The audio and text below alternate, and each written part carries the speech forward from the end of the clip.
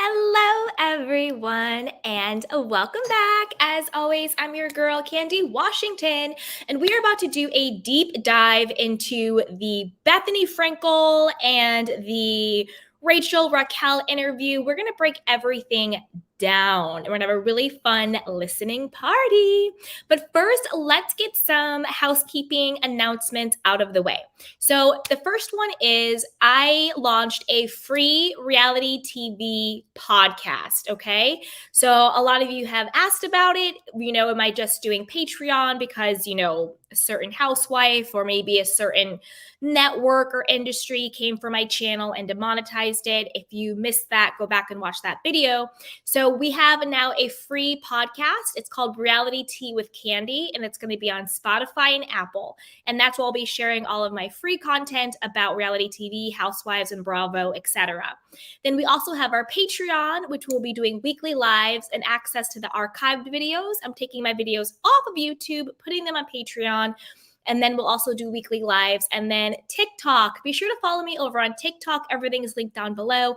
That's where I do my self-love content and my daily lifestyle. Okay. Hi, Jacob. How are you? We are going to do a fun deep dive. I am so excited for this. As you guys come into the room, say hi, drop your comments down below. Let's see what you guys want to talk about. All right. So that is the announcement out of the way. Free podcast, reality TV with Candy, Patreon for weekly lives, community, and TikTok for self-love and more look into my personal life as well. So it's all linked down below. Now, let's get into the nitty-gritty.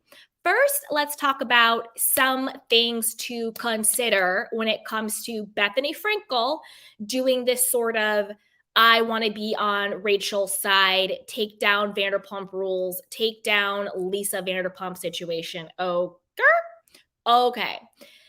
First, I will say this. This might be an unpopular opinion, but I'm going to be honest. I really like Bethenny Frankel.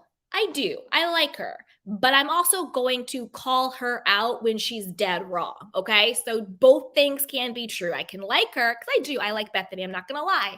But you know me. I'm going to call a thing a thing. That's just how I do. So we're going to get into this. So this is no shade to you, Bethenny. I am just giving my honest opinion. So things to consider when we think about why Bethenny is doing this. Number one, Bethenny's, quote, friendship with Kyle.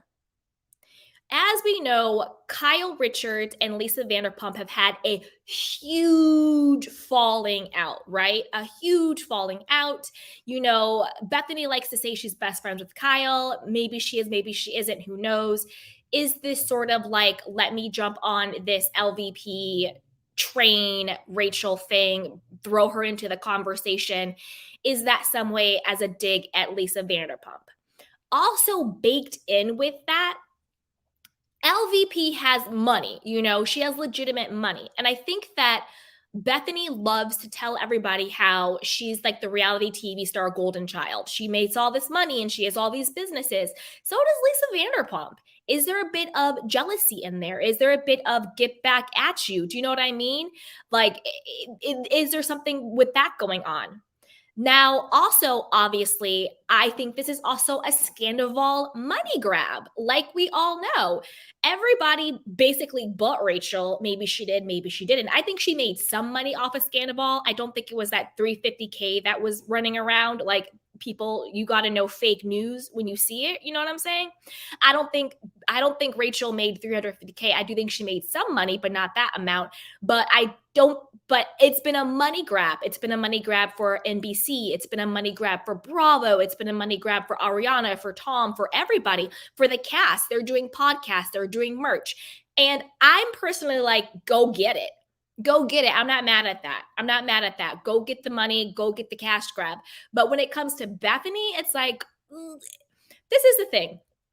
Be transparent with it. If you are jumping on the Scandal train as a money grab, that is cool. Just be honest with it. Don't jump on the Scandal train acting as if this is some sort of ethical, moral high ground. That's not it, boo-boo. You're not jumping on the Scandal train because of your ethics and morals. You're jumping on the Scandal train for ratings and money. She just said her podcast is now the #1 podcast. Like, girl, come on now, okay? Now let's talk about Bethenny pitching her Connecticut rich kids show to Bravo, right? That all of a sudden came out. She pitched this show about, rich people in Connecticut and their kids. This is what I think is going to happen with that. I personally think Bravo and NBC is going to steal her idea. Mark my words, 6 months to a year from now, we're going to be Bravo's new show, Rich Kids of Connecticut, rich kids of, tri-state area, whatever you want to call it. Mark my words, they are going to take her idea and they're going to steal it and they're going to use it because that's what they do. That's my opinion. That is my theory. Stay tuned. But we're going to come back to this video once we're going to be coming back to this video once Bravo or NBC or Peacock, who is owned by NBC, comes out with this new show about rich kids in Connecticut. Bethenny's not going to be any a part of it and they're going to run with it. Watch, okay? Watch. But because that has come out, now it's like, are you just being another Nene in a sense, right? Because it was sort of like once Nene fell out of favor with Bravo and Andy Cohen and she couldn't get the projects and the spinoffs that she wanted, then she wanted to sue about racism and toxic environment.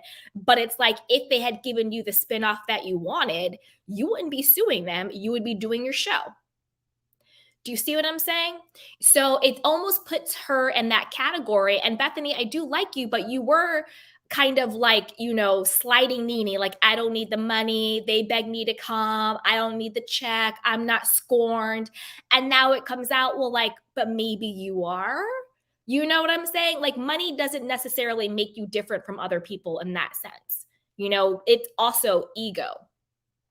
And when people egos get into the situation, has nothing to do with money, right? Oof. But on the other hand, to play devil's advocate, she's definitely hit a nerve when it comes to not the Raquel interview, but when it comes to the lawsuit demand letter that she did with her 2 power attorneys. That hit a nerve because Bravo and NBC are working overtime for damage control. And that is very, very evident, right? They're definitely trying to discredit, call out, mock Bethenny as much as they can. And what I mean by NBC and Bravo doing damage control, on my channel, I'm not going to talk about any specific content creator. So I'm just going to say a blanket statement. It is very clear and obvious because I don't go against other content creators. That's not how we roll over here. But it is very obvious, extremely obvious, that there are massive amounts of certain content creators who clearly got direction from someone at Bravo or NBC. This is the narrative against Bethenny we're going to put out there. They are all posting the same exact memes, the same exact videos, the same exact messaging, and clearly they're working overtime for that damage control, if you get what I'm saying, right? So they struck a nerve on that, and that's going to bake into because I'm going to get to what Bethenny's big mistake in this whole situation was. Last but not least, she didn't do her research, which is really sloppy for Bethenny because usually she's on it. Like her or not, she's on it. She knows her stuff and she comes correct, which is why I expected so much more out of this interview than what we got. And we'll do a listening party. We'll listen into it and we'll talk about it and stuff. But I want to give you guys this like nitty gritty up front. So she didn't do her research. And that was very, very, very evident. And that to me was like very whack. Okay. Now, missed opportunities in the actual interview that she did. And of course, we'll go through it when we listen to everything. But why didn't she ask about Tom Schwartz? Tom Schwartz never came up in the entire interview. I'm confused. That was a whole plot point. Was it real? Was it a decoy? Did she ever apologize to Katie for all of that? What did Tom Sandoval really think? Did he put her up to it, right? That to me was a huge missed opportunity. Another huge missed opportunity. Huge. why when, and we'll listen to it, but how come when Rachel was talking about the allegations that James was physically abusive towards Kristen and how it's all going to come out and blah, blah, blah, blah, blah. I'm so confused, Bethenny. In that moment, my number one follow-up question would have been, has he ever been physically abusive to you? That to me would have been the bombshell. Forget Scandival. That to me would have been the bombshell to come out of this. Because that's to me is one of the biggest questions. Oh, Kristen's been silenced with the spinoff. That's hush money. I don't believe that. I don't think they gave Kristen her spinoff with Jax and Brittany to silence her about James.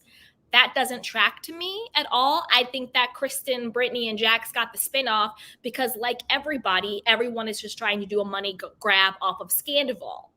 Not because I think anybody is trying to protect James Kennedy. That doesn't make any sense to me. But to me, I was like, wait a minute, but has he ever hit you? Like, that would have been the biggest question. And then that would have been the biggest bombshell, right? Yikes. Okay. And then why didn't she address the fact that Raquel has said that her and James didn't have sex for 2 years of their relationship? So does that mean that they had an open relationship then? Or was their relationship just for the show? Because nobody can tell me that James Kennedy went 2 years without sex. I'm just throwing it out there. I don't think he did. So was their relationship very similar to Tom and Ariana's? We're doing it for the show. We are roommates, essentially. I'm sorry, but if I'm in a relationship with someone and we're not having sex for 2 years, what does that mean? It's crazy. It's absolutely, and to me, the interview fell so flat because Bethenny pulled an Andy Cohen. Bethenny pulled a Howie Mandel. She wasn't tuned in and tapped on to what the actual pulse of what we want to find out was. Okay? I also wanted to know, when was the first time Sandoval and Rachel actually got intimate? When did this really start? This whole 7 months ago? That doesn't really track for me, right? When did this really start? When did this really, really start? How did it start? What happened? What's the situation? And then also, I think a bombshell moment that she completely missed by not asking her this was, who else knew? What friends knew? And did production know? Right? Those are huge questions. Huge questions. What friends knew and did production know? From Raquel's own mouth. I would have loved to have seen that, okay? So with all of these missed opportunities, right? Now I'm going to get to what the number one mistake that Bethenny did with this whole situation. I'm going to break it down. The number one mistake is that Bethenny is conflating the issues. And I'm really confused why media and nobody else is talking about that this is actually the problem. She's conflating the issues. NBC and Bravo exploiting reality TV stars is a completely different, separate conversation than what happened with Scandival. That's why this isn't working, Bethenny. That's why this interview fell flat. That's why people are coming after you in social media. And that's why this isn't working, is because you're conflating two separate situations as one. And they're not the same. That's why people are like, well, are you paying Rachel for the interview? Are you giving her ad space for the interview? Usually you don't pay people to come on your podcast. Usually you don't pay for interviews. But because you are conflating her issue with the issue of NBC, Bravo exploiting their talent, now people are coming after you for that when that's actually not what people should come after you for. That makes sense. You know what I'm saying? She kept saying, oh, you signed up for this. People are going to ask, you signed up for this. You signed up for this, wrong. Literally, nobody asked you, Rachel, to have sex with Tom Sandoval. Nobody asked you to do this. That is why this isn't working. Okay? Production did not ask Raquel to have sex with Tom Sandoval behind Ariana's back. Therefore, you're conflating two different issues. If production went to Rachel and said, hey, you know what? You need to step it up. You need to really shine. How about what do you think about Tom? What do you think about Tom? Maybe you guys could have some sex. Maybe you guys could have a thing. This would make you for a storyline. And then she went and did it. And then now they left her high and dry. That would be a part of NBC and Bravo exploiting a reality star. But Rachel herself, feeling herself, decided that she wanted to have sex with Tom and to be fake friends with Ariana all on her own. The majority of the affair happened off camera. Right? And you know how you also know this is true? Because production themselves even was trying to protect Tom. And they were going after what Ariana said, they weren't even going down the route of Rachel and Tom having this affair. They were going the whole opposite way. That's why everything blew up when they weren't filming, not when they were filming. So Scandoval in and of itself is not actually a reflection of NBC and Bravo exploiting their talent. And that is why this does not gel and this does not work. What does Rachel deciding to have sex with her friend, coworker, whatever you want to call her, she's calling her an acquaintance, Ariana says best friend, behind her back have to do with whether or not reality stars get residuals for their work? Whether or not streaming platforms should pay them every time, they stream their stuff.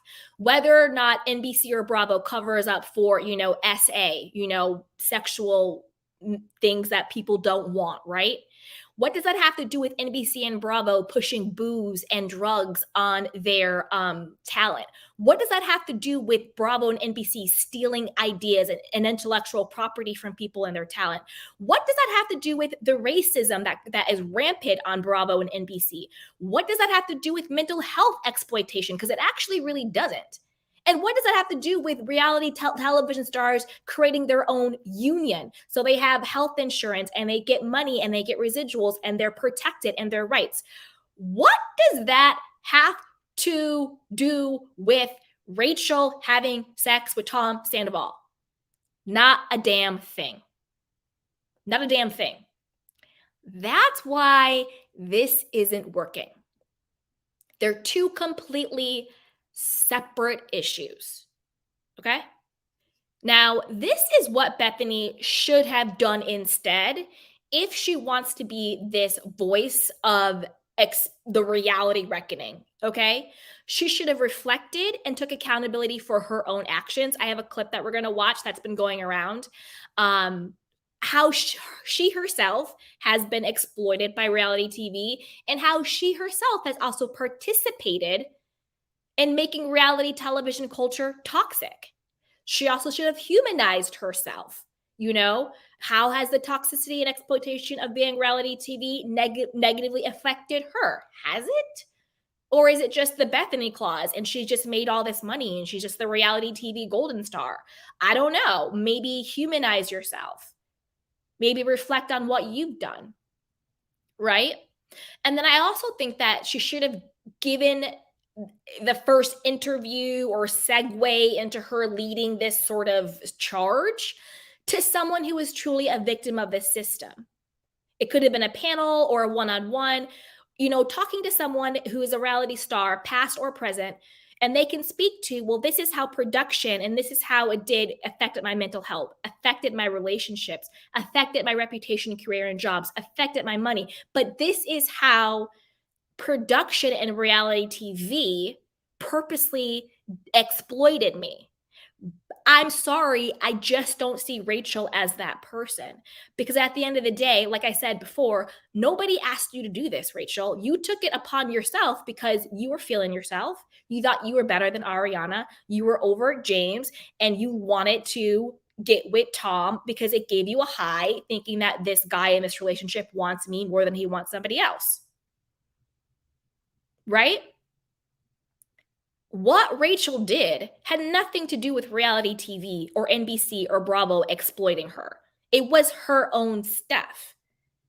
And that's the problem because they're two separate things. In my opinion, do I think networks, whether it's NBC or any other network, do I think they exploit their talent? Yes. You know, that is clearly documented. That's why we have the WGA striking right now. That's why we have SAG striking right now. That's why people are like, I get a residual check for a dollar for a show that is now still streaming on Netflix. That's not okay. So clearly that is what is happening, right?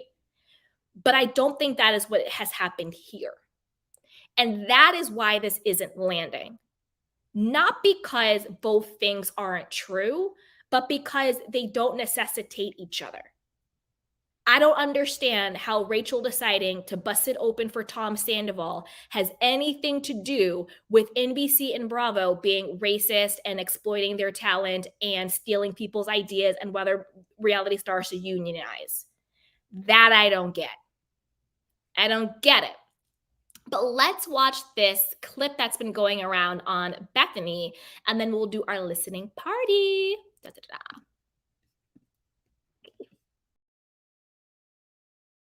You have psychological and emotional problems, and we're all talking to you as if we're going to make some sense out of this, and it's crazy. This is we're doing crazy. What we do. Yeah, why are we even perfect? It's not. This is not a normal person. She's nuts. And she was asked to leave this island, and it's like we're asked. What am I going to tell her? It's like talking to Humpty Dumpty. It's not. Give me what man have I ever rolled up on anybody? What married man have I ever slept with? What young 25-year-old have I ever f***ed and give my friend shit about it? You are a hypocrite. What? You everyone. Oh, really? And you speak and you don't know what you're saying. You're the most unintelligent human being I've ever had the pleasure to be around. No. Yeah. Really? Yeah. Who wants to look like this person? They did that. Holy Everybody runs around Gucci and Hermes. They're not paying me for the Hermes belt. No. Exactly, you dumb drag queen. They're not paying you, that's the point. I don't like you, I don't trust you, and I think you're a snake. Excuse me? Yes, that's what I really think. What is the matter with you? It's true. It's what I really, from my bottom of my soul, feel. I feel that you are a non-trustworthy, competitive snake. In business, in personal, in friendship, in family, in religion, in life, in the universe. You have to listen to other people. You're giving what they're saying credibility. Shut the up! And I don't want anything to do with you. I never would have thought that. Well, I would have thought you would be like, let me try your Prosecco, let me tell you what I think. Well, you thought wrong. I told all our friends the day I got back. I'm sure no one you know sent you an email when it was 1/3 of page 6. No, everyone was congratulating me on the Tipsy Girl, like texting me about that, but no one was really saying, oh my God, what about Bethany? No one was doing that. I think you're a fraud. Because you've come up with 6 fake businesses and no one buys any of it. It's all bullshit. From the toaster to the cabriolesque to the jeweler that I introduced you for your jewelry. It's not bullshit. Okay, I don't believe any of it. I honestly, nobody believes any of it. I don't know why you're being so aggressive. I would think you would be more sympathetic. I just came out of a Chapter 11. I had to pay a huge amount of money. And you know, right now, the aftermath of that Chapter 11 is really hitting me. I'm just really trying to get back where I was.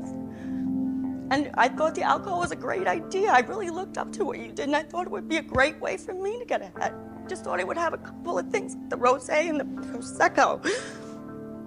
Certainly not what you did. Not sell it for $1 million or $100 million. Just sell what I can in their restaurants. In Atlanta, they'll just be, they don't get to a point. It's good. Your weave is busted. Your tracks, your this, your ratchet. Mention it.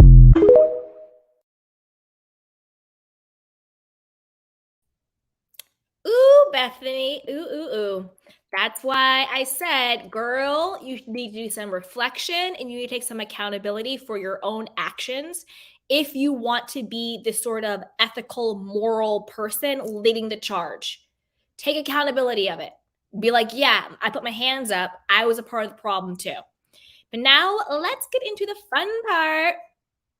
Let's get into the listening party. We're going to listen to as much as we can. I know that there are 3 parts, so let's start with part 1. And let me know if you guys can hear this when I play it. Put it down in the chat so I know that you can hear.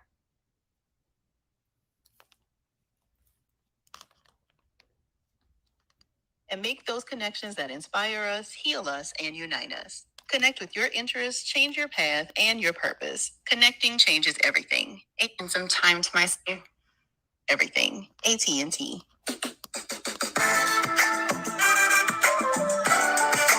And I finally have come to the place where it makes sense to me. Wow. So quieting all the noise, going away, disconnecting really gave you, and getting help really gave you clarity? Yeah. Part of the reason why I wanted to take some time away is just because it was so chaotic and loud and there was such vitriol online. But then the other part of the reason why I wanted to go to a treatment facility was to understand my behaviors. And my goal was to really get down to the bottom of, okay, why am I choosing men that are unavailable? Why do I keep finding myself in unhealthy relationships?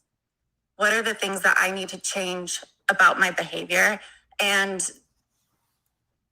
in knowing that I needed to make a change, I first had to know what it was that leads to those behaviors. So the place of wounding. I used to have a therapist that called it my place of wounding, like whatever your thing is in your life that just holds you back. So how did we get here from your perspective? Because I've never watched Vanderpump Rules until I took interest in you.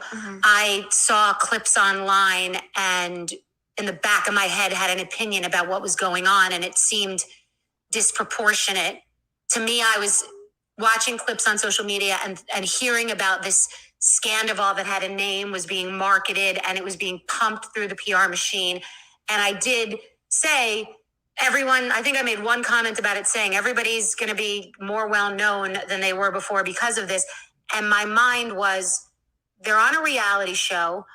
It's set in a bar, was what I think. It's fueled by alcohol and partying and multiple affairs. So respectfully, what the hell is the big deal that everyone's talking about? Like, I didn't watch. I just saw online being like, what? This is so gigantic. Like, the girl wasn't married, the couple wasn't married, no one had kids. Like, so that was just in the back of my mind, not knowing you, not knowing the show. And I started to talk about this reality reckoning and this concept that was just an off the cuff thing that I said about exploitation without compensation. And I said your name just as an example of what I imagined to be somebody who had been exploited. And for the rest of your life, that content will be out there without compensation. And that was like where I left it. And then your representative reached out to me. So that was like, that's my perspective. And I wanted to know what your side was. It's so nice to have you validate that experience, because for a moment I thought I was going crazy. And it's true. Reality TV it's edited. It is contrived to create a certain storyline. And so it's not all factual. So as a viewer tuning in, it's easy to get wrapped up in that. And then the concept of an affair hits home. It's really hard to a lot of people.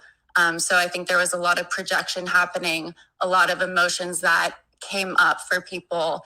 And unfortunately, I was the punching bag for a lot of that. I do want to take a moment, though, to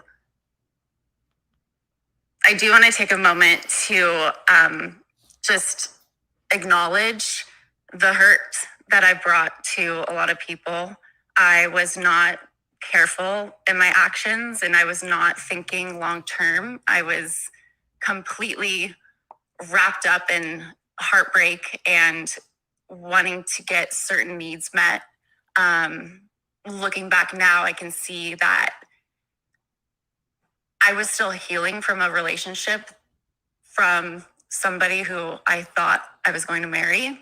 And in ending that, I still haven't healed yet. So when I was filming, I was drinking a lot to ease that anxiety. And in a reality TV environment, I wasn't getting that safe space for me to express my emotions in a healthy way. It's funny because I often say the game is moving too fast. And people say to me, to you, didn't you sign up for this? And we're going to get into that. But it's very difficult for anyone, including even someone close to it like an Andy Cohen, to understand what it's like to be on a reality show.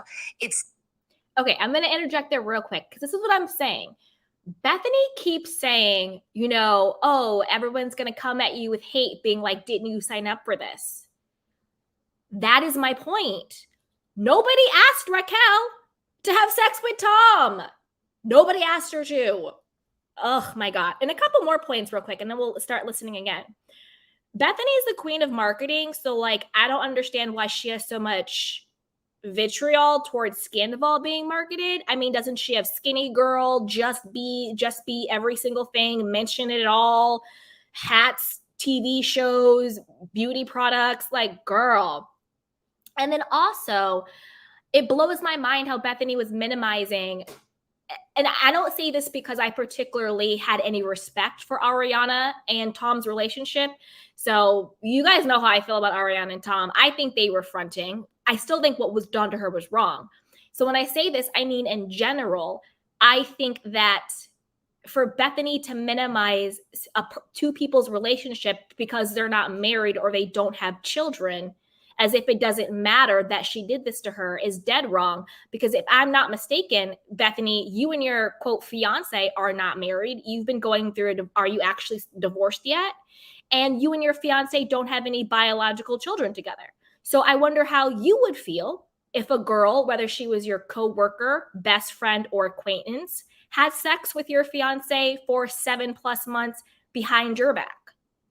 You know what I'm saying? So that to me didn't sit right. Like, don't minimize that. You can't minimize stuff like that. And then also, I know Rachel has whatever issue she has, but to me, it seems like she was just regurgitating a PR checklist. I wanted to say that I feel bad for hurting these people and I had to do this.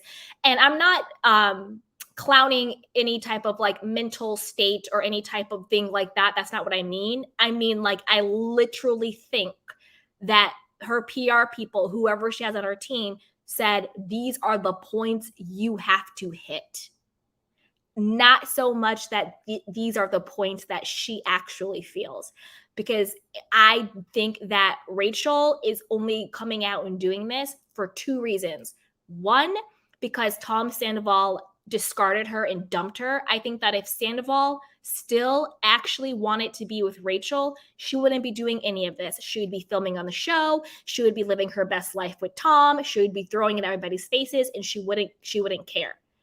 I think that because he went and is living his life, he's on Fox Special Forces.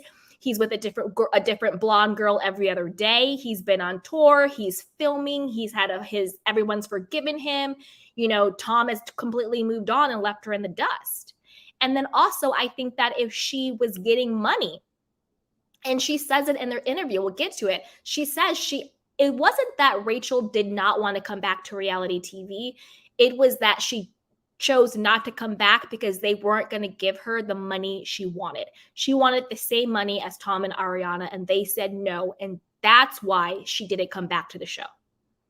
Not because she's worried about her mental health, not because she feels bad about what she did, but because she didn't get what she wanted. Now, whether or not that's what she deserves, that's up for question. All right, let's keep going.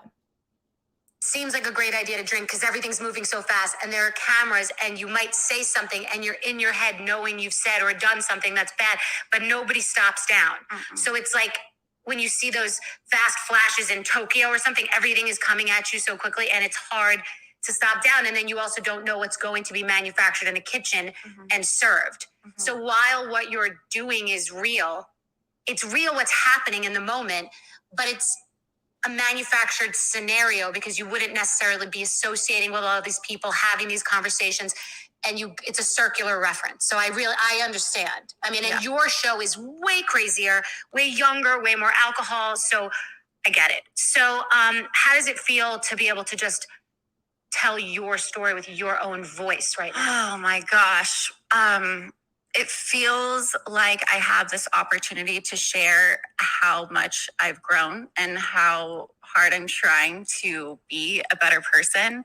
That person that I saw watching back on my TV was someone who's completely out of character from who I truly am. And so I feel like having this opportunity to share my side of the story and to represent myself in a way that I feel like is true to who I am is all I could ever ask for. So you were born Rachel, and then at some point you didn't legally, but you just wanted to be called Raquel. And now you're going back to Rachel. What is the big problem with that? What is it? Because I see so many people that have stage names, or you lived in LA or on a TV show. Maybe you wanted to have a different identity. What is the big problem, and what is the truth about that? So I changed my name to Raquel in first grade. There's a few other Rachels in my class, and I wanted to be special. Right. I also feel like deep down, I wasn't comfortable in my own skin. I wanted to be somebody better in my eyes. So Raquel was a way for me to kind of be that person. The name has stuck ever since. My friends always called me Raquel and my family called me Rachel. So I respond to both. During therapy, we were doing some inner child work where you typically write with your left hand. And my therapist asked me to write my name on the whiteboard. And I wrote Rachel. And she was like, interesting.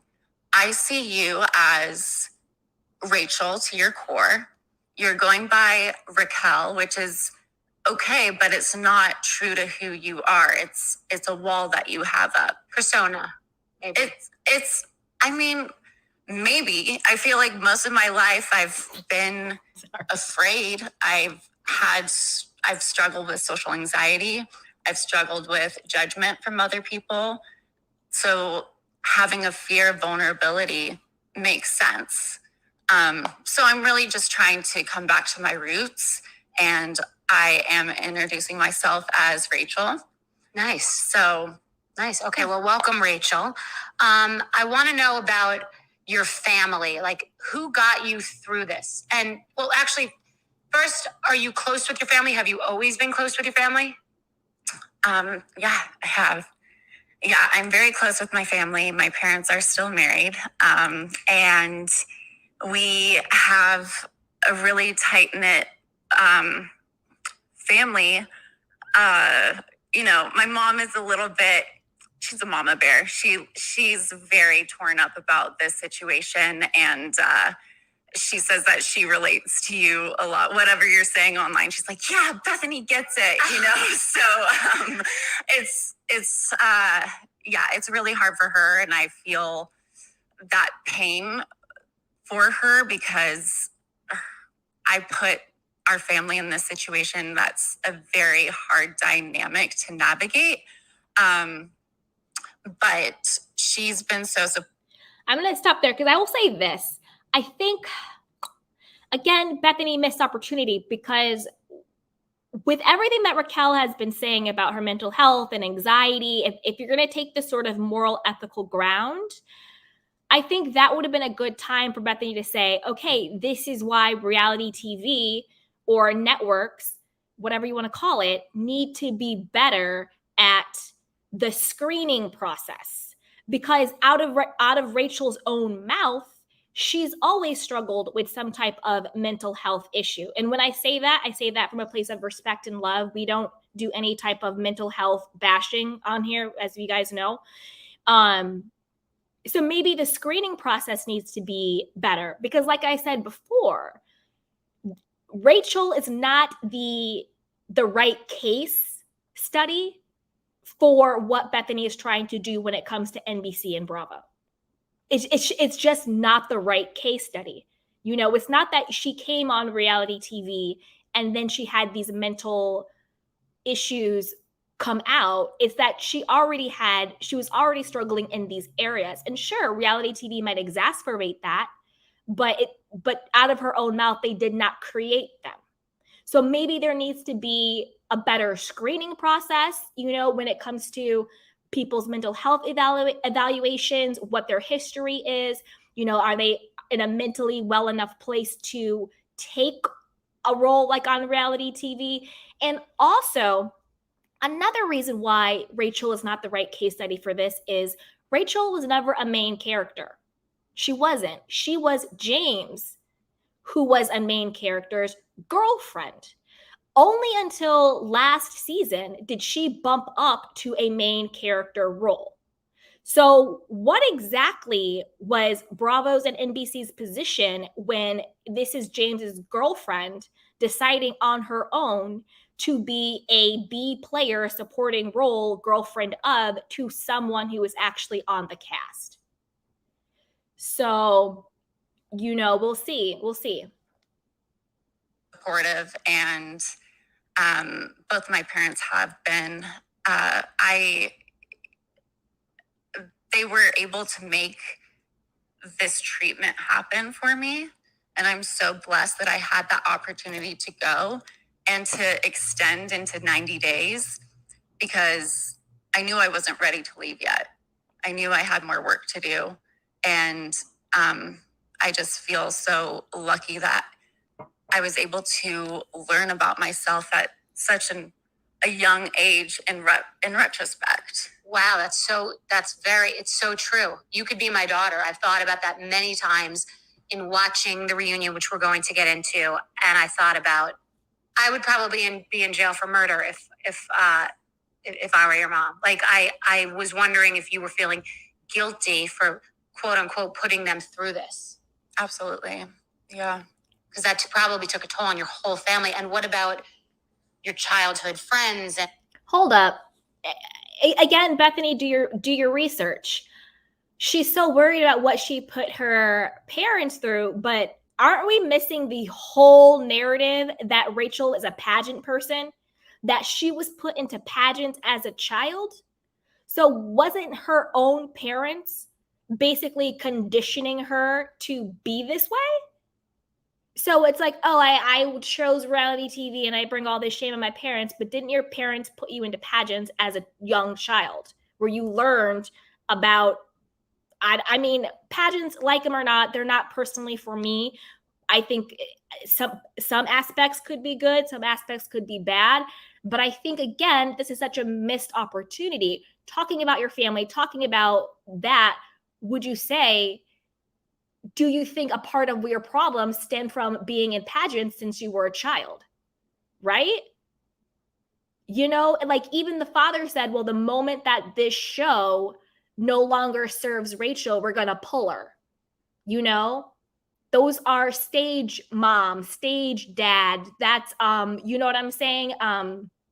You know, sort of like, you know, all of that stuff.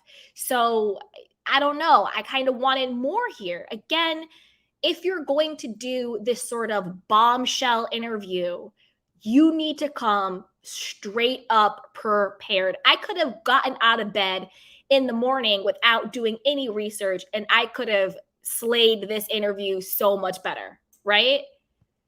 Let's go. And what's been that like your whole real infrastructure? My childhood friends are the only people that I can talk to and trust. Unfortunately, there have been so many betrayals of friendships who I trusted and disclosed confidential information to, thinking that they would hold that value of keeping it in the vaults.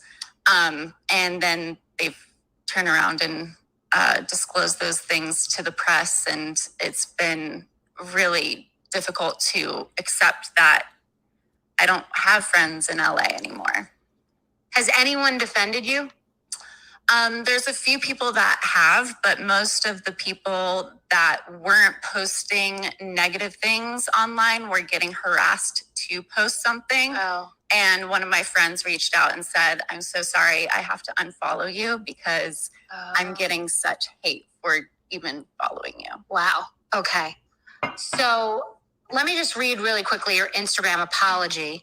You said, I want to apologize for my actions and my choices, foremost to Ariana and to my friends and the fans so invested in our relationships. There's no excuse. I'm not a victim. I must own my actions, and I deeply regret hurting Ariana. In the time since this came to light, I'm reflecting on my choices, speaking to a counselor, and I'm learning things about myself, such as my patterns of codependency and addiction to being and feeling loved.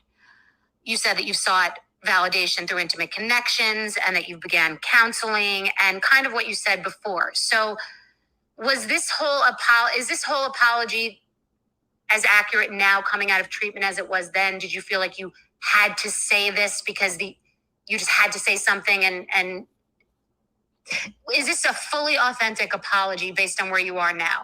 Yes, I still stand by that apology. It is full circle in a way, talking about that need to be validated and that wanting to be loved. It took me a while to accept, but I learned about love addiction, and it's a real thing. It's where you confuse intensity for intimacy. The pheromones and the oxytocin and all those things. Is it called Yes. oxytocin? Yeah. And those chemical changes in the brain are the same chemical changes that happens when you take drugs. So it is addictive, and it explains why I couldn't stop seeing this person. But it also doesn't excuse the fact that it happened. But now I know better. And also, so I remember planning a wedding on a reality television show. And I don't know that I would have done that if I weren't on a reality television show. Everything's bigger. Like I said, the train is moving. The train has left the station and everybody's talking to you and there's so much messaging. So you're in this flurry, and we'll get into this, but it feels like that environment that you were in celebrates affairs and scandal. It seems like that show is thriving because of that. So it seems like you're in a world where that's all kind of, it's bad in normal life, but there with producers and everybody, that's good. An affair is great for TV. Yeah, and with the cast, it's almost been normalized in a way. And so as I'm looking up to my fellow cast members and seeing them as role models and like how to make a good reality TV show, because I want to do my job. Okay, Rachel, please shut up, girl. When she said, I'm looking up to my castmates and I want to do a good show, Rachel, who exactly are you looking up to? Because as we know, later on in the interview, which we'll get to, I'm gonna play as much as I can for you guys. It's a long, and it's 3 parts. I'll play as much as I can. But as we know, she says, oh, me and Ariana were acquaintances. So are you looking up to her? And then she also said, yeah, I was hanging out with her in group settings, but I was actually there to hang out with Tom. And then she said she doesn't trust Lala at all. So who exactly in this group were you, quote, looking up to? Clearly you don't rock with Katie the way you tried to play her and Tom Schwartz. Nobody else really messes with you. To be perfect, Sheena, I guess, but look what happened with that. You also tried to play Sheena. So it's like, who exactly were you, quote, looking up to? Like, none of this is making sense. And like I said from jump, the number one problem with this is that nobody asked you to do this, Rachel. Nobody asked you to do this. You can say affairs and this and that. They're celebrated on reality TV. But the reason why that doesn't track, and again, Bethenny, I'm sorry, I personally really do like Bethenny, but girl, I expected more. The reason why that doesn't track is because season 10, without knowing about Scandival, would have been Raquel's season. Lala has said this. We've all seen it. She was getting the heroin edit. You know, it was her coming out season. Every single scene was about her. She was standing up to Lala. She was standing up to Katie. She was going after Shorts. She had the whole Peter thing. She was hanging out. They had her birthday party. She was doing this and that. Oh, they're bullying her in Vegas, blah, blah, blah. This would have been her season. She would have came out on top. All the other girls would have looked like jealous haters. And none of that had to do with her having sex with Tom Sandoval. None of that had to do with her betraying Ariana. So that is why this does not land and this doesn't work. Because Raquel was being rewarded for not doing those things. Not because she was doing those things. Because again, all of that was happening off camera. All of that was happening in their, quote, real lives. And if production is to be believed, they didn't even know it was going on. So how are you now trying to rewrite history and say, oh, she was exploited because this is what reality TV rewards, when in fact, she was being rewarded for being the, quote, good girl. And that's actually why Scandival blew up. Well, that's a part of it, why it blew up the way it did, because it was so unexpected. Rachel, the beauty queen, the long-suffering girlfriend of James, Ariana's BFF, what, her? Because she had been given this such clean edit. So again, this doesn't track. And that's why Rachel is not the case study for reality TV stars being exploited. Do you see what I'm saying? It's just not the right case study for it. Yikes. All right, let's keep going. Job well.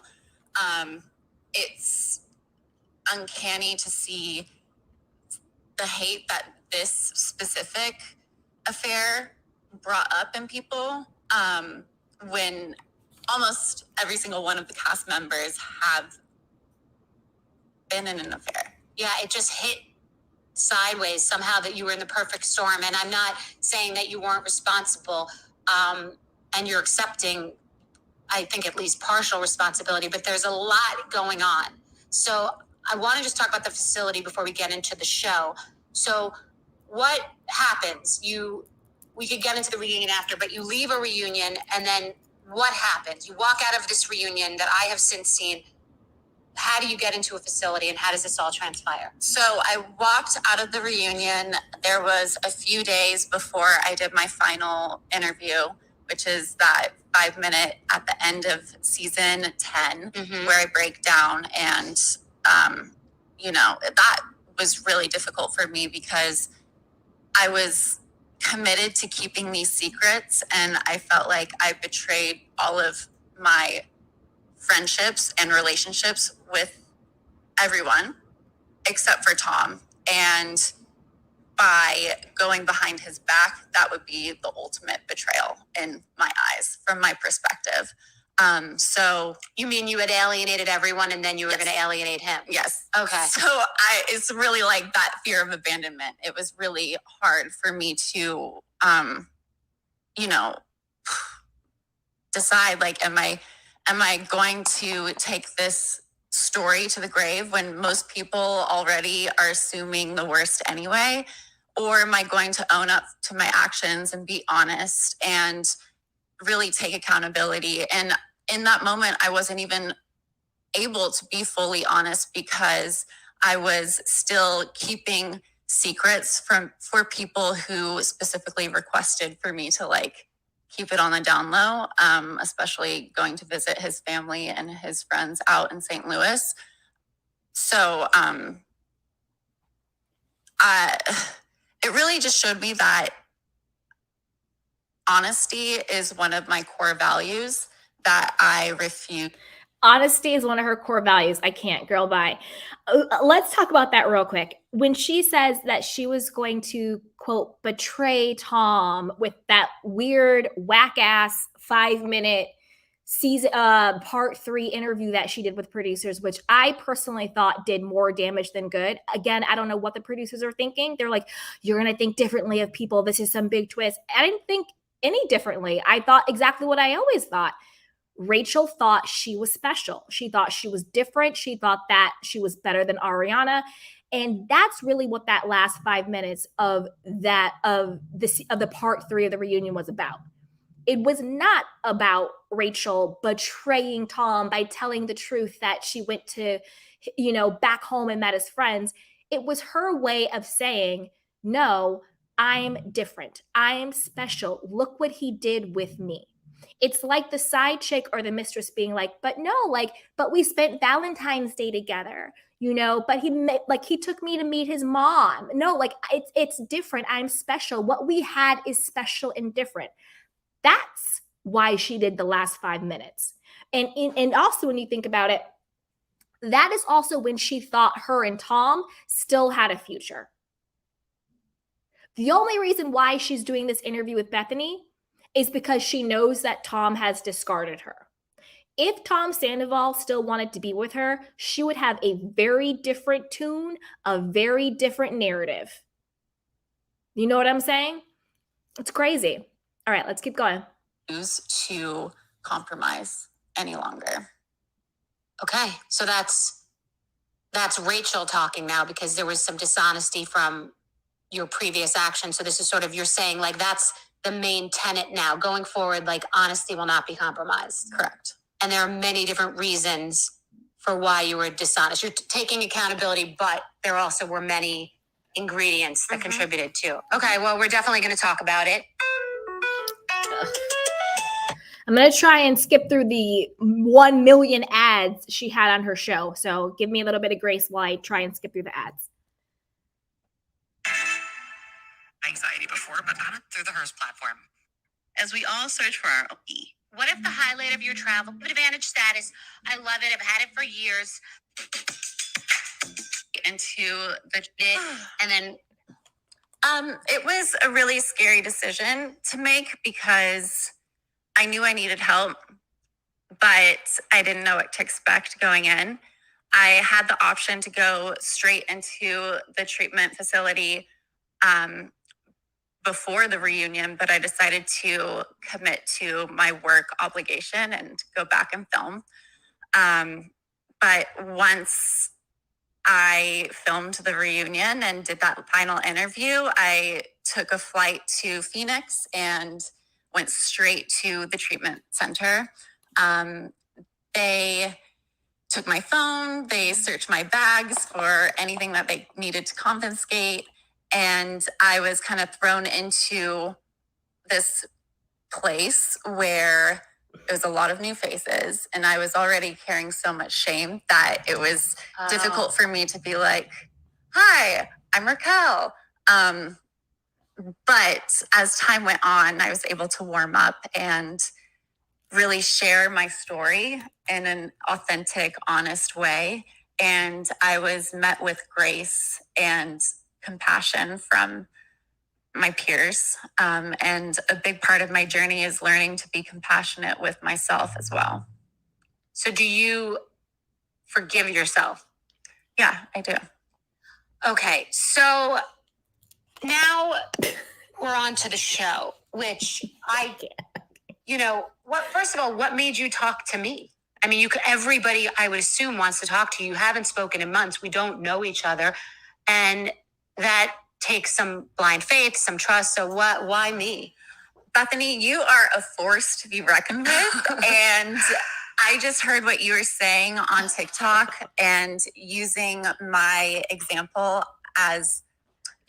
case as an example of exploitation and the way that the network is running to the bank, running to the bank with this scandal. And I haven't seen a single penny.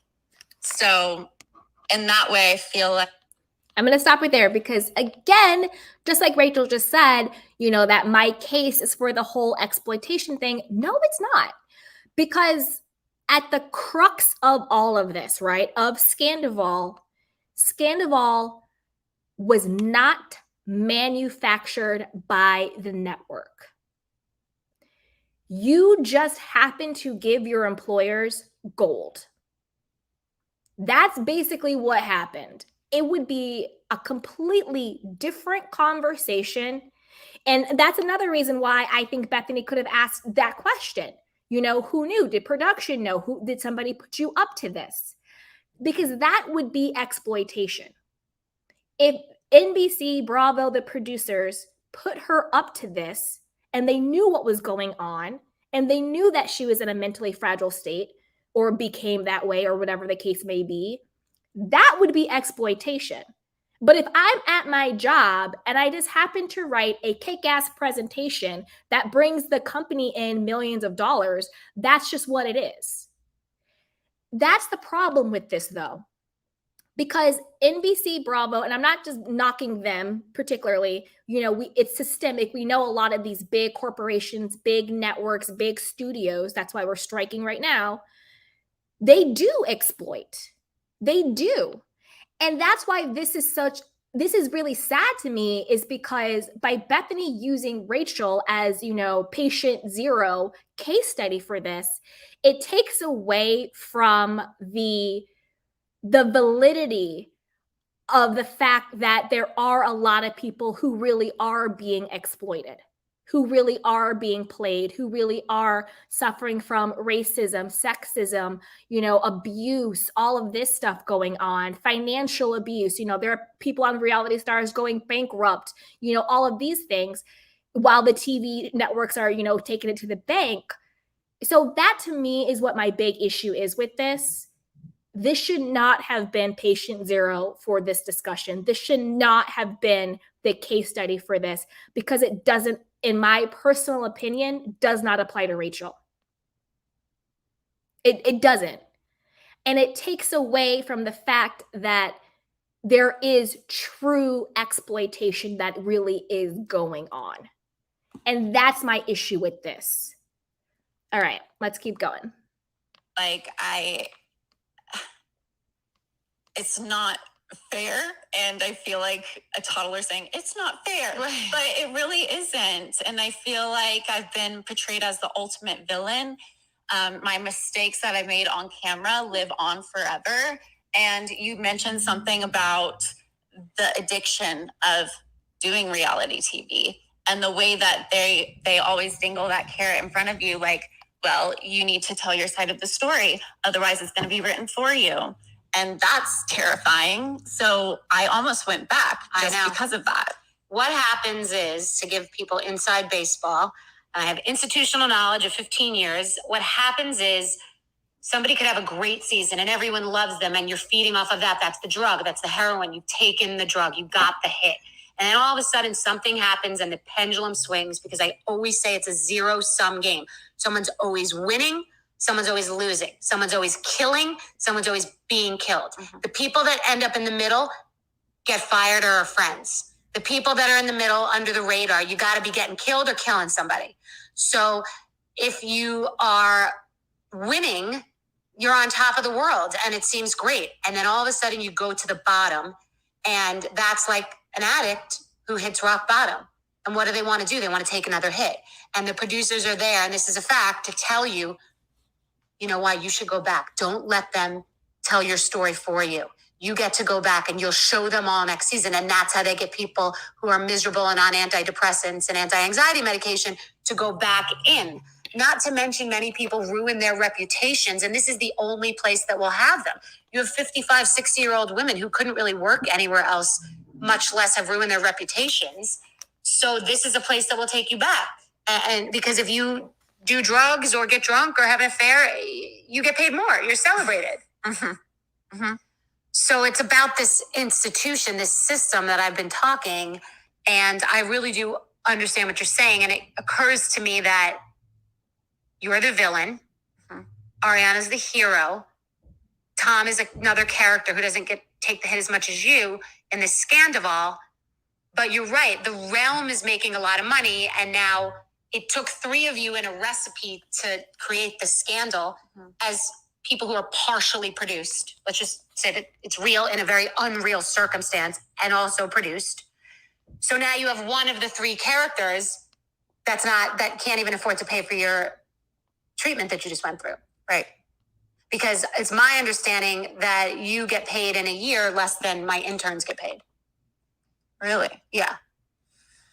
Yeah, and one of the I wanted to stop there real quick about the whole payment, who gets paid situation. Now, like I said before, do I think Rachel made $350K off of Scandival? No. I don't, because remember that headline came out? We're candy canes. We put on our critical thinking caps. Just because a headline says something does not make it true. I don't think Rachel made $350K off of this. I think she could have, but I don't think she did. Also, I don't know what's her name, Bethenny pays her interns, but I think this is actually true when it comes to, because she didn't say what you made off of Scandival, i.e. endorsement deals, brand deals, product placement, paid interviews, which is what she could have made her money off of. Because if we're being honest, that's where let's look at Ariana, right? Ariana made her money not from Bravo or NBC. Ariana made her money from brand endorsement deals. She's in every campaign. She's in every commercial. She's doing sponsored content on her Instagram and on her TikTok. She's doing books and she's doing merch and she's doing TV shows. So the money that Ariana made from Scandival did not come from Bravo or NBC. It came from all of the side deals. So I do think it's probably true that the money that Rachel made from being on the show, the check that NBC gave her, could be less than what Bethenny pays her interns, depending on how much she pays her interns. She didn't say, you made less than my interns plus endorsement deals, because that's where the people make their money. That's why NBC and Bravo have the Bethenny clause that she talks about, is because that's where the actual money is made. It's not from the check you're getting from Bravo or NBC. It's from the fact that you're on a reality TV show. Now you have a platform. Now you have a social media following, right? Now you have an audience. That's when the brands and the other companies and all the other people that want to sponsor you and want to pay you and do collabs, that's where you get the money from. Bethenny became a multimillionaire not from NBC giving her $1 million, but because of the brands she created and then was able to promote on the platform. So that's what people are missing, you know? And so, and like it's all coming out, like Kristen Doty and Jax and all of them said the first year that they were on the show, they were making like $5K a month and they were still starving and they weren't getting paid. Like these people don't make that much money until you get to like year 5 or whatever the case may be. Brittany Cartwright said the first year she was on the show, Bravo didn't even pay her to be on it. Should she have been paid? I don't know. She was just, again, Jax's girlfriend. And Jax was the character. She was the girlfriend. So should she have been paid? I don't know. You know, do they pay the extras? Maybe. I don't know. And that's what I'm saying. Again, Rachel was never a main character until season 10. So that was really her season 1 in reality of being a main character. The rest of the time she was on the show, she was James's girlfriend, right? Now, this is where I'm going to tell you where Rachel really messed up. I don't know who is on your team, Rachel, but I will usually say call me, but don't call me because I'm not, no. But I will give you this free advice. This is where Rachel really fumbled the bag. I mean, truly fumbled the bag, okay? Okay, let me start with this. She fumbled the bag because, one, she could have been doing what Ariana and Tom, even Tom was doing, you know, his shows and product placements. She could have been doing all of that. You know, a lot of villains. Tom was on a TV show for Fox, Special Forces. She could have been doing all that, but she didn't. So she fumbled her own bag. But this is how she really fumbled the bag. People are all like, oh, is Bethenny paying her for this? You know, should she get ad? Usually you don't pay for someone to come on your podcast. Usually you don't pay for interviews. That's how it usually goes, right? But again, because Bethenny shot herself in the foot because she's conflating, when she said exploitation without compensation, people are conflating things. Now it's conflated, right? Usually people don't get paid for podcast appearances. Just putting that out there. But this is where she fumbled the bag. Bethenny has now said that her podcast is a #1 podcast. It has had millions of downloads, all of this stuff, and I totally believe it.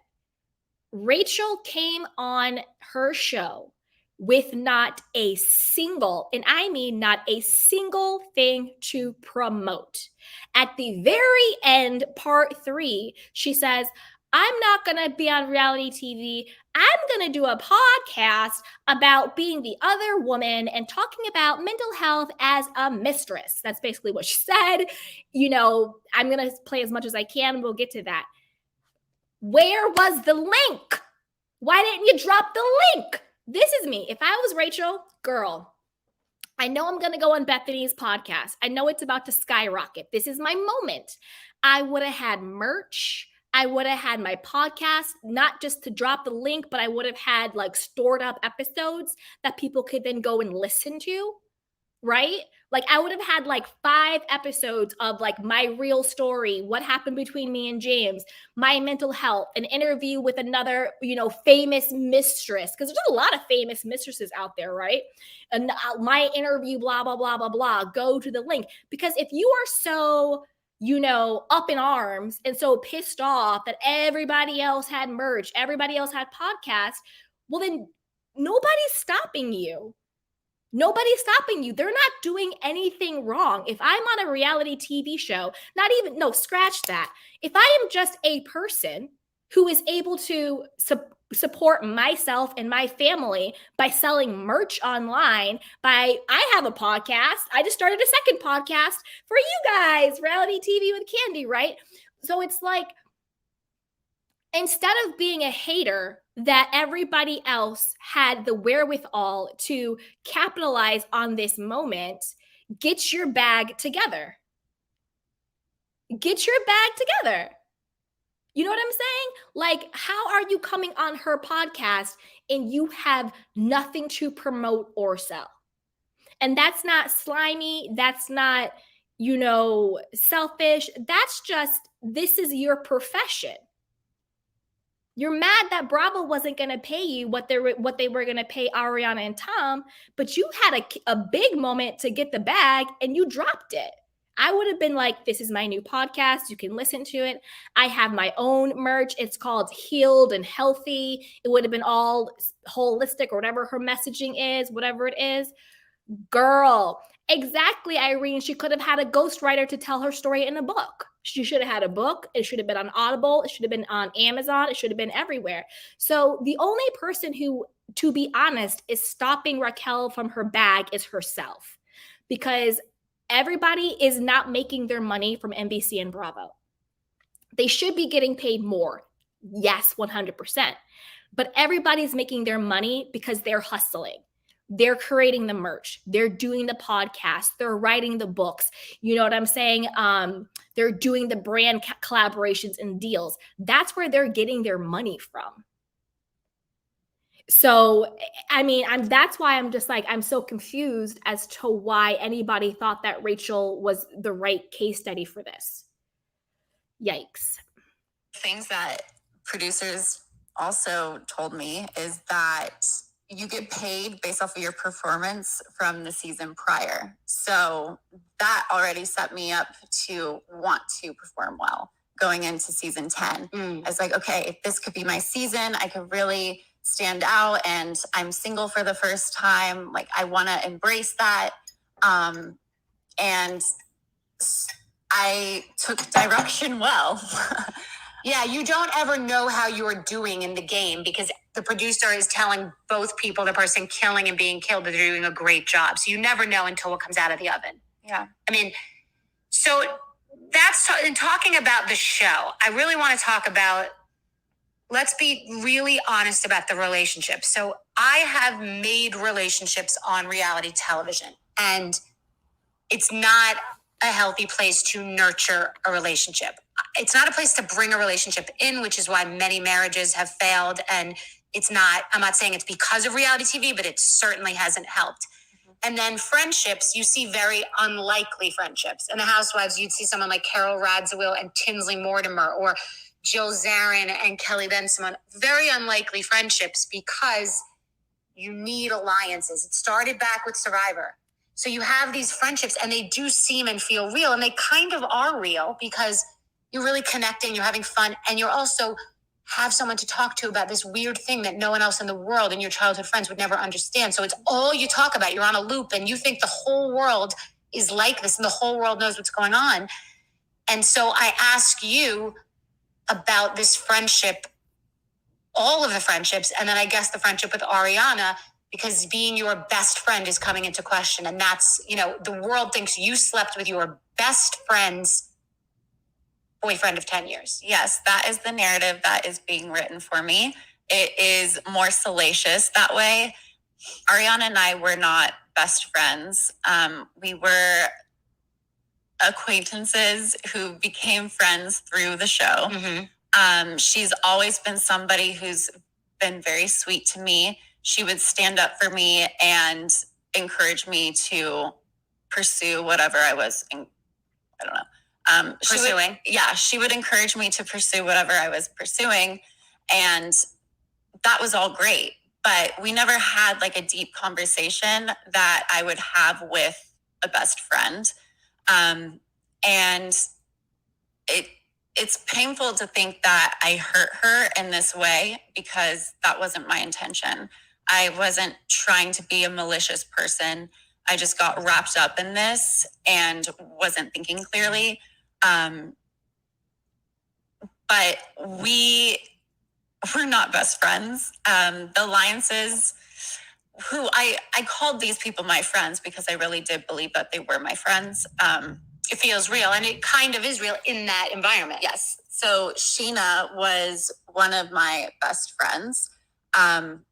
She offered her apartment to me to stay in while I was figuring out my next moves after breaking up with James. She kept this apartment in LA but wasn't living in it because she was living down in San Diego. Mm-hmm. But she started creating this narrative that she was the sister I never had and the mother, like a mother to me, and that she gave me a place to live when nobody else would, put me up anywhere. And that I didn't pay rent, which is not true. I did pay rent. And I also sat for her cat who was pumped with mercury for a treatment. She couldn't be near the cat because she was breastfeeding for her daughter. Mm-hmm. And I also did her podcasts. And she said the one podcast that I did with her talking about my breakup with James was the number one most listened to podcast. So I know that it's just unfortunate that she's trying to create this narrative that I've taken advantage of her when I feel like I did contribute in a way. I can't. I mean, it's ridiculous. And I'm going to stop there because, again, Bethenny, you didn't do your homework. This is where Bethenny should have interjected and said, friendships work like that. She gave you a place to stay at a discount. You watched her cats. Okay, duh. What's the you're not making any actual point. The point is this, which is Bethenny should have said, okay, so you're best friends with Sheena. And if Bethenny watched the show, she would have said, okay, and Sheena is best friends with Ariana. So this is where the betrayal happens. You are in a group of girls where you are saying you are friends, friendly. Now you're trying to backtrack with Ariana, and you are having sex with one best friend's boyfriend behind the other best friend's back. Because that is why Sheena got pissed.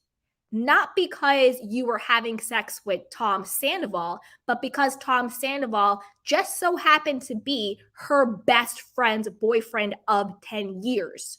That is why Sheena entered the chat. And that context matters. That matters. That's important in this whole situation.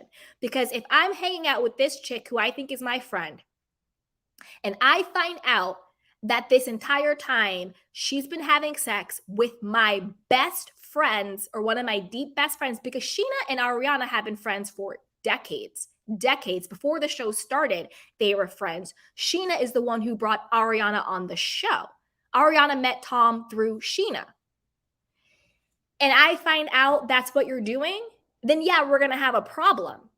So again, it's like you need to do your homework if you want to have a bombshell interview where what the person is saying makes any type of sense. You can't just sit there and be like, oh, wow, yeah, oh, wow, so really, oh, wow. Like you need to ask the tough questions and you need to get context.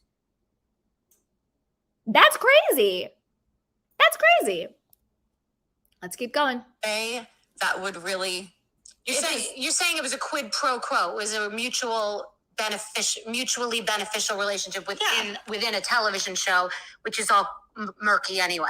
Right. So how sorry are you to Ariana? And what do you make of all of that? Do you think she'll ever forgive you? Do you care about that? Where are you with that part? I don't expect her to forgive me. I think once trust is broken with somebody from personal experience, it's really hard to come back from that.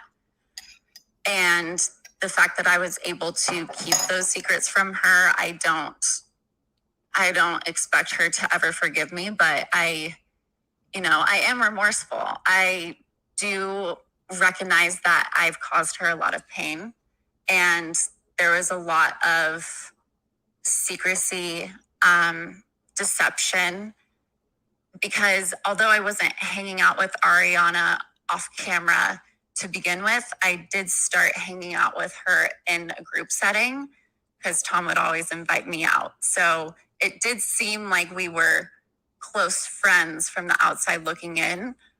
But in those situations, I was hanging out with Tom more than I was hanging out with her. Okay, I almost threw up in my mouth. Did you guys catch what this chick just said? She said, I was only hanging out with Ariana in group settings because I was really there to hang out with Tom. And she was almost like laughing and prideful and like reveling in that fact. That right there, Rachel, you are no victim. You are no victim. You were not exploited, girl. You knew exactly what you were doing and you loved it. You were a friend of B player who on your own, by yourself, decided to have sex with another woman's long-term boyfriend.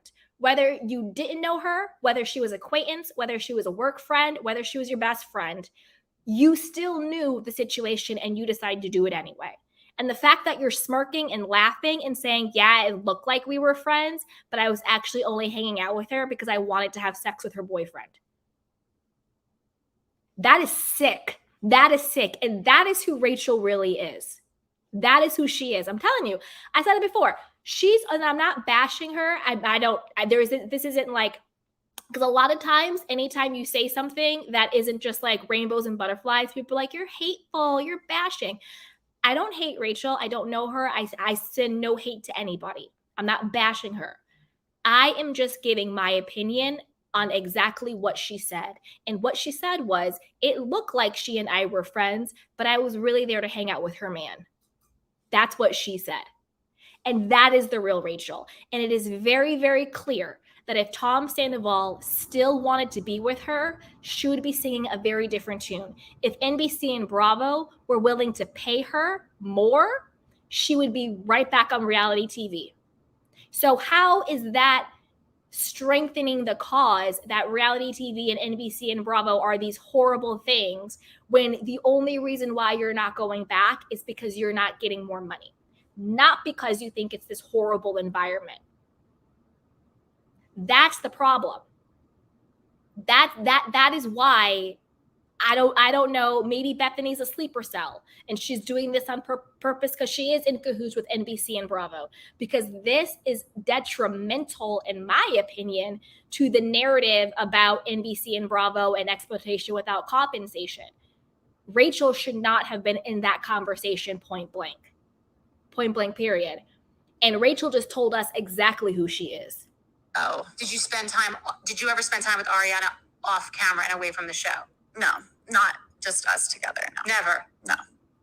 Wow, that says something. I mean, Yeah. you definitely would have seen your best friend off camera his whole life. Yeah. Like, I don't know, go out to dinner, just the two of you, or shopping or lunch. No, yes, okay. Oh. All right, give me grace. I'm going to try and get through, fast forward the ads. Okay. For the better. AT&T. Blink is a Relationship between Tom and Ariana. The people closest to them could see that their relationship hasn't been what they portray on camera. And Tom always told me, like, they're a brand, they're an image. They work together to make brand deals, and they are business partners. Are they business partners? Literally, or just, you mean in the show, being like a duo on the show? They're a duo on the show, Got it. and they utilize that for the success of their brand or image. Got it. And do they live together now still? They do still live together. You have to explain that to me. You don't know, but I don't understand. How does America know that? Yes, America does know that, and people. Wait a minute, Bethenny. Does America know that? You should, Bethenny. I'm mad now. I'm irritated. Okay, I love you, Bethenny, but the fact that you are asking Rachel, does America know if Ariana and Tom still live together, to me is the most blatant example of how you are the last person who should have done this interview. I mean, it's been a whole thing about how they still live together. Ariana even got backlash because she did the fake moving out campaign. She was working with some financial company, and it was actually like a sponsored post she was doing, and she faked moving out, and everybody got pissed, right? Like, I can't, I just, that blows my mind. And Rachel, and again, Bethenny, why didn't you check her on this? Rachel just said, oh, well, everybody knew that, like, you know, their relationship wasn't real. They're just business partners, everybody looking in. Well, if they weren't a real couple, and if everybody knew, why was it a secret from Ariana? You weren't doing it on camera, so it wasn't like you were saying, let's make this a storyline. If Tom and Ariana really were not together, I don't think they had a healthy relationship, but I do think they had a relationship, okay? Why didn't you tell her? Why were you still forcing him to tell her with your weird text messages? You can do this, babe. I love you. You know, just tell her this and blah, blah, blah. You got this. Why were you trying to force him to tell her about the two of you if you truly believed in your hearts of hearts that they were not in an actual relationship? Doesn't make sense. You knew they were together. You just didn't care. Okay? Are confused as to why they're still living together. I actually gave Tom the key to my apartment while I was away at the Meadows. And see, again, this validates my point. You're at the Meadows getting mental health treatment, and you gave Tom Sandoval the key to your apartment, okay? I.e., you still thought you and Tom had a shot in hell of being together. You still thought you and Tom were going to come out of this as this couple together. But the fact that he dropped you like a hot potato is now why you're doing all of this stuff. That's why you're doing all of this, because Tom doesn't want you, and Bravo wasn't going to pay you what, honestly, you probably do deserve to get paid more, but they weren't going to pay you for it. That's why you're doing all of this. And it's so obvious. It's so obvious. If you had any true remorse, why are you giving Tom Sandoval the key to your apartment while you're getting mental health treatment? Why were you sending postcards and letters to Ariana and Tom's house while you were getting treatment? Why were you doing weird stuff? You said your phone was taken away, but we know that you were still posting and watching stuff on Instagram because everybody screenshot it. So, girl, get it together. Get it together. he had a free place to stay and chose to stay in the house with Ariana. I mean, they both can afford a place or go rent a place. I don't know. I know that a lot of his money was wrapped up in the bar, Schwartz and Sandy's. Again, making excuses. People do what they want to do. If Tom Sandoval wanted to move out, he would have moved out. Oh no, but his money is tied up.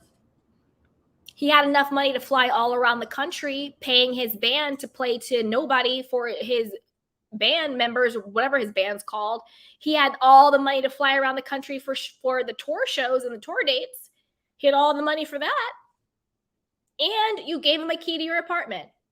If Tom really wanted to be with you, he would have taken you up on that offer, boo-boo. Okay? It's not about money. You have a free place to stay? Please. It's Tom, in my opinion. I'm not a doctor. I don't diagnose. But he has very narcissistic, egotistical tendencies. I think that's been very clear. That's just my opinion. I'm not a doctor. I'm not diagnosing anybody.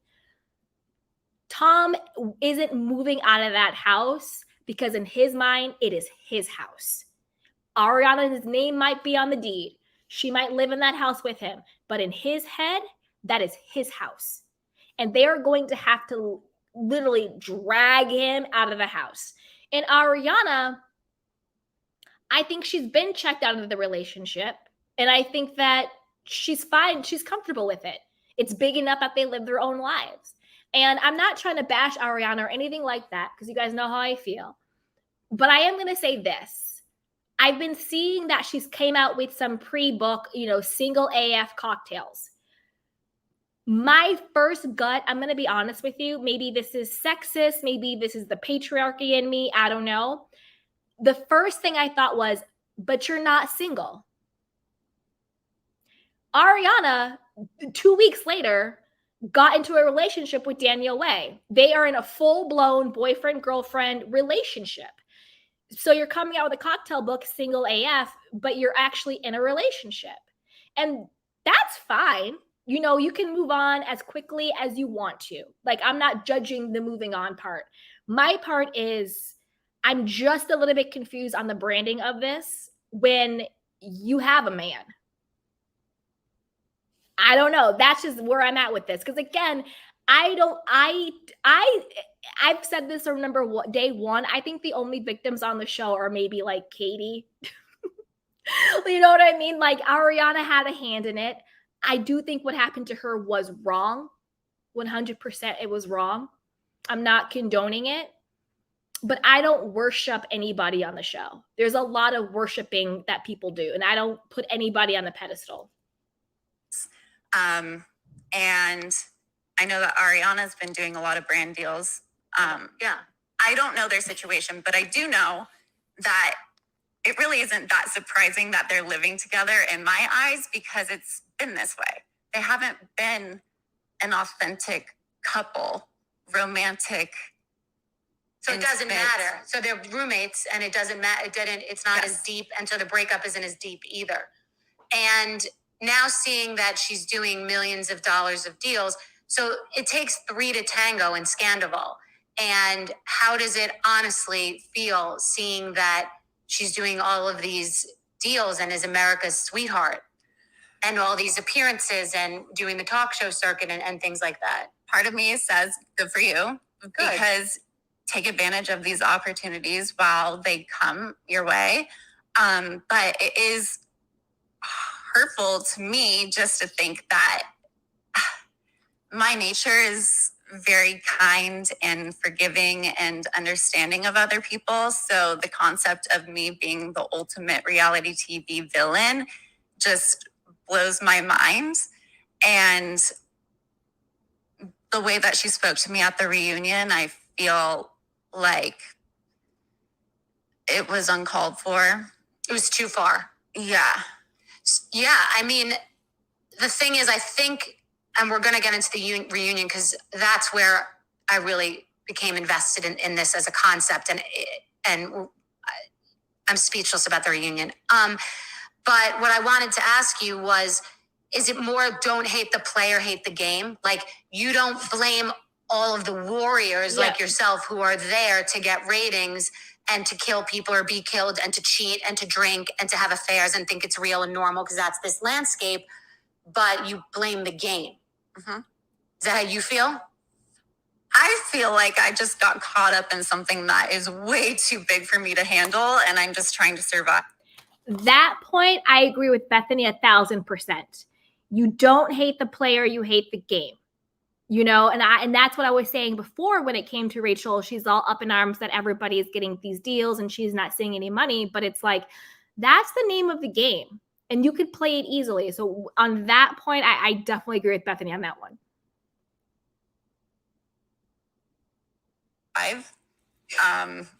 So I don't know who people should hate. That's up to their discretion. But I didn't mean literally. I meant like right. You But know what I mean? I think like being knowledgeable on all the factors that play into reality TV is important because there's so much that is brushed under the rug and hidden from the viewers that it's easy to consume this narrative that's being thrown at you. Yeah. So I want to talk about this tape, this FaceTime. I can't imagine what your parents went through about that. There's a video. So you're FaceTiming Tom. You're in New York and Tom is in LA and you're masturbating and he's recording you and you don't know that you're being recorded. Correct. Okay.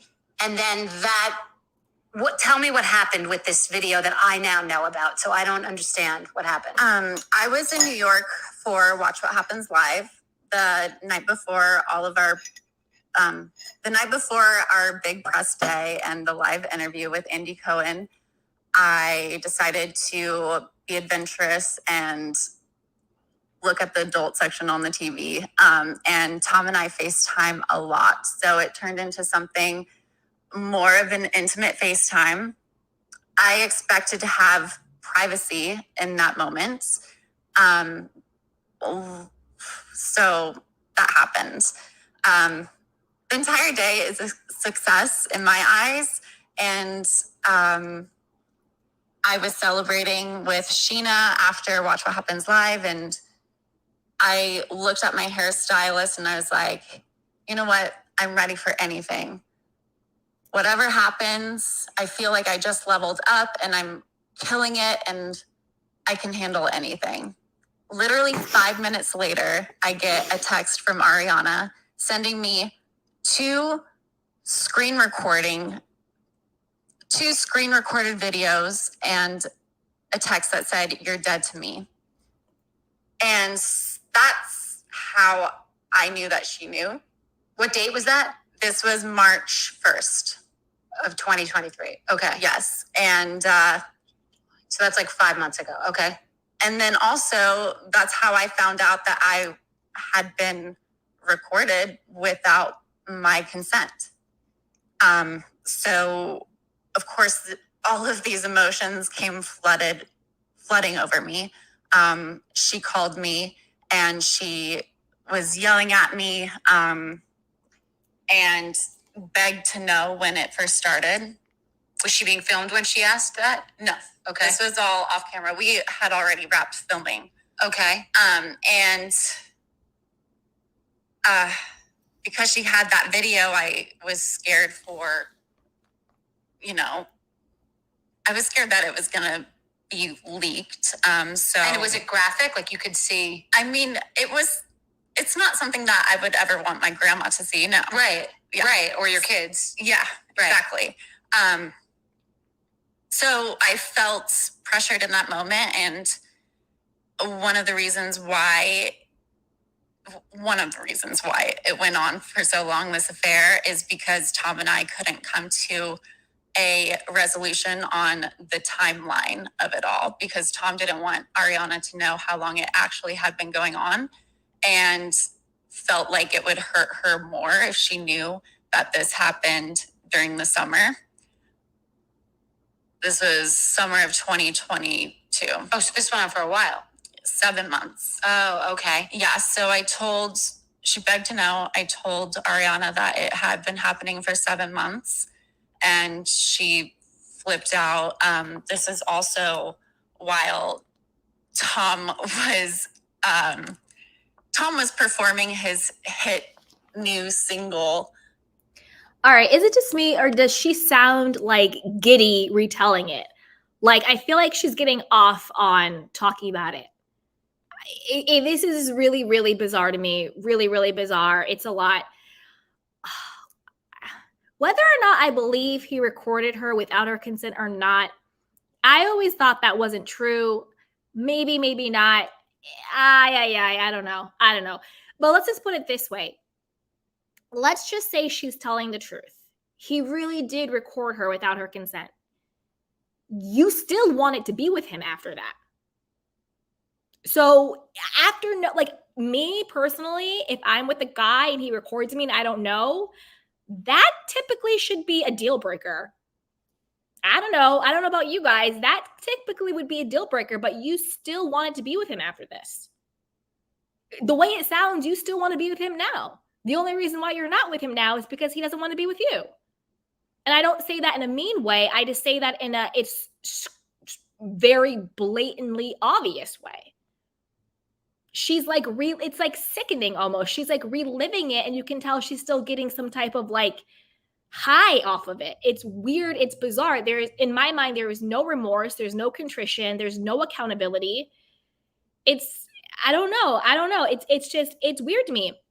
And again, that's why I say Rachel should not have been the case study for the NBC Bravo exploitation unionizing situation. They are two distinct, different conversations. I don't get how they equated the two. What Rachel did, Tom did, whatever you want to call it, Scandival, again, literally has nothing to do with residuals for the actors, for mental health for the reality stars, right? Mental health, what do you call it? Racism, sexism, the booze, promoting poor behavior, the compensation. It has nothing to do with it. And making Rachel the poster child for that cause, to me, diminishes the cause. It does the cause a disservice. And I personally think they have a good cause. I do think there is exploitation going on. I do think that there needs to be more protections into place for the talent, 100%. But Rachel is not the person to be the poster child for that cause. It's crazy. In West Hollywood at Tom Tom. So everyone was there. Lisa Vanderpump was there. And his phone just happened to fall out of his pocket while he was performing. He didn't change his password, even though at this time he said that they were broken up officially. And then he also left the video in his camera roll. Wait, this is what you believe, or this is what was said? This is what I know, because this is what has been said by Tom and by Ariana. That the phone fell out of his pocket? Yes. And you believe that? I don't even know what to believe anymore.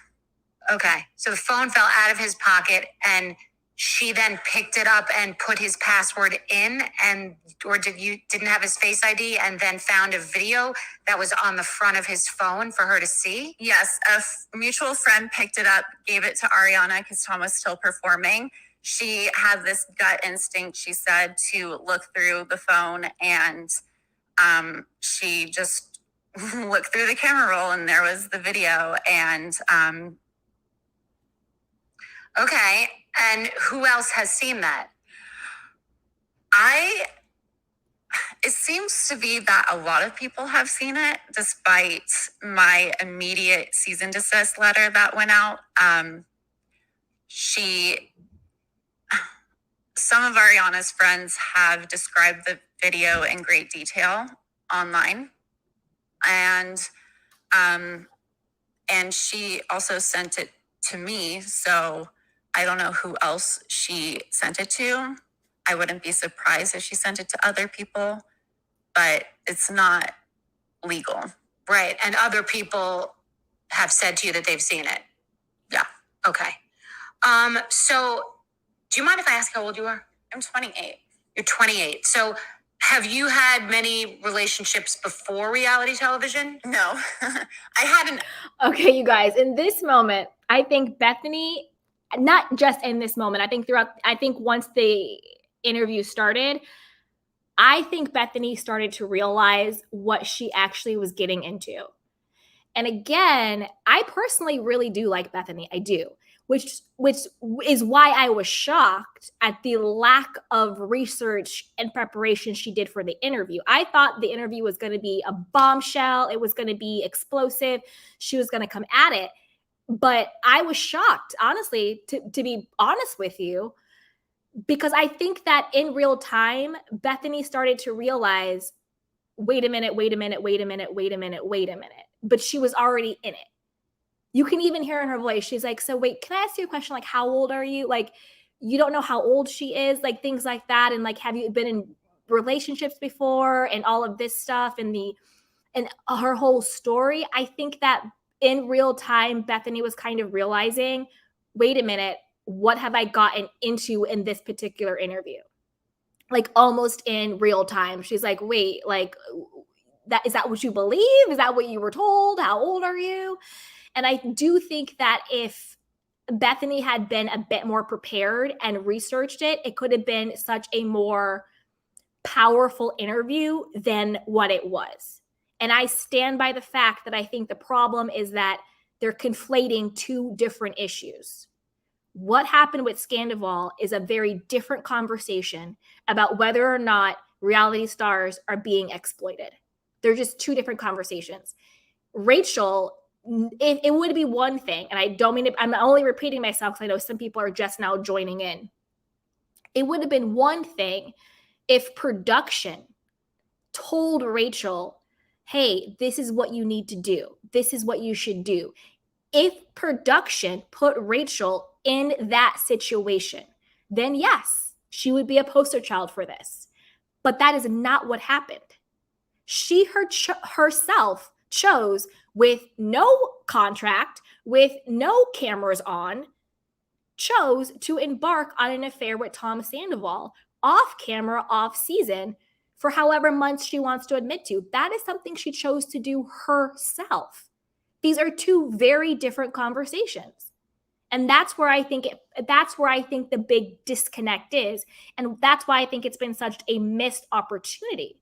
You know, find a reality star who can say, production put me in this situation. They knew I was battling with alcohol addiction, but yet they supplied me with all of this alcohol. They knew I was battling this mental health, and yet they put me in these situations, blah, blah, blah, blah, blah. Or they told me, you know what, it would be really good for you if you did X, Y, and Z. You know, that is the crux of what's going on with the issue with these networks. That is not the case with Rachel. In fact, the network, the producers, Bravo, was doing everything to protect Tom. She and Ariana and Rachel, she was getting a beautiful edit. It's actually the opposite. And to be honest with you, if Rachel herself did not choose to have an affair with Tom Sandoval, she would have came out of season 10 the winner. All of the girls would look like jealous haters, and she would have been the winner because she was getting this angelic edit.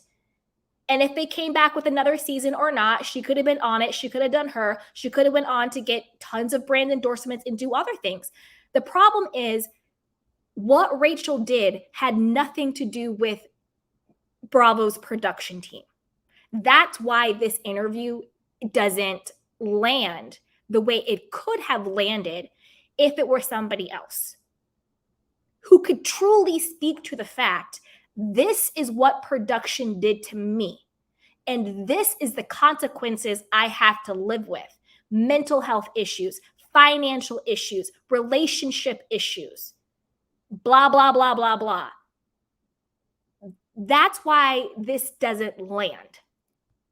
That's why. Unofficial boyfriend who is scared of commitment in college. And that was my first love, my first I love you to somebody. And then I met James, and I met James when I was 21. I was in this like DJ phase where I was like into the DJ and try to get up on stage and whatever. And when I met him, he had this like charming British accent. And so I fell like in love with James. We did long distance for 2 years, and then we lived together for 3 years. But you've had your major significant relationships in your life have been on reality television. Yes. Wow. Yes. Okay, so were you what you believed to be in love with Tom? I believed I was in love with Tom at the time. I now look back on it and see that I was not in love with him. I also don't believe that he truly was in love with me either. Okay. We had this connection that I felt seen and heard by him that I haven't really had that connection with other people on the cast, nor people in my. You know what I just thought of? Okay, this is what it is, you guys. This is what it is. The reason why Rachel was the wrong person for this mission or message is because she wasn't exploited. What NBC and Bravo did, and the rest of her cast members, they capitalized on the situation. That's the word. I finally found the word. They capitalized on it. And I'm not mad at them for capitalizing on a situation, right? Think about it. You know, Sheena capitalized on the situation. She now is doing X, Y, and Z with like her new music and her, you know, Lala, send it to Daryl.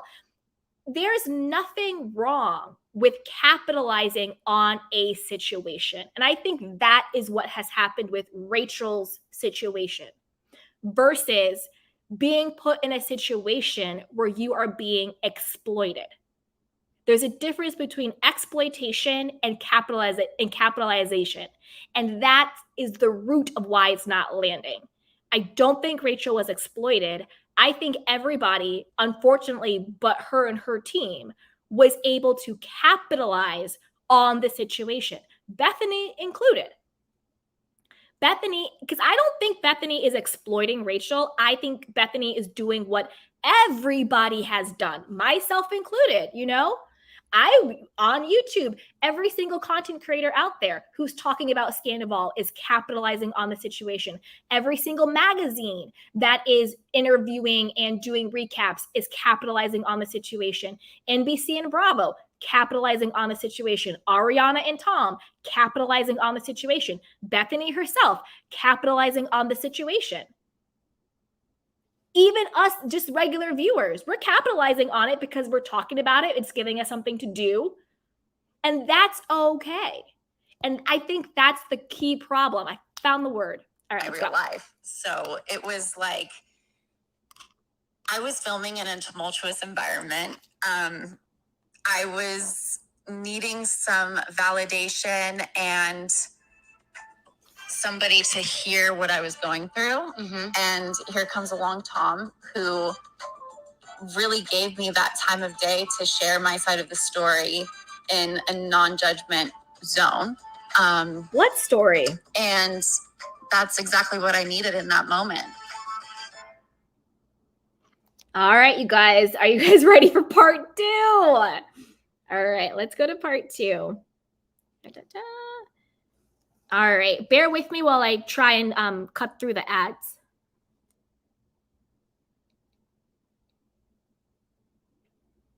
From the studio and experience ever you get your podcast guests. I have a permanent Yeah, and then the dog. Yes. The dog. Yes, there's still a lot to unpack here. So Sheena did physically assault me that night.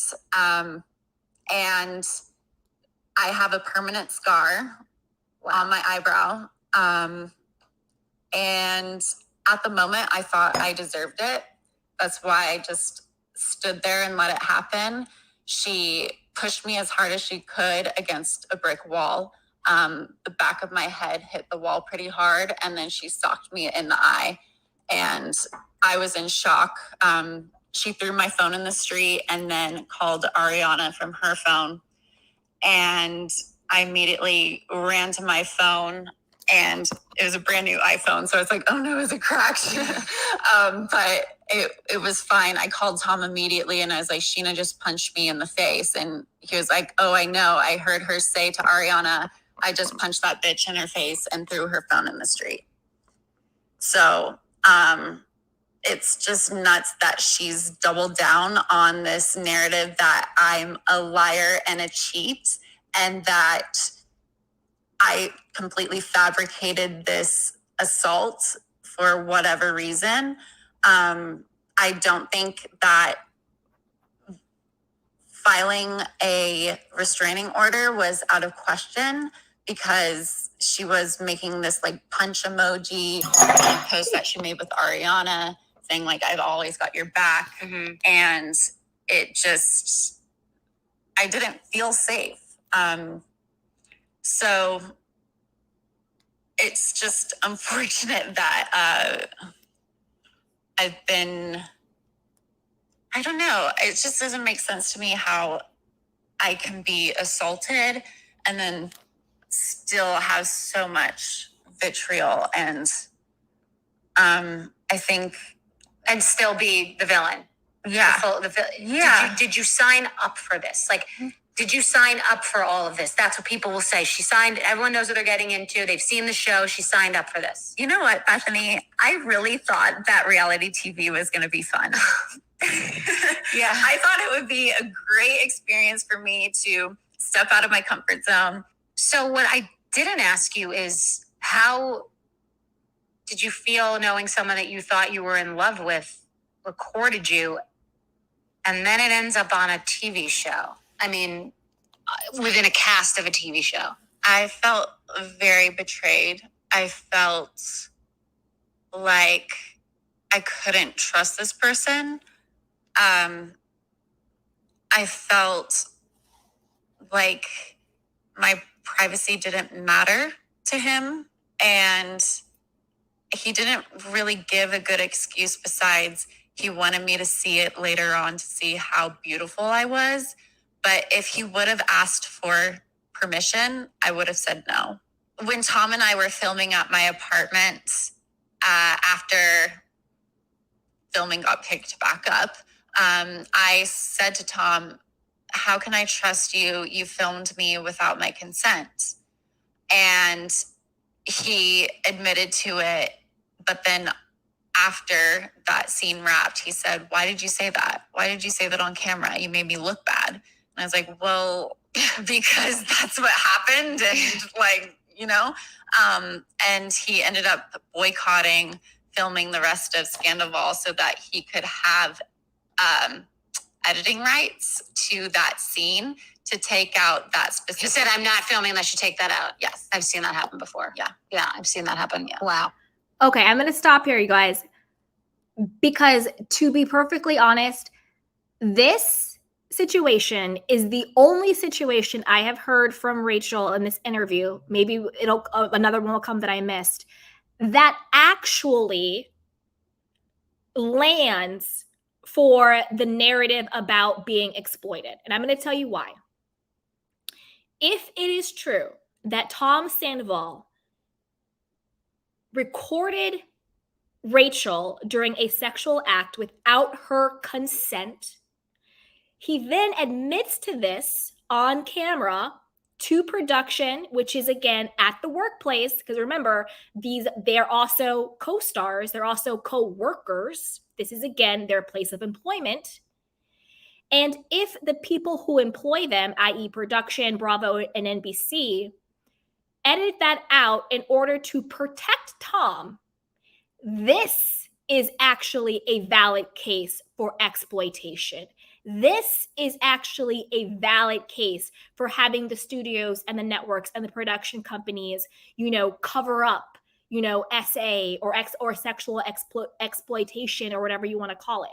This is actually one of the only valid things I have heard out of Rachel's mouth that is in an alignment with what Bethenny is saying regarding reality stars being exploited. That's really it. The rest of this jibber jabber, miss me with that, because that was all of your own making, Rachel, on your own.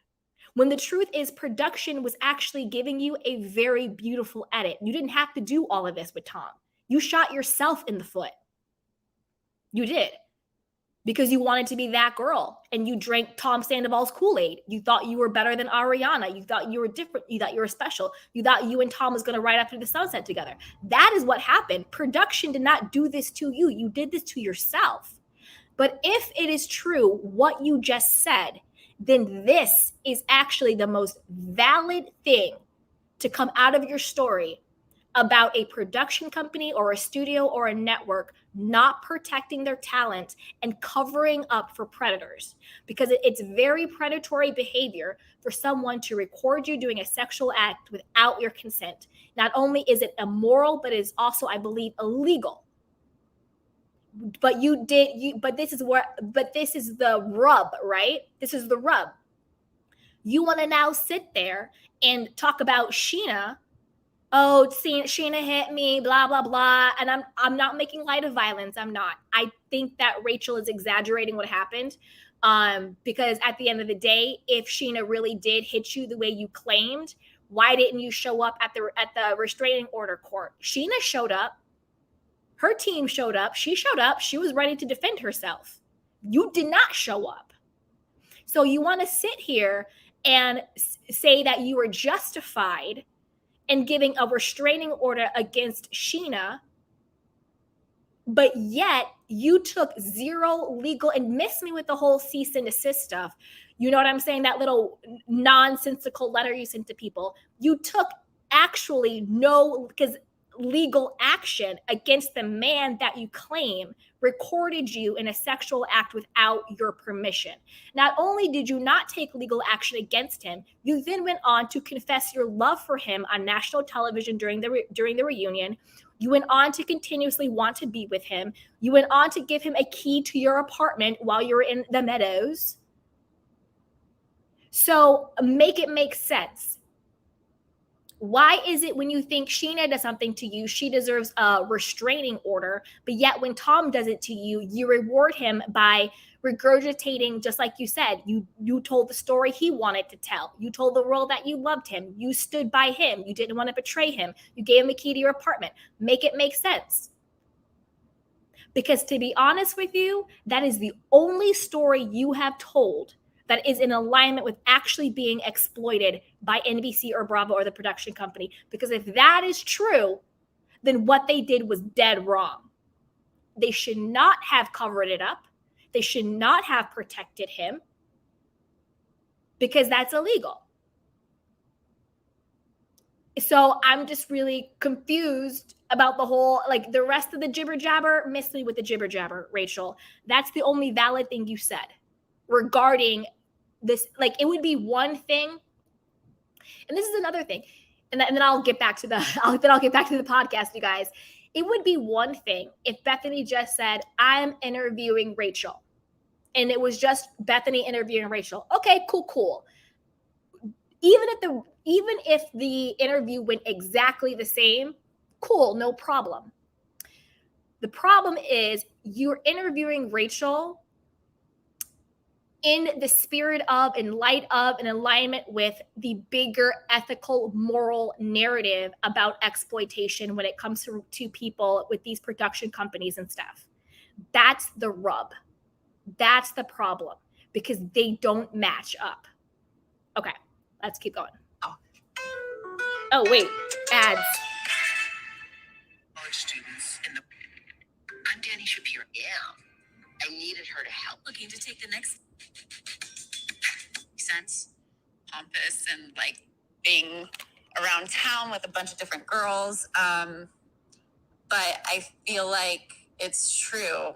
The woman does get the short end of the stick. That makes sense.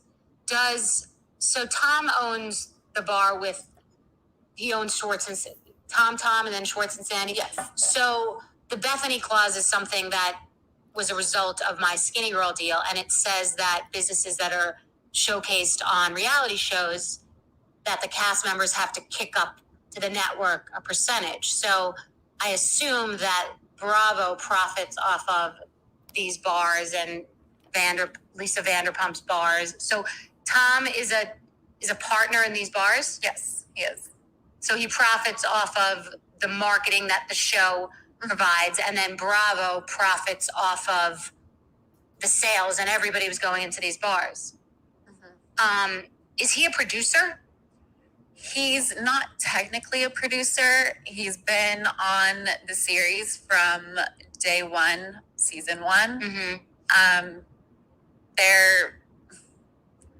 don't know if I'm even able to disclose this information, but he did tell me during negotiations for season 11 that he was offered a producer credit for season 11. Oh. Okay, now let's talk about this real quick. The producer credit thing. Lisa Vanderpump has now come out and said, no, that's not true. And other people came out. This is what I think. I think Tom Sandoval did tell Rachel that he was offered a producer credit for season 11. Whether he actually was, probably not. So I'm going to give Rachel grace on this one. I think the liar is Sandoval. As we know, he likes to gas himself up. He is a liar. Rachel's a liar, and so is Sandoval. He lied to her. He lied to everybody. He lied to the world, basically. I believe what she says, and I believe that's what she believed. I do think Tom Sandoval told her he was offered a producer credit, but I think he was lying. I don't think he actually was offered it, but I do think that's what he told her. What do you guys think? Put it down below. Oh, okay. So I think he was being rewarded for the scandal of it all. Wow. And to me, that's just kind of gross because it makes me skeptical. Like, was this really just something that was fabricated for this end result? You know, it sounds like Lisa Vanderpump is profiting, Bravo's profiting, Annie Cohen's definitely profiting, Tom is profiting, Ariana is profiting. So, and you're in a deficit, you're in debt. Interesting. And is Lisa Vanderpump in a position to protect you guys within this place you're working? Like, are you supposed to feel like someone's there to protect you, that there's someone to go to, a supervisor, a manager, a boss? There really isn't anybody that's a safe place to go to. I don't think that anybody on that show has my best interest at heart.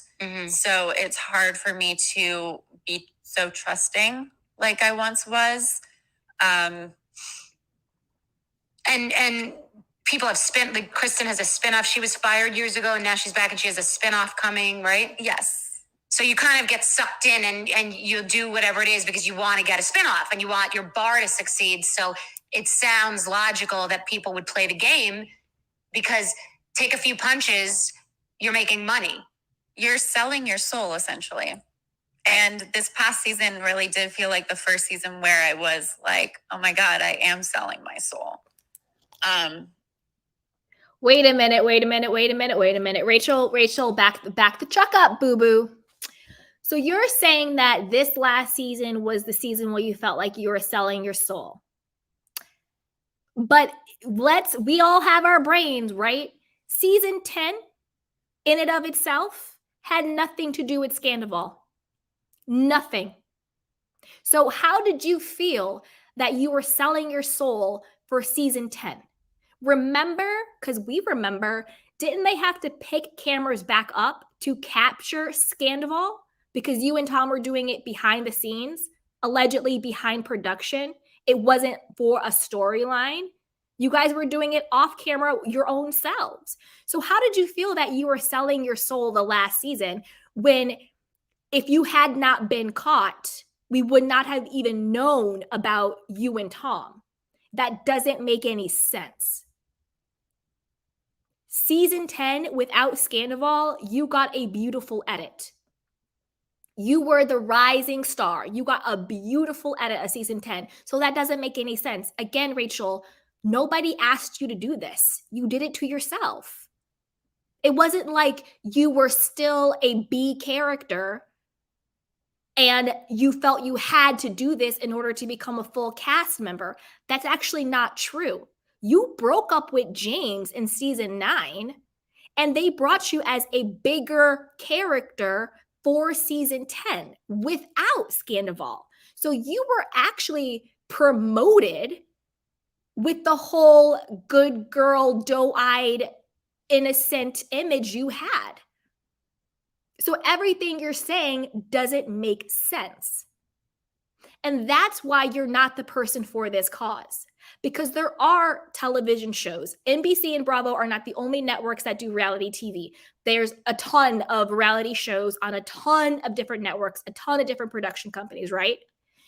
And there are people who have been, manipulated and exploited and used and put in very dangerous and precarious situations in order for production and studio and network to profit.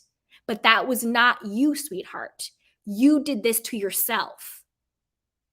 That's the problem. And you're still not taking accountability for it. You're still trying to blame everybody but yourself. It's crazy. Absolutely crazy. All right, let's keep going. And it's interesting that you mentioned Kristen, because Kristen was just starting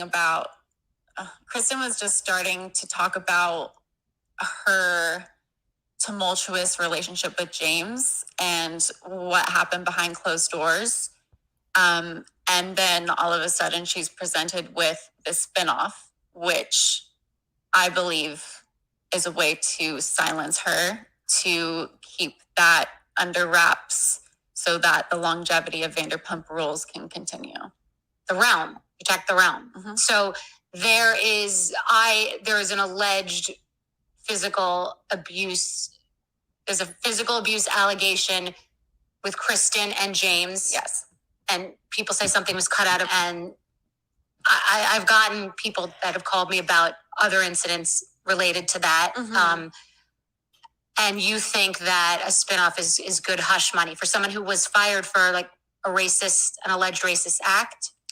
Yeah, I think she was in relation with Stassi and they both got fired at the same time.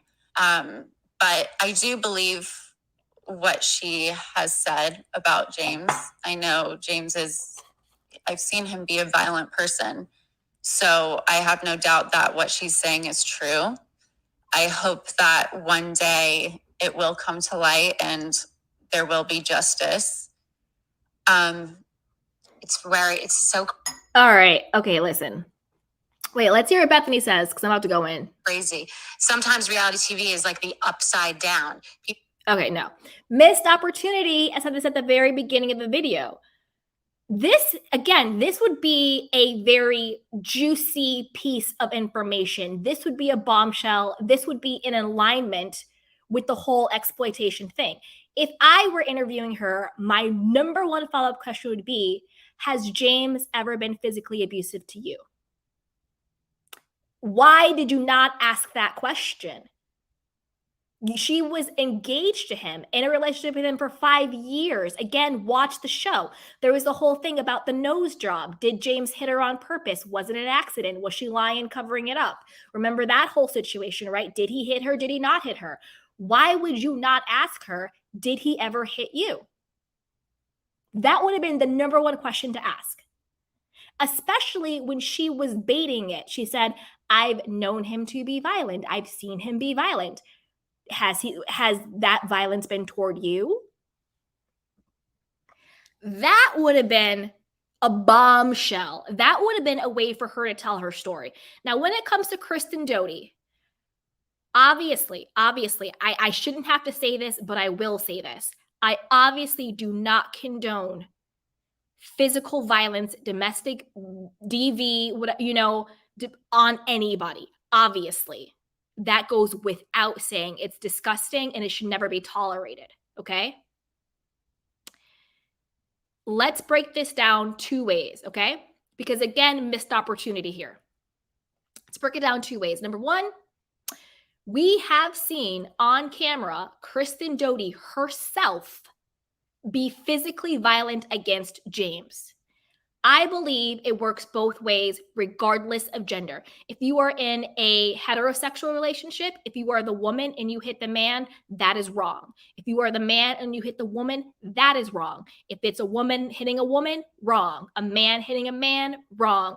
Non-binary hitting non-binary, wrong. Trans hitting trans, wrong. It's all wrong, regardless. We have seen ourselves. Go back and watch, I forgot what season it was, the season that Sheena got married the first time. We saw ourselves, Kristen Doty, physically assault James after the wedding. She socked him in the face. So what I bring that up to say this, if they're bringing up the conversation around physical violence when it comes to romantic relationships, that needed to be addressed. Because Kristen is saying, oh, he's been physically violent to me, allegedly, but we've seen with our own eyes, her being physically violent to him. I've only seen James be verbally abusive. I've seen him do that. I'm not saying one is better than the other, but since we're talking about physical violence, but I've seen Kristen be physically violent against him. That's not okay either. This is the rub. And this is where I wish Bethenny would have dove deeper, because this would actually be in alignment with what she's talking about, exploiting and protecting certain people. If this is the case, and this is my opinion, I'm not saying this is fact. This is just my opinion. I'm not saying this is fact. In my opinion, it seems like Kristen and James were most likely physically violent toward each other. Doesn't make it right on either side. But I think the most common sense way, there's probably been some type of physical violence both ways.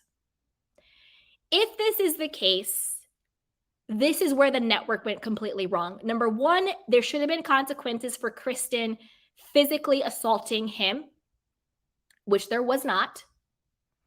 And two, why is it they took out James allegedly, and I'm saying alleged because people are saying it was taken out, but we saw ourselves what Kristen did.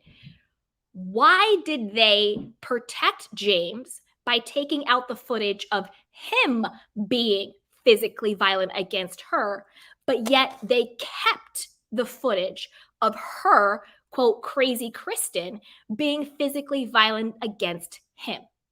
If they both were being physically violent against each other, why was one protected and one not? I personally think they should have shown neither of it, because that's very triggering.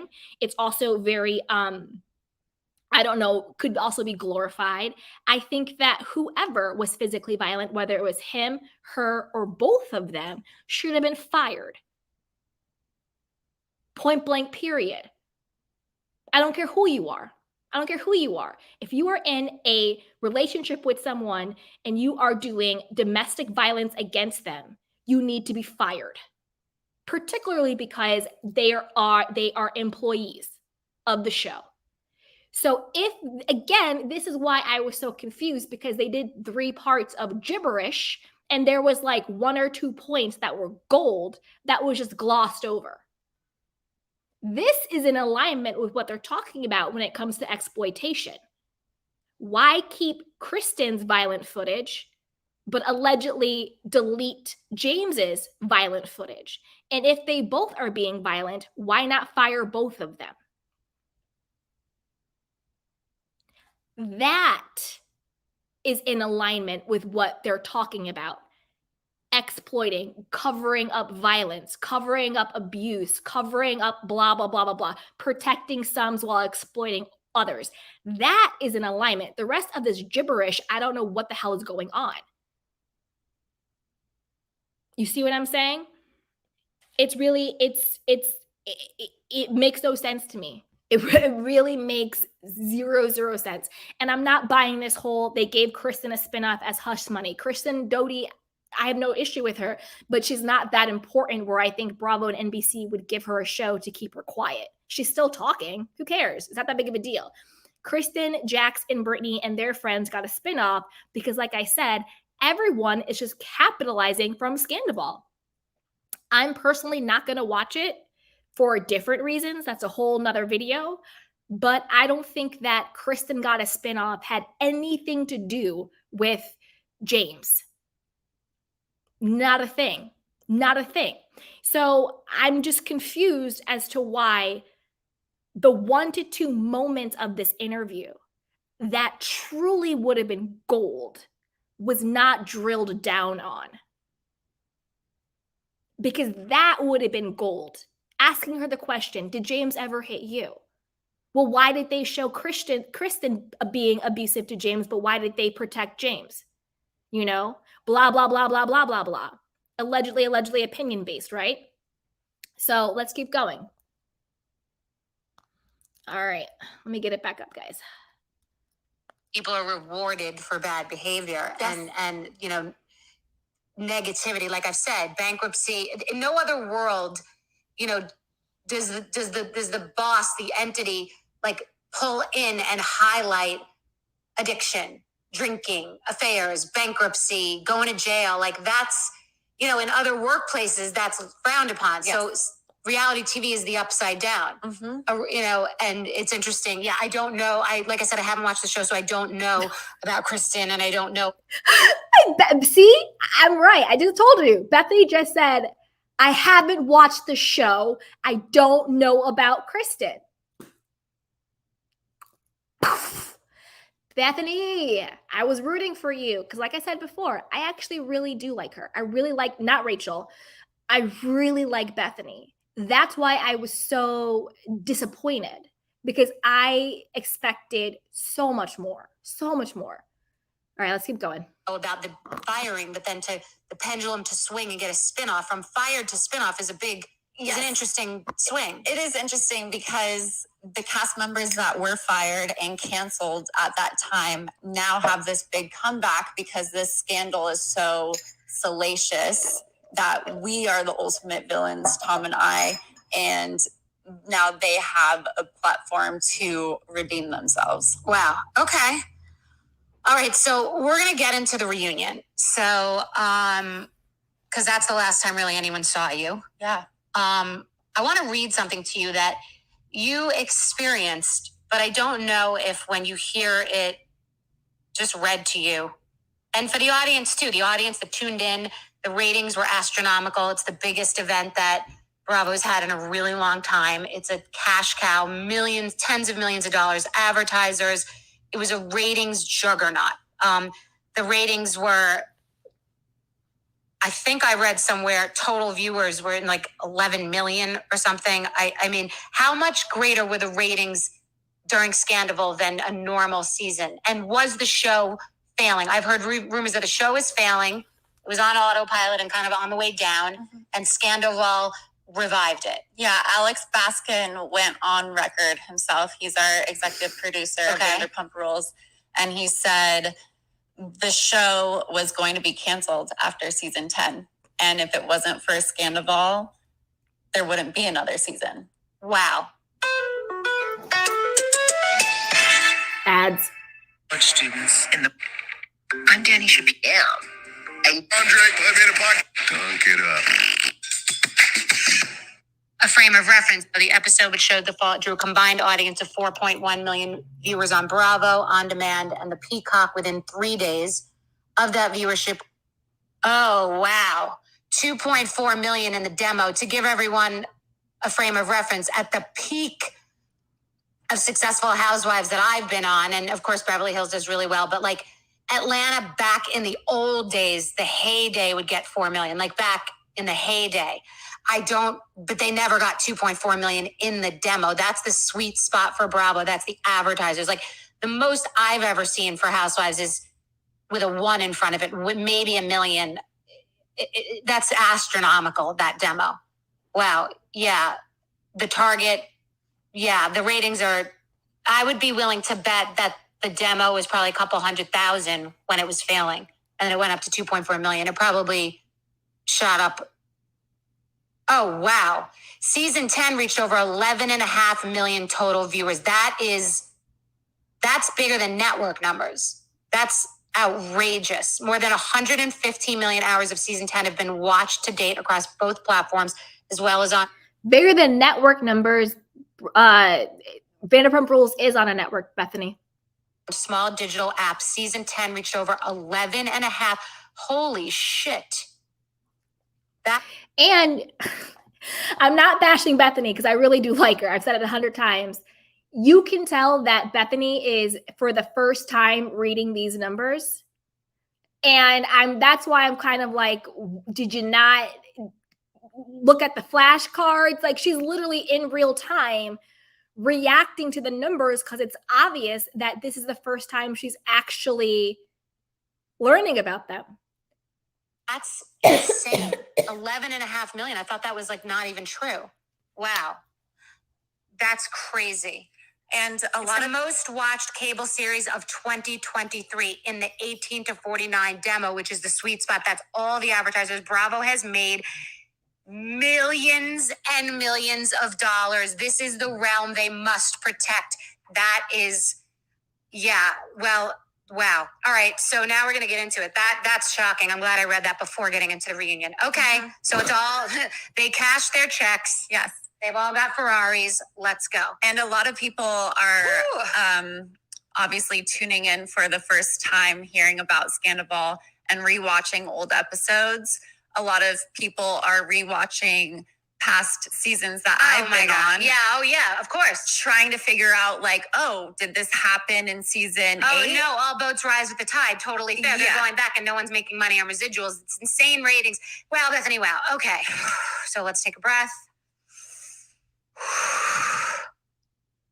I just got jacked up, so I want to get jacked down. I want to read to you from the reunion, the transcript. You were only really on the second of the reunion. Mhm. Okay. Yeah. Because there was a restraining order. I think technically I was only on the third part of the 3-part reunion. Okay. I was in the trailer watching the reunion for the first 2 parts. Okay, so I watched all of the reunion. That's what I did watch, and a couple of episodes, but of the Scandal. But I watched the reunion, and I got my pen and paper, and I wrote some things down because I was in shock. And maybe not having watched 10 years of this, I could sort of just see something in a vacuum, and it is in a vacuum because I haven't watched. If you've been duplicitous or dishonest, or things that people think about you. Bethenny, I love you, but I haven't watched to see if you've been duplicitous or dishonest or what people think about you. You know, the basic premise is that she had sex with one of her friends, co-stars, acquaintances, whatever you want to call it, boyfriend, life partner of 10 years that she lived in their $2.3 million house with, right? You know that. So I'm confused as to how you're saying you don't know if she's been dishonest or duplicitous. The whole reason why you're doing the podcast is because she has been. What? But I know that you're a human being. I know that you could be my daughter. And I know that Andy Cohen is a parent and Lisa Vanderpump is a parent, and that your castmates are all going to war. Sorry, I'll get back to it. I'm so tired of, and I'm talking to you too, Lisa Vanderpump, of this whole kids. You could be my daughter, kids. Rachel is 28. About probably closer to 29 at this point. Tom Sandoval is in reality probably about 41 or 42. These are not children. These are not kids. These are adults. Adults. So stop acting like these are children. They're not children. I'm done. Because they just were on the biggest show of 2023. Mm-hmm. So I'm putting all of this in my mind. And I just want to read to you what was said to you in a very short period of time on the reunion. Diabolical, demented, subhuman, shut the fuck up, fuck you, fuck yourself with a fucking cheese grater. You're disgusting, and I wish the worst that can ever happen to a person on you. And then you said, I feel like a piece of shit. And then it was said to you about you, she's a... And then Lala says, my love, I think you need to get mentally evaluated. You're truly insane. And then you say, I am getting mentally evaluated. And then it said to you, you're a fucking psychopath. You're a dementor. You're a soul-sucking individual. You are ugly. You are hideous. You are rotten on the inside. Rotten, rotten like a moldy piece of fruit. Rotten. You are nothing. You are nothing. You are nothing. Let that sink in, because I know it's hard for you to let other people's thoughts go into your brain because you never have had an original thought of your own. You are nothing. You're dead to everybody now. I'm really sorry. Like, that was actually said to you on national television. And then you said, no one handed you a tissue. I saw Ariana got a tissue. No one handed you a tissue. And then you started to walk off. And Andy said, hold on, come back.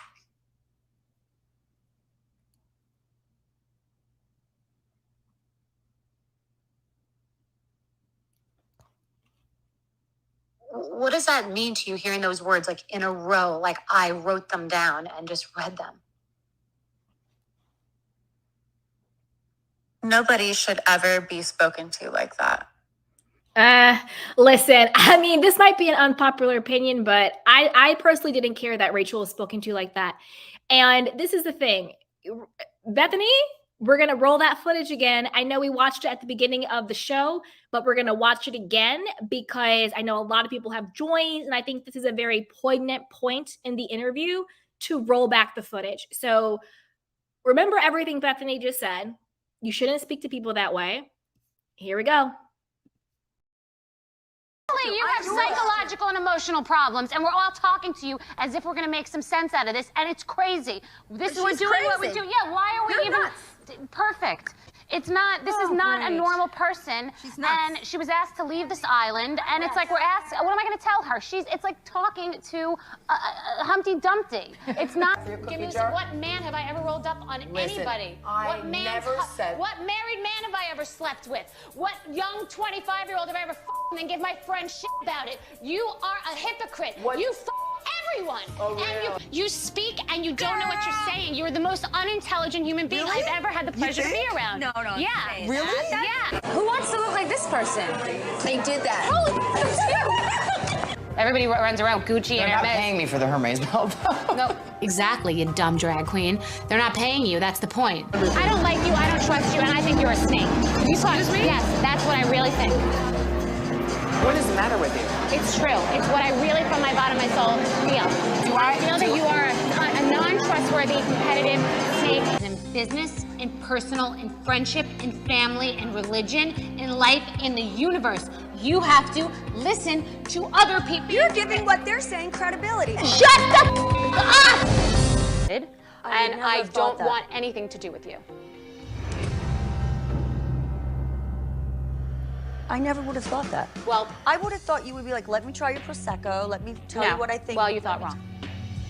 To all our friends the day I got back. I'm sure no one you know sent you an email when it was 1/3 of page 6. No, everyone was congratulating me on the Tipsy Girl, like texting me about that, but no one was really saying, oh my God, what about Bethany? No one was doing that. I think you're a fraud.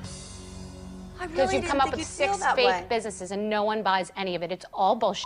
From the toaster to the cabriolesque to the jeweler that I introduced That you for is your such jewelry. bullshit. It's not I saw bullshit. it. Okay, I don't believe It's any of taken it. me years. I honestly, nobody believes any of it. I don't know why you're being so aggressive. I would think you would be more sympathetic. I just came out of a Chapter 11. I had to pay a huge amount of money. And you know, right now, the aftermath of that Chapter 11 is really hitting me. I'm just really trying to get back where I was. And I thought the alcohol was a great idea. I really looked up to what you did, and I thought it would be a great way for me to get ahead. Just thought I would have a couple of things, the rosé and the Prosecco. Certainly not what you did. Not sell it for $1 million or $100 million. Just sell what I can in their restaurants. In Atlanta, they'll just be, they don't get to a point. It's good. Your weave is busted. Your tracks, your this, your ratchet. Mention it.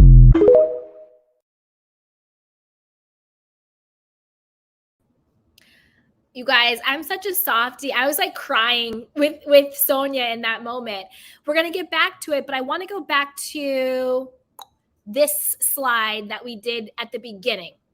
So I think this is a good point. I want to go back to the slide. This is what I think Bethenny should have done instead of this Rachel situation, okay?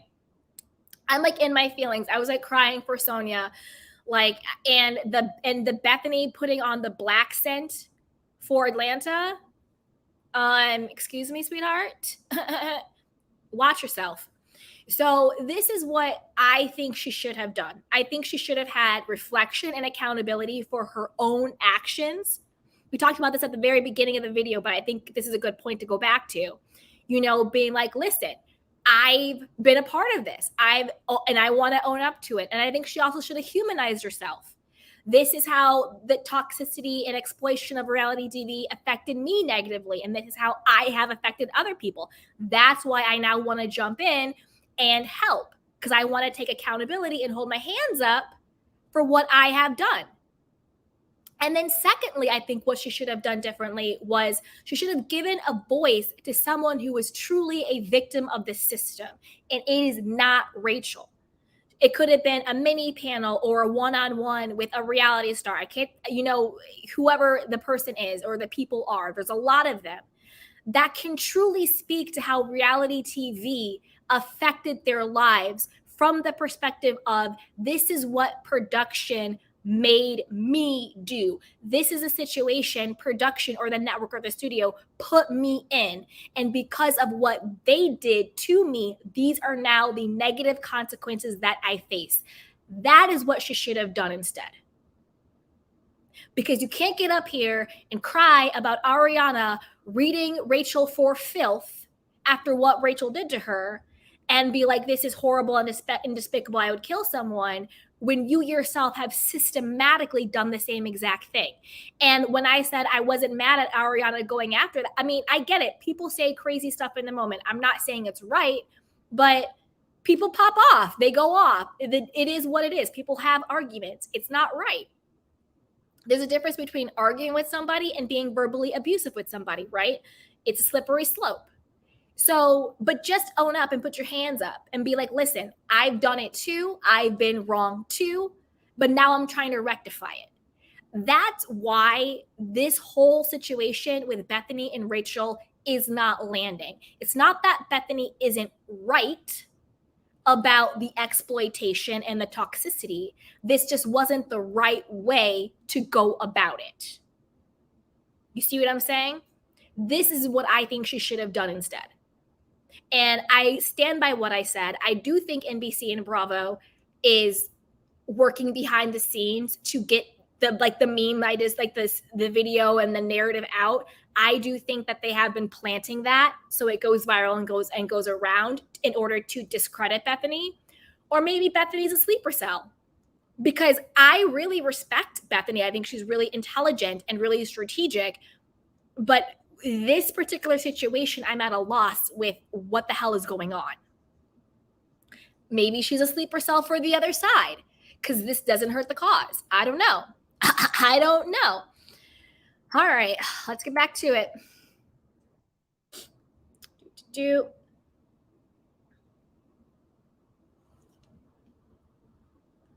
We're all human.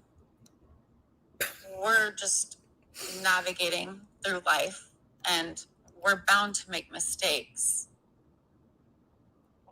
I know that I'm not lesser than or even greater than anybody else. That's one of the lessons that I learned at the Meadows. I also, hearing that, it's very difficult in that moment to accept those words that are being thrown at you, and it's much easier to disassociate and just let it fly on over, because who can even accept that and be like, oh, you're throwing this stuff at me, let me look at it, oh yeah, that's all mine. No, like, I can see that those words. Sorry, I have to stop because I gotta call it out when I hear it. Rachel, I don't believe you. I don't believe that you disassociated at the reunion when Ariana was saying that to you. I believe you dismissed it because at that moment in time, you still thought you were better than her. You still thought Tom was going to choose you. So you took her throwing all these words at you as, you're just jealous. I know you're hurting because I have your man now. To me, it wasn't disassociating. To me, it was, I get it, you're hurt because I'm with your man. I get it. That is the energy that I received it with. Not that she disassociated, but hey.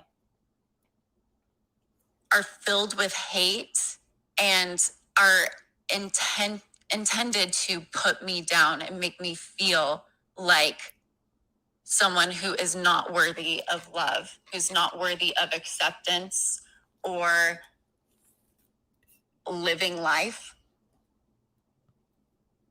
And I'm going to stop right there too. Rachel, you're conflating two different things. Nobody has ever said that Rachel was not worthy and deserving of love or living life or being happy or having fun or whatever the hell she just said. The issue is that they were holding you accountable for what you did. Saying that you are a snake and you are a liar and you are a cheat because you had sex with, let's just say friend, because you're all over the place with this, your friend's life partner, boyfriend of 10 years who have a house together is not the same as saying you don't deserve love and you aren't worthy of living your life. No one said that. They just said you're foul for what you did. Being held accountable is not the same thing as saying you don't deserve love. So don't conflate the two, sweetheart. And I know that I am worthy. I think every single person on this earth is worthy of living a life full of love.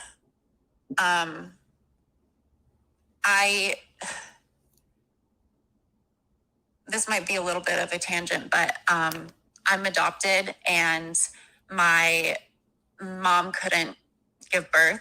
So her sister got pregnant with me and asked my mom if she wanted to have this baby. And so she gave birth to me and gave me to my adopted mom. And I think that I am a miracle to be able to live in this world, this planet we call Earth. And I just can't accept those words. Good. And, I thought to myself, what must your parents think when they hear that? And like, you'll maybe one day have a daughter or a son, and like, what would they think when this lives out? And I have a daughter, and if I would have killed someone, honestly. So I don't know you, and I don't know what happened, but I know you're a person, and I know that I've read somewhere that Andy said like about Tommy is a human being or something. But like, has anyone said that you're a human being? No, I've been told that I'm subhuman. So why do you think Andy said, hold on, come back to someone? Been a Bravo executive. He's in a superior role. He's a parent. He's been a producer. And he's 54 years old. He's like, he's a little older than I am, but like, I'm not saying you're a kid, but in this world with producers and a network and 11.5 million viewers, you're the employee. Who's the protector of the employee? Where's, you're going to go to HR and say people called me subhuman piece of garbage? Like, where's... If I did, I don't know. They'd be like, well, that's the nature of the beast. And then it was said to you, you should leave and never come back. No one wants you. Bye. Ariana gets a tissue. And then sociopath, you have no more friends, you moron. So... Did someone ask you to come back? Like on the reunion, did you walk away? Did someone ask you to come back? Honestly, I can't even remember in that moment. I believe I walked away to get a sip of water because when I get nervous, my mouth gets parched. And I kind of already knew that I would be emotionally abused by my cast members by going back and doing the reunion. It was like your penance. Yeah, it's like I have to own up to it, and I have to like, do I deserve this hate? Like, is this hate justified because what I have done is so horrendous? Well, my therapist, I have a therapist called Dr. Matt Pulowitz. He's a really nice guy. He's very gentle. He's very sweet. He's saved my life in a way that's about another story for another time. But I asked him to watch the reunion. I mean, a grown man who's a professional. And I said to him, will you watch this for me? And will you tell me what you think?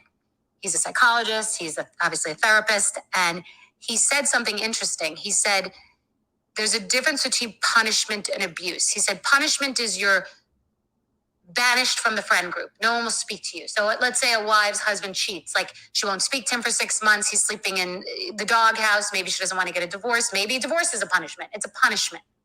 He said, this was not a punishment from everybody. This was abuse, which was very interesting. And he said that the reunion, he said, have I ever witnessed an intervention or a situation where there's a group, like group therapy or like a reunion? He said, in this particular case, usually there's a goal, he said. In this particular case, he said, there was no goal for conflict resolution.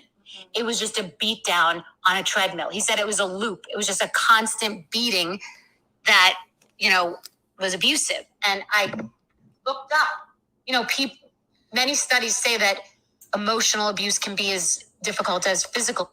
I'm sorry, I had to stop it there. I'm just baffled how Bethenny thought this was the point to double down on abuse. The fact that at the reunion, Ariana just went off on Rachel, who she was seeing probably for the first time, after knowing that she was having a sexual affair with the person she thought she was going to spend the rest of her life with, who share a home with, who shares a life with, behind her back for at least 7 months, that this was the point that she thought she would double down on when it came to abuse. I'm confused. Abuse. And I want to get into what then happened, the further abuse that you had online and what that was like after. But the definition of emotional abuse is a way to control by using emotions to embarrass, shame, frighten, criticize, blame, or manipulate another. And verbal aggression, intimidation, manipulation, and humiliation, which unfolds as a pattern of behavior over time that aims to diminish another person's sense of identity, dignity, and self-worth.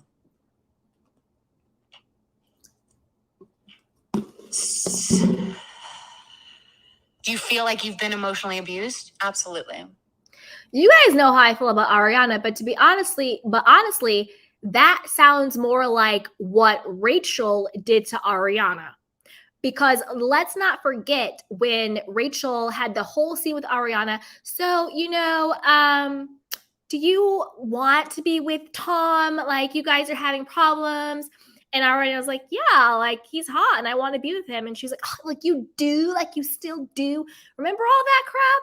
So it's like, verbal abuse isn't just, oh, you are nothing, you're this, you're that. Verbal abuse also takes the flavor of emotional abuse, gaslighting, lying to somebody's face.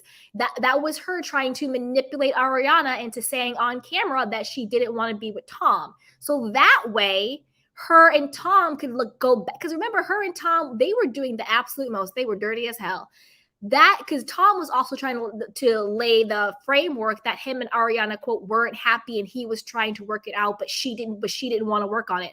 You know, man, I get her like Starbucks in the morning and like, you know, and blah, blah, blah. Like, shut up, Tom. Rachel was a part of that. So don't sit there and act like you at the reunion when someone gives it to you because you were having sex with their partner behind their back is somehow the equivalent of what you did for 6 months to a year, or 7 months to a year. Because I think they started having sex way before. I think they started having sex Coachella 2022. When's Coachella? April, May?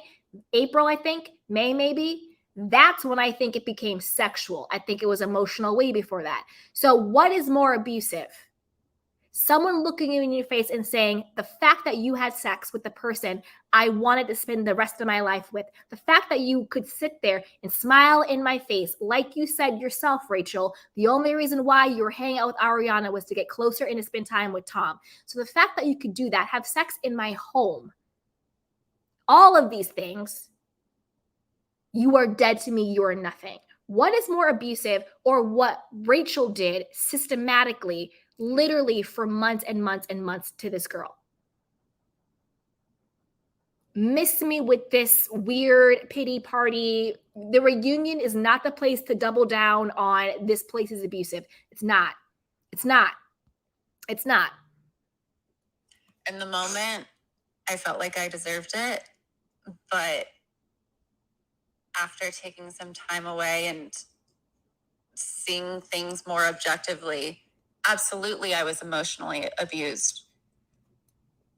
And did you feel protected at all by, why do you think, would you have expected a producer to maybe step in and stop, or the host, or Lisa, whose name is on the show? Like, would you have expected someone to be like, she's been beaten and let's stop this? Absolutely. Yeah. And I feel like a part of a reunion is to hear what people have to say about it.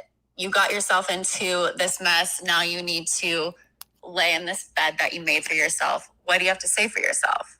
Like, when people do things that are out of character, it's only human nature to want to know why and what do you have to say. Like, are you remorseful or are you just laughing? But that there was no opportunity for me to even speak and share what I was going through and why I found Tom to be this person that I connected to in an emotional way that I didn't connect to anybody else. And what needs were being met in this relationship, and why did I compromise my values when everyone that has seen me since season 5 to season 10 has seen this girl that's reserved, shy, naive, but very sweet. And season 10 was so out of character for me. Again, I'm going to stop you there, Rachel. You keep saying season 10 was so out of character for me. This is the problem.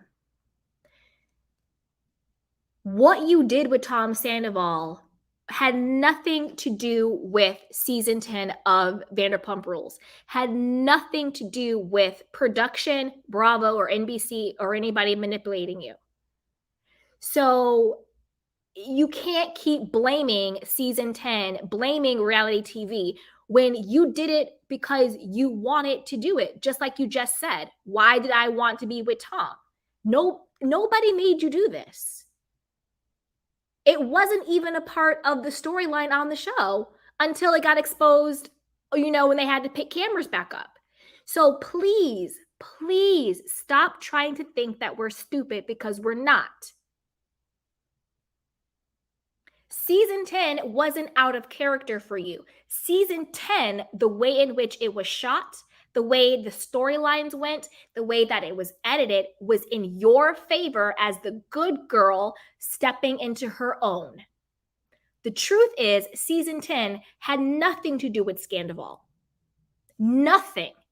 That's why when we were watching season 10, we were watching it retrospectively through the lens of now knowing what happened. That's why they had to add in that last episode of, new scenes that they had to pick up the cameras for. So season 10 in and of itself was a great season for you. First time you ever got to be a main character. You had a great edit. Nobody asked you to have sex with Tom Sandoval. You did that all on your own. That's why you are not the case study for this particular mission or message about exploitation when it comes to reality stars. You played yourself. They did not play you.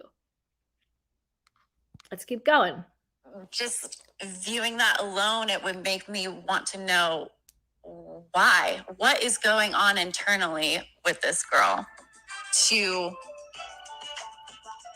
be involved in this situation? But that was not the space for me. So, but Dr. Matt was right. There was no room for conflict resolution. That wasn't the goal. Absolutely not. I mean, but to be honest, why would it be the goal when you and Tom were having sex on your downtime? But you know what I'm saying? You guys weren't having sex for the show or on the show. You guys were having sex on your downtime. So why would the production or the producers take it upon themselves to ask what's going on with you? If you're at a job and you get summer Fridays off, your boss isn't going to be like, hey, Candy, what are you doing on your summer Friday? Girl, bye. All right, let's do, if you guys are still rocking with me, we could do part 3. All right, let's go. Let me go through the ads. Once they come out. From the studio and Samantha, or get yours wherever you get your podcasts. Rules in a strip club. When at the reunion, made light of, somebody said, do you want a Xanax? I have a Xanax. And that was sort of made light of. And I sometimes think about that this is effectively, it's a non-traditional workplace, but I would imagine there are even some workplace rules in a strip club. It is still a workplace. And I thought a pill bottle's being thrown. Wow, okay. And then I thought about, I read something where they said that, I read that Andy said to, I think, Variety, that he thought that you were medicated, that you were insinuating that you were on prescription drugs. So how did that make you feel? I am medicated. I've been on antidepressants for several years now, and it makes sense looking back. It's probably around the time that I started filming Vanderpump Rules. But to say that I must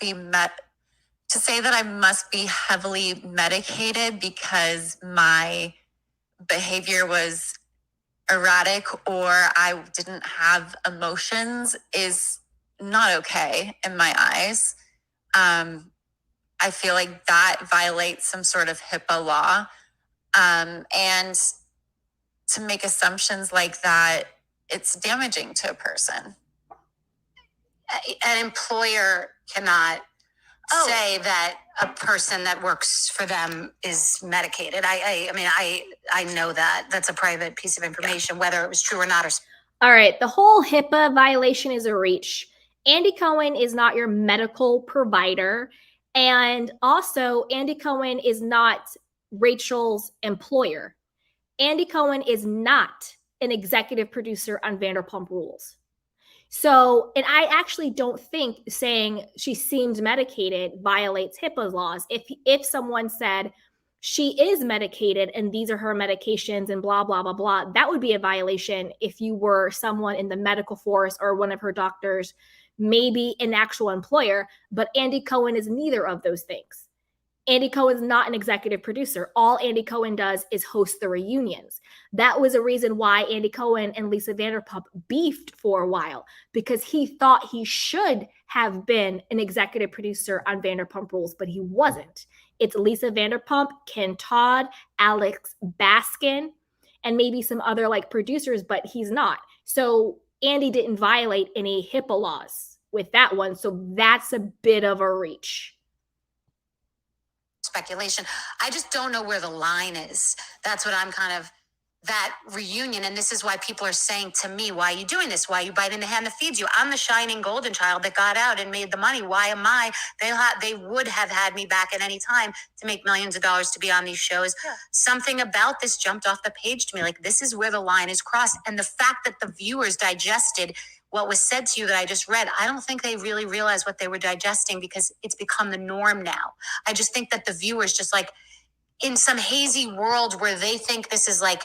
See, this is where Bethenny, let me go back to my slide real quick. Just real quick. This is where Bethenny could have taken accountability, where she says, I don't even think the viewers understood what they digested because it's the norm now. She should have said, and I hold my hands up because as an OG housewife, as someone who's been in the game for 15 years, I played a part in normalizing that behavior. Like the clip we saw, that 2-minute clip of her just eviscerating everybody, you played a part in normalizing it. You played a part, and that's what we expect from reality TV. I'm going to read you for filth. I'm going to spill the tea. I'm going to do this and that, right? So this is the thing. That could have been a moment, because if you're going to come from a place of authority, you also need to come from a place of authenticity. And a part of being authentic is saying, you know what, I've made mistakes too, and this is how I'm going to make them right. This would have been a beautiful moment for Bethenny to have said, I hold my hands up. I have played a part in normalizing this behavior on reality television. I did it to Sonia. I did it to Luann. I did it to Kelly Ben Simone. I did it to Ramona. I did it to blah, blah, blah, blah, blah, blah, blah. Right? And now that I see it being done to you, or you doing it to other people, and how it's now normalized, now I want to step in and play my role and maybe correcting that. But you cannot have a moral high ground without being honest about who you have been yourself.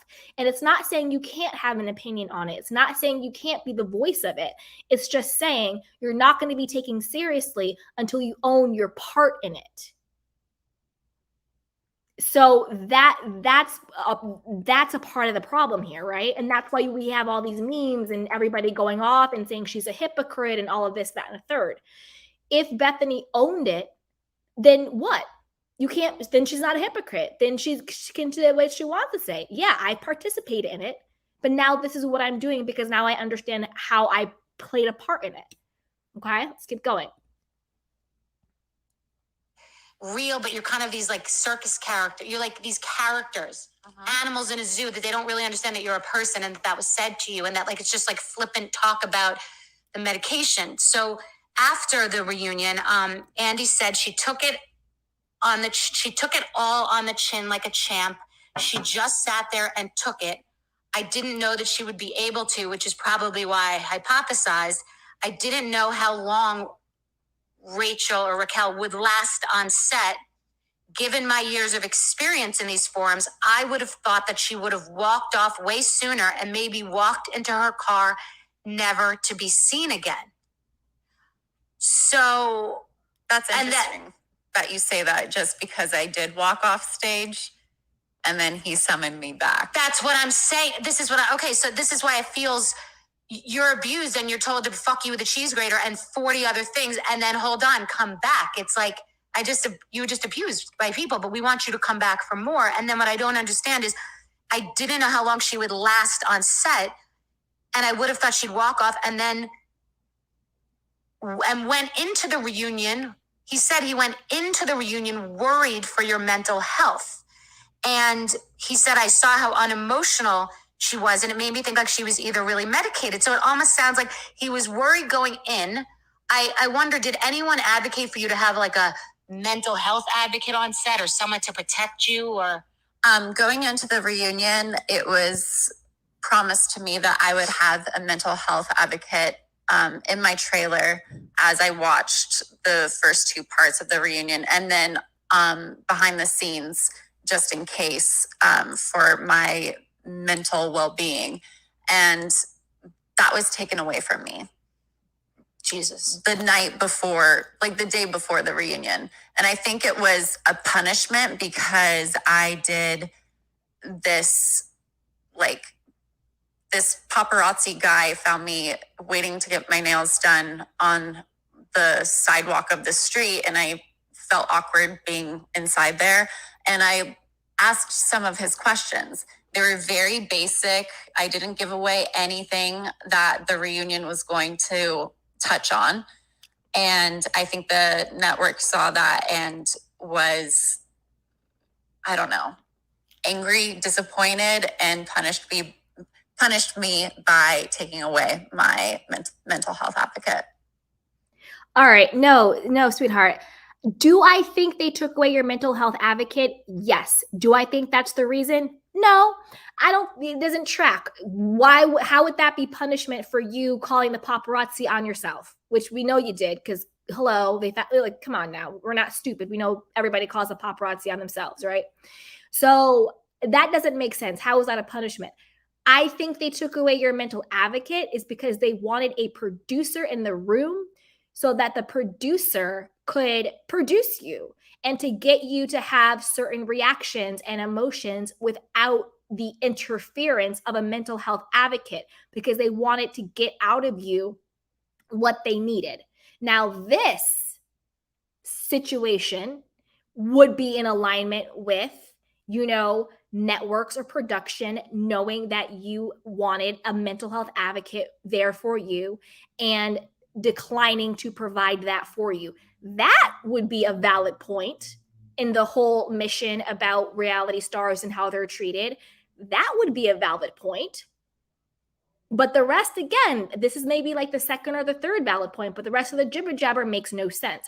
I don't think they took away your mental health advocate because you called the paparazzi on yourself. They took away the mental health advocate is because they wanted to be able to produce you in the trailer and they wanted you to be able to have certain type of reactions. That's probably why. Now, this is another thing. And this is a PSA for anybody out there. If you are in a situation, whether it's personal or for work, and you need an advocate for you there, mental, emotional, legal, whatever the case may be, and you are not afforded one when you should be, don't be there and don't do it. The same way Tom said, I'm not going to film unless you take out the part where I said I filmed you without your consent. You should have said, I'm not going to film the reunion unless I have a mental advocate here. You want me to film? Give me my mental advocate. Because at the end of the day, and this is a PSA for everybody listening, not necessarily only, but the most powerful person who will ever advocate for you is yourself.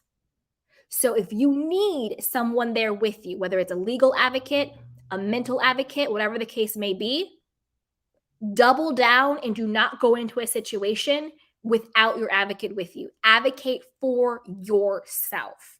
Because if someone can exploit you, particularly in these situations, they will. So that's a PSA for everybody. Be your best advocate.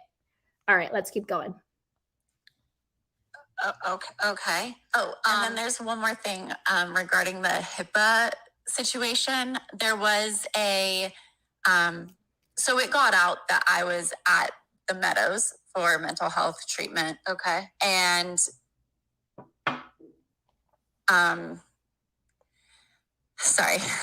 one of my peers who recognized me when I came into the Meadows was like, oh my gosh, Raquel, like, what are you doing here? And she was in for that duration of time, so she didn't know anything about the scandal, but she watched the show. Okay. And so I filled her in on the situation and the things that led me up to coming to get treatment. Mm-hmm. And that was my first week and her last week. That same day she left, there was news that I was at this place called the Meadows getting mental health treatment. And that was a violation of my privacy. And then, it got picked up. Again, that's not HIPAA. HIPAA applies to people in the medical force. If a nurse, if a doctor, if a receptionist at the hospital, if a therapist leaked your medical records, then yes, that violates HIPAA. But if a person who is not, bound to HIPAA laws releases your medical information, in my opinion, that's very immoral, but it's not illegal. So get it together, sweetheart. I mean, basic people know this, right? HIPAA laws apply to people within the actual medical force. They are the ones who take the oath to abide by your confidentiality, not this random chick that you decided to spill your guts to. That's just another patient. Exactly. HIPAA is for healthcare providers only. It's not for the rest of the world. But then there was conversations of, oh, Raquel isn't getting treatment. She's at a spa. She's at Miraval. And Who said that? Castmates or? Yeah, Or castmates, insiders in the press. insiders, people who know for a fact. Oh, okay. And so that whole narrative was being pumped out there that I'm at a spa. And I had my team contact them saying, look, you guys know she's at the Meadows. We have the paperwork to confirm it. Will you dispel these rumors that she's at a spa? And they refused to do that, to keep this narrative going. But being in a mental health facility and not getting that cleared up, you wanted them to say she's getting treatment, not at a spa. Because, Yeah, wow. And why wouldn't they? they wanted to keep this narrative going. It was more salacious for me to be at a spa than to be really reflecting on my actions. So did anyone? That's actually not true, because Alex Baskin, who I take personal whatever, he came out and said that she was at a mental facility. So the actual production people did say she was at a mental facility, not at the spa. I thought she was at the spa. And I'm going to tell you the truth. I still think she was more at the spa than she wasn't at the spa. That's just how I feel. Someone from Bravo reach out to you post reunion out of concern, wanting to help you, wanting to pay for your treatment or check in with you, or even be worried that it would come down on them? What was the reaction? What was their involvement, or what did they do? What have they done? No, there was no check-in from anybody to see if I was okay, and just to, follow up. And unfortunately, I asked for my tuition, I guess, to be covered for my treatment, and they refused to pay for it. And I have the theory that is because if they paid for it, they would admit to Yes. this liability. Yes, it's culpable. If you pay, then you're, yes. Yeah. Interesting. Wow. From the studio who brought you the #1 podcast, The Piketon Massacre. Breaking news out of Moscow, Idaho. It was an unimaginable crime. This is a massacre. There's no other way. Sorry, guys. I had to run to the restroom. We believe Let's get rid of the ads. incredible stories with you. Hope you'll join me and my Oh, so good flavor. But we've done a very good job, but no one knows we're here. But I want to talk about that real quick, okay? This is the thing. She said that they didn't want to pay for her, quote, tuition at Meadows because it would make them culpable. I don't think that's true. I mean, well, that might be one aspect of it, sure. But we have to remember that she is an employee, right? So think of it in that sense. If I'm working at a corporate job and I decide to have an affair with someone, and the fact that I've had an affair with someone has caused me mental anguish during the summer, say I had the summer off and I decided to have an affair with somebody over the summer, would I then expect my job to pay for my mental health bills? I don't think so. I think that if it was during work hours, i.e., while you were filming on camera, somebody made you do this from production, then yeah, they should pay for it. But it goes back to what I said at the beginning. Rachel did this to herself on her own time. It's crazy. So there's been all this going around. People are, speculating that you're part of this reality reckoning, and there have been just like whispers about you and I, very, very subtle, but we've done a very good job that no one knows we're here, which is wonderful. And thank you, everyone. No, everybody knew that this was happening, but go on. But has Bravo been acting differently towards you since your name is in the mix and they're getting word and they're getting legal letters and there's been a lot of very public? Yeah, just a few days ago, somebody reached out from the network and offered for security to be at my house where I'm staying with my parents. And it's like, it's a little too late. Right. All of the death threats were happening months ago, and you were aware of it, yet did absolutely nothing to protect anybody. And after that legal letter went out, all of a sudden they're offering services. So it's a little fishy. Interesting. What's also interesting is that we watched what we just discussed as emotional abuse on the reunion, but what happens with the public? What about The messages and what have people said to you? I've seen merch sold, cups with your names on. So explain that world of hate. Oh my gosh. I think the most disturbing thing, talking about the merch, is when I sent out that cease and desist from my litigator to all of the cast to not share the video that was taken without my consent.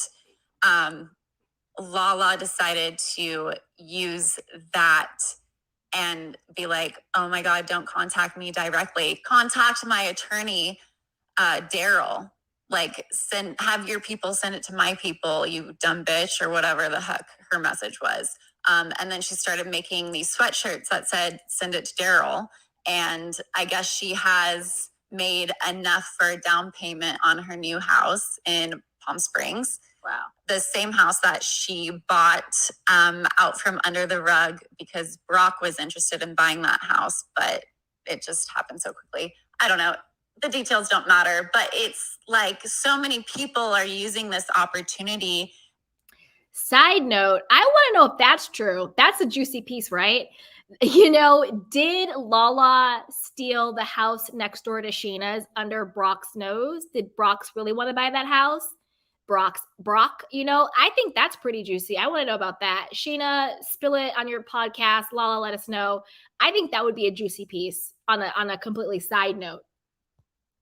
And this scandal to monetize for their own benefit.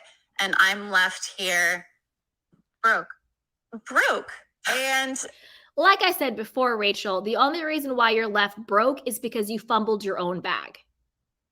I get we do live, it's changing, thank God, but we still do live more in a sort of patriarchal society where the woman does get the brunt of it and the guy sort of gets a pass sometimes. Like, I'm not ignorant to that, but I do think that you could have had a lot of opportunity. There are a lot of, quote, villains out there that make a lot of money off of that. It may not have been to use your favorite word, Rachel, it may have not been the narrative you wanted, but you could have capitalized on it. Like I said before, why are you doing a 3-part podcast with Bethenny and you don't have a damn thing to sell? That's not Sheena's fault. That's not Lala's fault. That's not Ariana's fault. That's not the network's fault. That's your fault. There is no way I would go on a podcast like Bethenny's, who it's about to, it's going to blow up. It's going to be the biggest thing in the world, without a single thing to sell. And that's not being slimy. That's not being greedy. That's the business of it all. Rachel isn't doing this interview for her health. She's doing it because she wants to change her reputation so she can get jobs and she can get money. So why would you miss that opportunity? Bethenny had about 25,000 ads in her podcast. Was it annoying? Yes. Am I mad at it? No. Do what you got to do, girl. be business savvy. If I was Rachel, I would have had, honestly, I would have had the merch I would have been blazers, because everybody was talking about that green blazer she wore in the one-on-one. I would have had blazers. I would have had lightning bolt necklaces and earrings. I would have had postcards. I would have had a podcast. I would have had t-shirts, you know, with merch on it that said weird things like, I don't know, like at least, you know, I have a man, and you, I don't know, some stuff. She could have capitalized on it. The only reason why you didn't is because of you. You know, my name has been raked through the coals. I don't have business opportunities. My brand is shot. Mistress. Yeah. And at best. What kind of, did you actually receive death threats and online bullying? And Yes. My parents received them more than I did. I shut off social media pretty early on, and thank God I didn't have my phone while I was in treatment. And, you know, we got the FBI involved because these things aren't okay. And I think people were seeing red, and they were just like overcome with these emotions, but not thinking that this is a situation that isn't so black and white. And I'm really, really happy that I took the time to go to get treatment at the Meadows, because they did teach a lot about shame and carried shame, toxic shame, and what healthy shame is.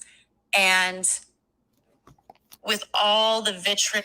Just for everybody out there, there is no such thing as healthy shame. Healthy shame is called guilt. All shame is toxic. Just to clear that up. Guilt, just real quick. Quote, healthy shame is called guilt. Guilt basically says, I have done something that is not in alignment with who I know to be. So I feel guilty for what I did. Shame says, I did something wrong, therefore I am wrong. You internalize it. You feel ashamed of yourself. That's why you say, I feel guilty about XYZ, what you did, versus I feel ashamed of who I am, or I feel ashamed of myself. There's no such thing as healthy shame. It's called guilt. But just want to throw that out there. Online and hate that's been thrown at me. If I were to take that on as my own, I don't even know how I would survive. Do you hold the cast responsible, or do you think they're just doing their jobs to make money? That's a really good question. I think they're doing their jobs to make money. The girls' trip in Vegas was really traumatic for me. Obviously drinking a lot to numb my anxiety and awkwardness that I felt around these girls that haven't had the best history with me. And the following day, Lala and Christina Kelly came into my hotel room, and they were like, oh my God, Raquel, that was amazing. Last night, you like reality TV rating goals. You killed it. Like, so funny. I can't believe you. Like, you're so, like, you did it. You're the best. And then as soon as cameras were on, it was like, Raquel, how could you? I can't believe what you said last night. Oh. And so that was. Wait a minute. I got to stop her there. That's called the game. That's the job, you numbnut. Like, I'm so confused. It's like, I'm so confused on how she's trying to bash Lala and Christina Kelly for being like, oh my God, you did such a good job. And then when camera's up, of course, they're going to continue the storyline. Because don't forget, you're on a show that is produced. It's called, quote, reality, but it's not. It's scripted reality. It's not real. You know what I mean? Like, that's where I'm so confused by this. It's not that they're being mean to you. It's not that they're betraying you. It's that they know what the assignment is. Like, I even heard that, like, with Katie and Sheena, they used to like smile and laugh, and they would like sort of like do like a check with each other and like a wink and a nod, and then they'd be like, cameras up, and then they'd have a fight, cameras down, and then they're cool and they're fine. Like, you would think that Raquel or Rachel, maybe she's lying about this, would know that's the game. It's a reality television show. And she does know it because she kept saying, I was doing my job. I wanted to do my job well. So you knew it was a job. So don't try and malign Lala and Christina Kelly because they were being nice to you. And then when cameras were up, they went back into the roles that they were all playing. And you have said some horrible things about Lala yourself and Katie. So stop. All right, let's keep going. Already a mind fuck. Right. And I know that they're doing their job, and their job is to make ratings, to create something that people will be engaged with. And it's sick. Before I want to just finish up with your future, but do we need to discuss this dog? Is this dog thing something that's relevant? Because it's a big question for people. Did we already talk about it or no? No. Oh, just the dog, and then we're done in 2 minutes. I don't want to burn you out. Okay. Yeah. So just really quickly, there's a lot more to the story. But Graham, oh my gosh, he has a history of aggression, and he's bitten me really hard. He's bitten other people. I already was considering getting a foster family while going into the Meadows and trying it out. But my dog Graham bit my mom. My dog Graham bit my mom's hand down to the bone, and it was so bad she couldn't even get stitches. And I had the decision to either leave the Meadows and go back and take care of my dog, or try to get him rehomed and finish out my treatment because I knew I had more to work on. So I chose myself, and we researched a breed-specific dog rescue, and they took him in besides his biting behavior. And bottom line, he couldn't get rehomed. They reached out to Lisa Vanderpump to ask for a donation after they scanned his microchip and saw that he was my dog. It was supposed to be a confidential, anonymous. Situation, Yeah, right. because it's nobody else's business. Right. And But that happens. Andy had a dog that was aggressive with the baby, and he was worried, so he had to give the dog away. Things happen with dogs. Yeah, and there's a reason why I didn't want James to have Graham. He doesn't have dog experience, and he's part of the reason why Graham is a biter. James would encourage Graham to bite his hands hard, and he liked that sensation. So of course that trained Graham to be a biter. So to my surprise, people are like, oh my God, Graham's filming in Tahoe. And I thought it was a joke at first, and my heart dropped. And there was a picture of James walking Graham, and I was like, no. Immediately, my mom called the foster who was working with Graham, and she said, oh, it's so lovely. Lisa adopted him. And we were like, what? It's just so sick that they're using Graham as a part of the storyline and to further this villain narrative of You mine. dumped your dog off. Yes. Oh. So now the narrative is I dumped my dog at a shelter, and he was hours away of being euthanized. And that's not true. Oh, okay. I got it. Okay. Wow. Yeah. Oh, Jesus. You got yourself into a whole I know. shitstorm. Jesus. I know. Okay, so what are your regrets? Like, what would you do differently? Wait, I'm going to address the doggy situation, okay? This is what I think. Do I think she's being honest about the dog having a history of aggression? Yes, I do. Do I think that she kept the dog away from James because she thought James was this horrible person? No, I think she did it out of spite. The reason why I say I do believe the history of aggression with the dog is because when everything happened with Scandival, it was Ariana came out and said how Ariana was bad mouthing Graham, and it was like every time we'd have parties and people bring your dogs, Graham would always like would bite the other dogs, and it was really hard and all this stuff. So I do believe that Graham did have a history of being aggressive, but I do think that she was being spiteful as hell by not giving James the first right of refusal. She could have easily said, hey, James, you know, the dog's out of control. Do you want to take Graham? Knowing how much James loved the dog, brought him up together, I think she didn't do that out of spite. 100%. Okay, let's keep going. I regret a lot. I would do everything differently if I had the chance to go back. And I really just want to acknowledge that a lot of people were believing in me, and I feel like I was a disappointment to those people. I know that there was a lot of trust that was broken between friendships and betrayal that happened. And I look back at my actions and I'm disappointed in myself as well. That is not the person that I want to be. That I wasn't happy. I was really hurting. I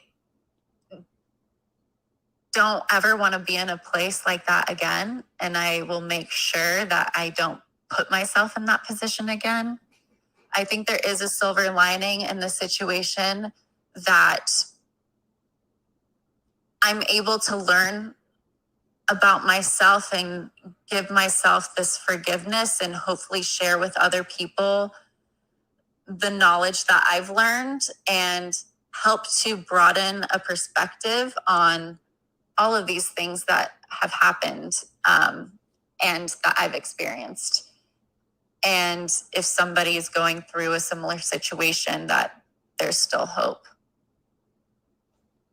That's powerful, honestly.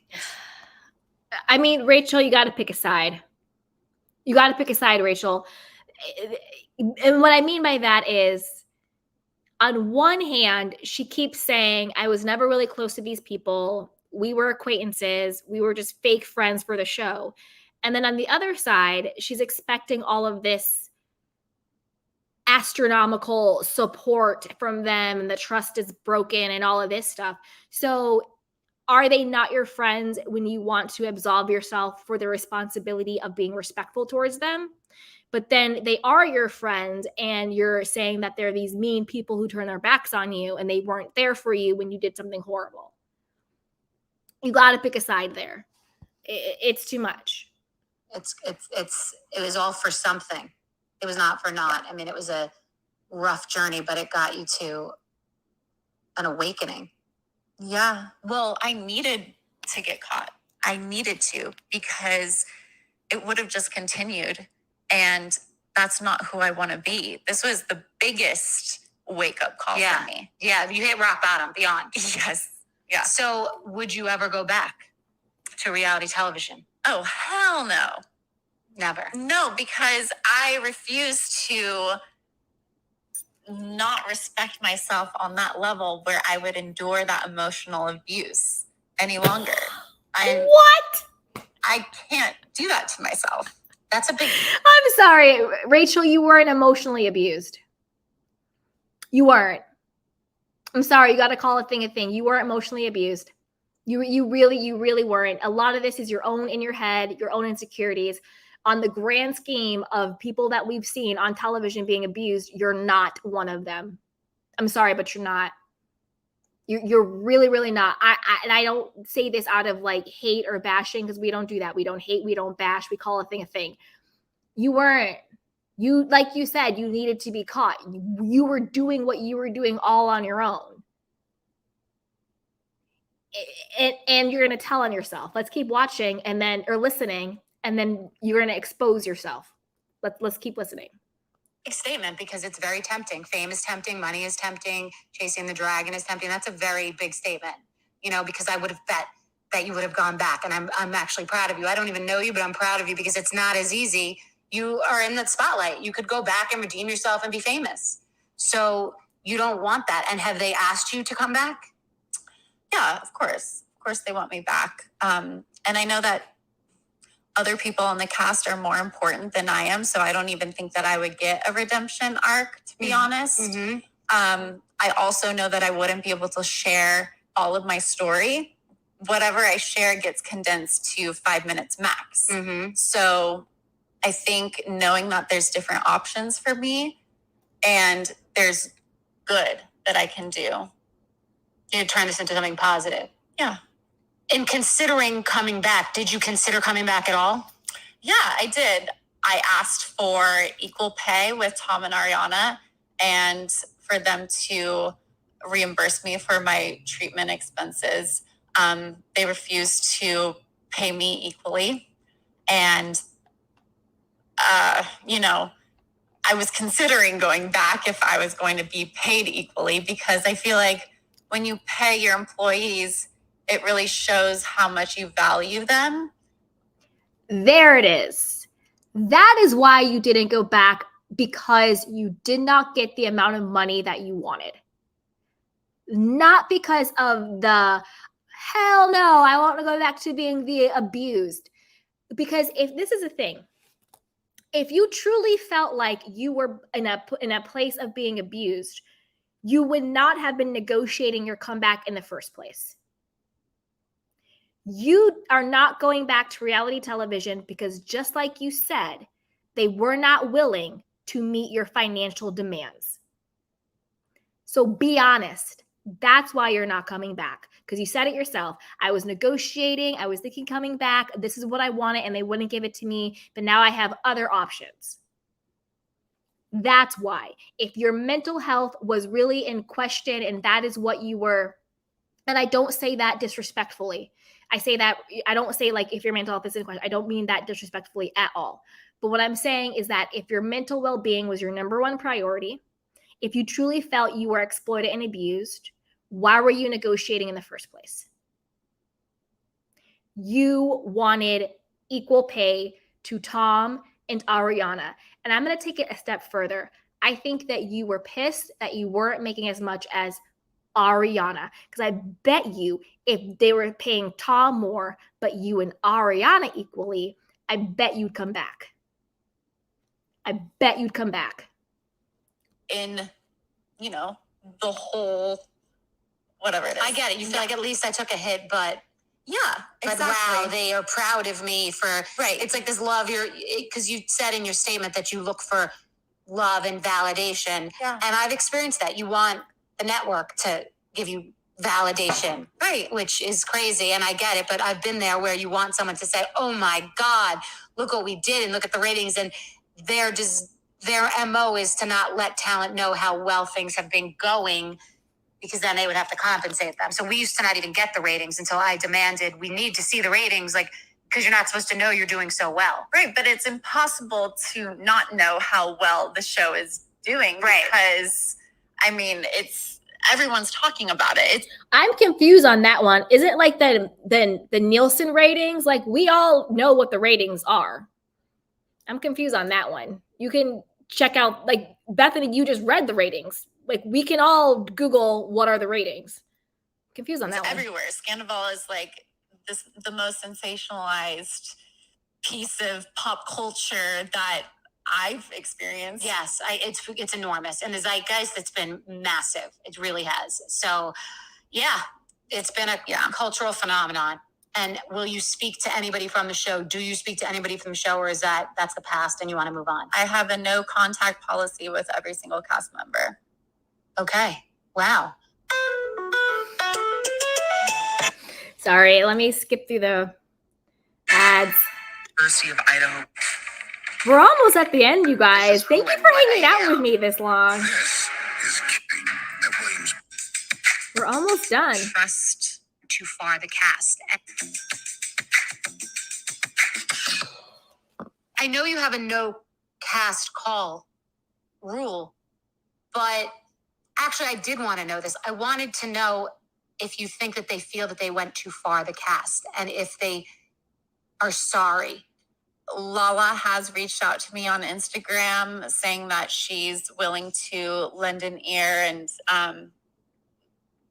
I don't know. I just don't trust that person. I know she has her own agenda. I'm sure she wants to create an alliance with me so she can take down Randall for being a narcissist. This is how I know she's lying about not being in no contact with Tom Sandoval. What she just regurgitated about Lala is Tom Sandoval one-on-one. I don't trust that person. She wants an alliance with me because she wants to take down Randall. That sounds exactly like Tom Sandoval. So you're still regurgitating what he tells you to say. And to be perfectly honest, Rachel, you would have done a lot better if you would have aligned yourself with Lala. She just bought her house in Palm Springs. Give them Lala is giving. She has her accounts flowing. She's still on the show. What has Tom Sandoval done for you lately? Didn't you just unfollow him on social media? And that's her whole MO. Has anyone asked you to come back because you'd be good for the show? So good for business. Yeah, I've been asked back. The only reason why I reached out to Lisa is because I told her my concerns about Graham being in the care of James Kennedy. Mm-hmm. And I got a phone call from her. I answered and explained that James isn't a fit dog parent. Mm-hmm. And she just was talking about the potential scenes we could film together. She was like, just come back for one final interview. You can come to Villa Rosa. You can apologize for leaving and disappearing. And and she didn't ask me how I was. She didn't ask me what I've been dealing with since the last time she saw me at the reunion. And she almost got me back because I did want to share my side of the story, like we talked about. And there was this fire lit beneath me because I was angry that Graham was being used as a pawn in all of this. And I really do feel like he was bait to get me back. Oh, okay. And you never get the last word on reality TV. And have any of the other cast members asked you to come back? Tom has emailed me twice. Lala wanted me back. Yeah. Lisa wanted me back. Yeah. Does that feel confusing when everyone said we thought she would get in a car and leave never to be seen again? You know, even Andy saying like she took a beat down and she was, you know, mentally unwell, etc. And then like, is it strange that the same venue that would put you in that position, and I'm saying you're taking accountability and you definitely contributed to it, but that same place that may not be the best space for you or safe, that you went into a facility for 3 months of your life, is asking you to come back. It's like when you were in the reunion, like, hold on, come back after you just, you know, were. Yeah. Actually, it makes complete sense because they have ulterior motives. They don't care about my well-being. They care about their narrative that they need to portray on this show. Well, it's going to be a very interesting show and season for them. It's going to be why. Rachel, I'm really confused. Number one, why would Katie reach out to you when you literally hooked up with her husband? Sure, they were going through a divorce, but they were still legally married. In her face when she asked you not to, and when you basically cussed out her mother as well.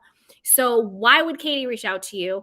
Why would Sheena reach out to you when you did a restraining order against her, wasted her time, her money? She's a parent. Nobody wants a legal battle. You didn't even show up to the court case, right? So why the hell would Sheena reach out to you? Why would Ariana reach out to you? That is, we don't even have to talk about that. That's a duh. You see what I'm saying? Why would anybody reach out to you after what you've done to them? You're not the victim in this. You're lucky Lala reached out to you. And like Lala or not, I like Lala, and I think she was being genuine. But again, you let Tom Sandoval run your mind in your life. Because what you said sounds exactly like Tom Sandoval. And as long as you're letting Tom Sandoval run your life, how did you feel when it turned out that Tom and Lala are now fine? Lala was seen hugging him at the beach. Everybody's kumbaya now with Tom. So Tom is telling you not to trust Lala, but what is he doing? Hugging her and befriending her and taking her forgiveness? We've seen the cast out partying at the beach, at the nightclub. They are acting like they are A-listers in the world right now. And what are you doing? Sitting at home doing weird interviews that nobody asked for, but yet we're here listening to them, okay? So, girl, you need to get it together. You needed to get it together. Makes no sense. To see, and I'm sure they're going to have a real opinion about this conversation, lady. So this is the new you. I mean, you have a new chapter ahead of you. And what do you want to do now that you've grown up? Before she says that, this is another thing. It's in Tom's interest for her not to come back. Because if you really think about it, his apology tour, him being forgiven, it is much easier to forgive Tom and welcome him back to the fold if she is not there. I think it would be a lot harder for Tom to get back in everybody's good graces if she was still filming the show. I really am impassioned by learning about myself and the psychology behind all of this. And I am taking the steps to start my own podcast. Nice. Okay. I feel like it would be a great way to share. Again, she should have dropped the podcast. She should have had the link in the description box, link in the show notes. It should have been on every single episode. Massive missed opportunity. Share my side of the story and bring on experts that really understand the psychology like a self-help. Yeah. So we should talk about it. Yeah. Okay. And I feel like, this is a area that's untapped because nobody really wants to talk about being the other woman. And for as many people that are hurt by this affair, there's equally as many people that have been the other person. If you have, yeah, exactly. Yeah. If there are that many affairs, somebody's the mistress or the mister. Yeah. So, and I think it's very remarkable that you want to do a podcast and not just go dip back into the garbage. Like, you'll talk about the garbage. I'm sure you have a voice. We've been speaking for almost 2 hours. And do you want to get married? Do you want to have kids? Do you want to be in a relationship? Like, where are you in that area of your mind? I would love to have a healthy relationship, but right now I am nurturing my houseplant and, still healing myself so I can break these patterns that I cycle. Keep. You want to break the chain and you want to have a good relationship with yourself. Yes. First. Yeah. So where will you be living? We're in Arizona now. I flew to come see you, which is, there's no precedent for that. I have not done that. I really was feeling for you and not wanting to travel. And I thought, let me really have compassion and come to where you are so you feel safe, because I know that it was hard for you to talk to anyone. Yeah. And I was worried that you might get cold feet. You came in very strong and very confident today and very together, which I didn't know if you'd be fragile or a mess or so. Where will you be going from Arizona? I'm going to be traveling around. I'm not headed back to LA anytime soon. Okay. So I have some plans to check out different states and different areas. Oh, nice. So it's unwritten at this point, but I'm excited to start this new chapter in my life. A new journey, literal and figurative. Well, if you want to come visit me in the Hamptons, I'm right near the beach. So I just want to say thank you for trusting me. I mean, I give you a lot of credit for really staying quiet. It's very difficult to do that because you want to get your thought out, your word out. You want to correct everything that's wrong. And you took months to really just allow for it all to settle. And when you don't know what to do, sit still. And you did sit still. And now you got, is there anything we didn't cover? Were you able to get your entire story and your whole voice out today? I think that whatever we didn't get to, which there's so much that goes on behind the scenes and what happens internally, even that Save it for your podcast. exactly. We'll get there. Save it for your podcast. Okay. Well, thank you so much. Woo! You guys, we did it. We did a listening party. All 3 episodes. You guys are amazing. My candy canes are the best in the absolute world. I just dropped the link. We're about to hit 4 hours. Wow. Wow, Bethenny. Wow. So if anybody wants to come up and chat with me, come up and chat. But this has been amazing. It has been so much fun. And I want to know what you guys think. Let me put that slide up again. Woo, doggy. So again, this was the number 1 mistake I thought it was made, is that conflating what happened with Rachel and Scandival with the true issues of exploitation when it comes to networks and studios and production abusing and using the talent are 2 separate issues. I don't know what Rachel having sex with Tom Sandoval has to do with residuals, covering up assault, pushing booze on people, stealing ideas, racism, sexism, mental health exploitation, a reality TV union. Like, I don't understand how the 2 come together. In my mind, they don't. But with that, you guys, before I bring up anyone, be sure to like, subscribe, and share. And don't forget my announcements at the top. You guys asked, I answered. Remember my channel, they came after me. I'm still demonetized, but that's okay. So I've started a free podcast, which is Reality TV with Candy. It's on Spotify and Apple. So that is where I'll be mainly dropping my reality TV content from now on. And then we also have our Patreon, which of course we will do weekly lives and access to archived videos and exclusive videos. Since the Patreon is paid for, I will be putting all the videos in Patreon and exclusive videos, and we'll be doing weekly lives there. But I will also be doing the free podcast. Everything's linked down below. And then also TikTok, follow me on TikTok. I don't do reality on TikTok. I do self-love content. And then I also do my daily lifestyle. So if you want to get to know me more as a person, my TikTok is really the place to go, because that's where I share my personal stuff. So with that, thank you guys. And now I'm going to bring a couple of people up to, chit chat and finish everything out. All right, here we go. Let me put this up. And we have Natasha and Julius. Yay! Hey. Hi. How are you guys? The band's back Good. together. The band's back together.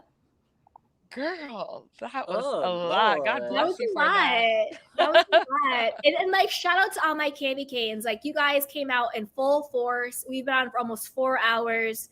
I love you guys. Thank you for holding me down. And like I said, you asked for it. I answered it. I'm doing a free podcast for all reality TV content, which actually I think is going to be even better, because I can spill even more tea on the podcast, less restrictions. So What's it called? I was trying to look for it. oh, it's called Reality Tea with Candy. Oh, got it. I was searching what it Candy looks like. Washington, and I because I already follow your other one. I was like, I couldn't find it. Yeah, it's a Reality Tea with Candy. Okay. And it's Julius, only on Spotify and Apple, but you guys go. Julius, do you want to start? Oh, I got shit to say. This girl, like, she called herself, I'm telling my side. Girl, you could, like,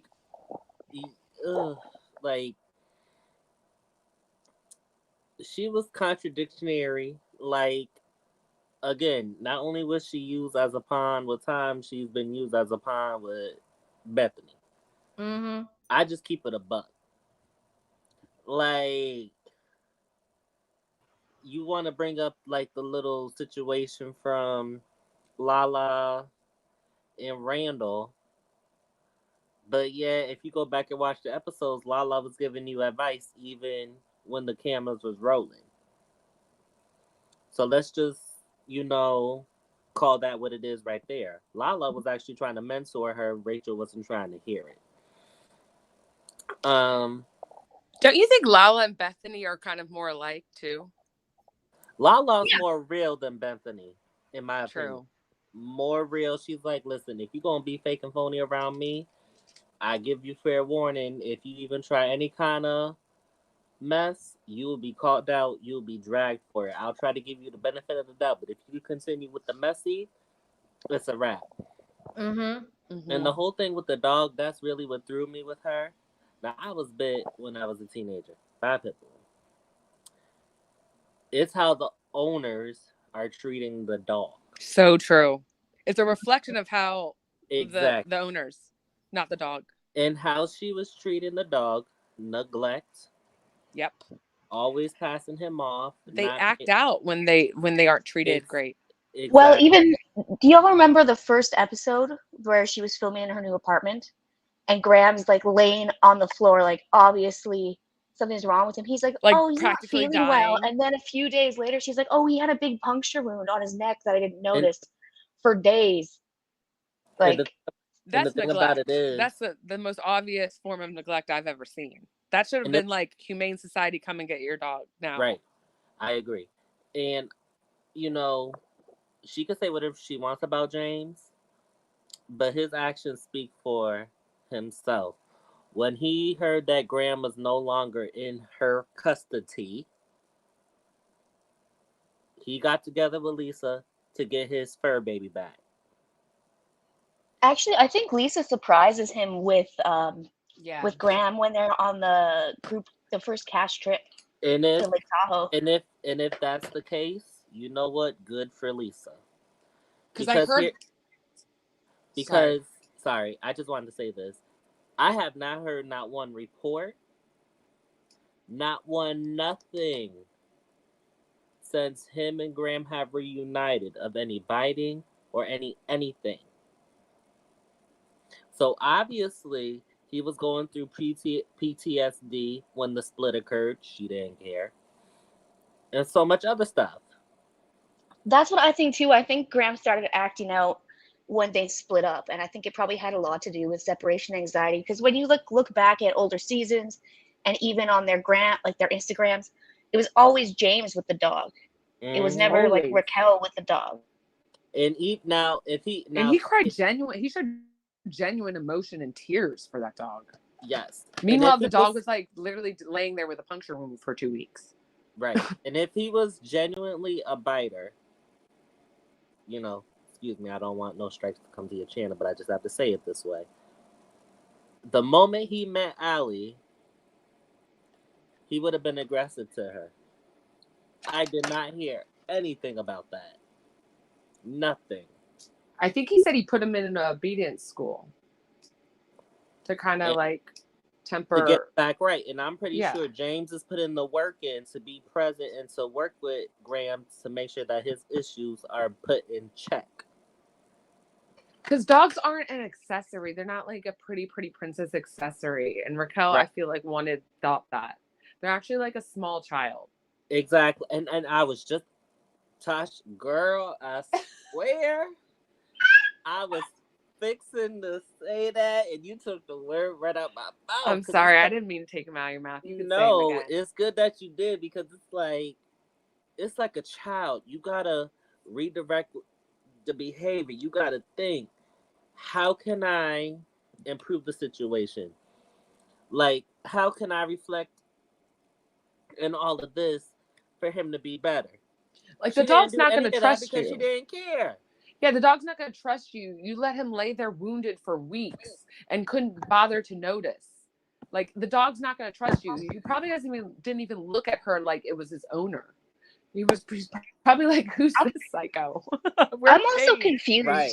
Like I'm confused about what she said about the dog, how it bit her mom to the bone. But like the one thing she said that really stuck out for me was she said he bit her so badly she couldn't even get stitches.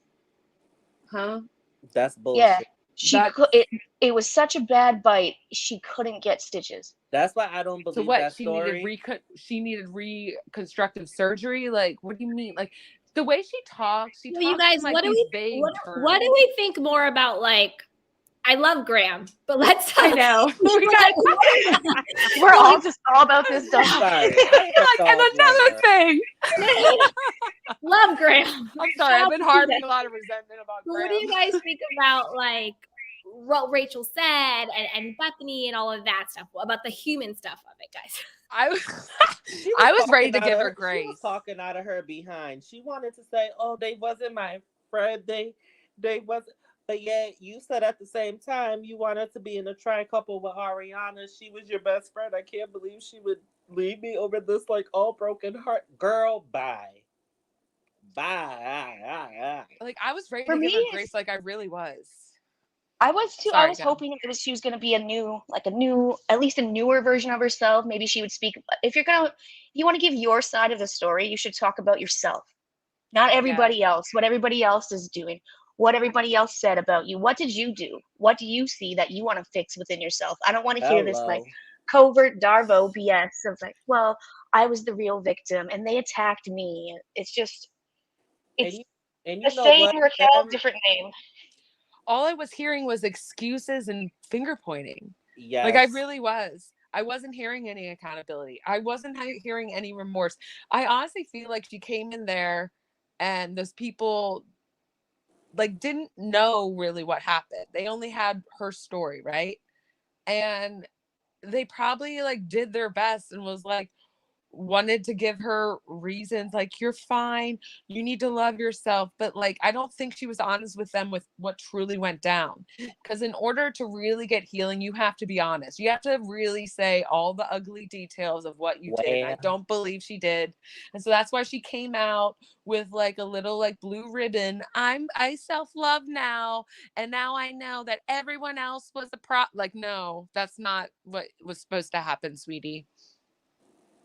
Yeah, and well, like different mental health issues require different types of therapy. Not talk therapy, these kind of programs don't necessarily work for everyone, and especially people who could have like personality disorders. Like there's clearly something like wrong with her that I hope she gets help for, but But you know what? We got to go back to earlier in the year. And she tried to say this wasn't like her, but like a few of her classmates who knew her from high school came out and said, this is her MO. This is what she's known for. And the thing is, it drives me nuts, like people that constantly have to tell you that they're good people. Good people don't tell you all the time that they're good people. And it's just like the thing for me, the actions would have spoken for themselves. Like you didn't, like a good person would never even fathom the stuff that you did. Know that, Rachel. Know that. So the fact that you did, whether it was for a show and you're being a good employee, whatever thing that you have in your head to rationalize that hideous behavior that you showed, right? Know that good people don't do that. So you might want to get to the bottom of that. And she's like, in the way that she talked about, dive deep. And the way that not she just about, you're magical and chosen or whatever. Like maybe you need to explore abandonment issues, real true ones, because I bet you have those. Sorry.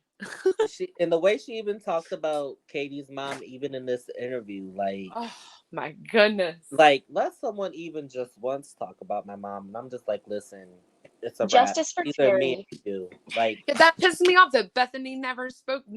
She's like, okay, but let's talk about you like terrorizing Katie and even her mom. That was pretty hard to watch. Like, what was going through your mind then? Because if anything, I can get Katie over here because she probably feels a little abused herself by you. And it's like, you know what? Justice for Katie. Justice for Katie. And people don't like Katie because of her earlier Mean Girl days, but you know what? Sometimes you got to be like that. But one thing I can say, she not once slept with her best man's man. She never cheated. Exactly. Especially not with her. Katie's a real one for best sure. friend. Let's keep it real. Even though she wouldn't even touch Tom with a 10-foot pole. But let's just keep it real. Yeah, I don't know. Definitely think I'm definitely sickened by the whole, like, it seems like Tom's getting off scot-free. I do agree that she is getting the short end of the stick. I also felt like there was a sense of entitlement coming from her. Like, all these people are hustlers. She could have, like, literally capitalized too. Like, she could have made a shirt that said, thank God Subhuman. you don't have a man to take, or whatever that saying was. Subhuman, delusional, something like Yeah, that. she could have, subhuman, and had like glasses on and like on a Harley, like some kind of picture. Like, I just gave her an idea. Like, this is like Lala just capitalized on a saying that she flew out Send of it her to mouth, Daryl. and everyone laughed at. She had a couple sayings herself. She could have done that, but she didn't. And she's not creative, and she's mad and thinks that, oh, that's just given to these people. No, these people came up with it. They took the initiative. Nothing was handed to them. They grabbed you it. know what? She brought up the whole send it to Daryl thing, and you could tell the jealousy in her voice. I'm like, girl, you could have made $1 and then some. I could think of like 5 different T-shirts she could have done. Right. She could have said, even yep, made I ones sent that it to were Daryl. against her and made money and sold it anonymously. Like, she did nothing but wait, Natasha. Well, and she was acting like she was the only one who had merch put out that was about her, when there was like the worm with a mustache that James put out, and then the F me in this T-shirt that Ariana and Katie put out for the sandwich shop. Like, this is not a new game. They've been doing this kind of merch drops for seasons. Like, Sheena started like the biggest one with like the Boy Crazy line, and then now everyone's been doing it. Like, you're not that special. It's not that deep, girl. Yes. And it's just like she not once apologized to Sheena. And she had the nerve to say she was mad that Sheena didn't reach out to her. Like, girl, you put a whole restraining order against her. Let's go to class. Like, you put a whole restraining order against her, and you wanted her to reach out to you? And I want to know how much rent she paid. Girl, bye. Because I'm sure it wasn't the full amount that she would have gotten if she actually had. Oh, so I know. I actually know that number. 1,000? And no, 1,500, and that apartment, the apartment that they had was about $38,000 or $3,800 a month, and it's from a good source that it was about 1,500. Yeah, I think I've heard something similar. Like, I heard she paid 1,000 and the apartment was worth around like 4,000. So like what you're saying sounds about right. But yeah, it was definitely under the amount. Like, and she had that whole like 2-bedroom apartment to herself. Like, that isn't cheap. And like $1,500 would give you a dump in LA. And she didn't clean it at all. She didn't bring in none of the Kermit, Fabuloso. She was bringing men up Mr. there in Sheena's bed, and I kind of always wonder if it was Tom. Oh yeah, like, I'm sure he was the counter guy. Oh, of course. And he didn't care about Sheena either. Like, the more I think about like the apartment thing, of course it was him. Cause she was too like, yeah, we like, how you gonna desecrate the kitchen table where they sit with their baby? It's an abomination. Like, no, like with the whole thing, I didn't hear her taking any kind of accountability. I just heard her victimizing herself. But one thing that stuck out to me is she was like, well, the girl always gets it worse. Tom's not getting it like this. It's like, well, then why don't you dish some out to him?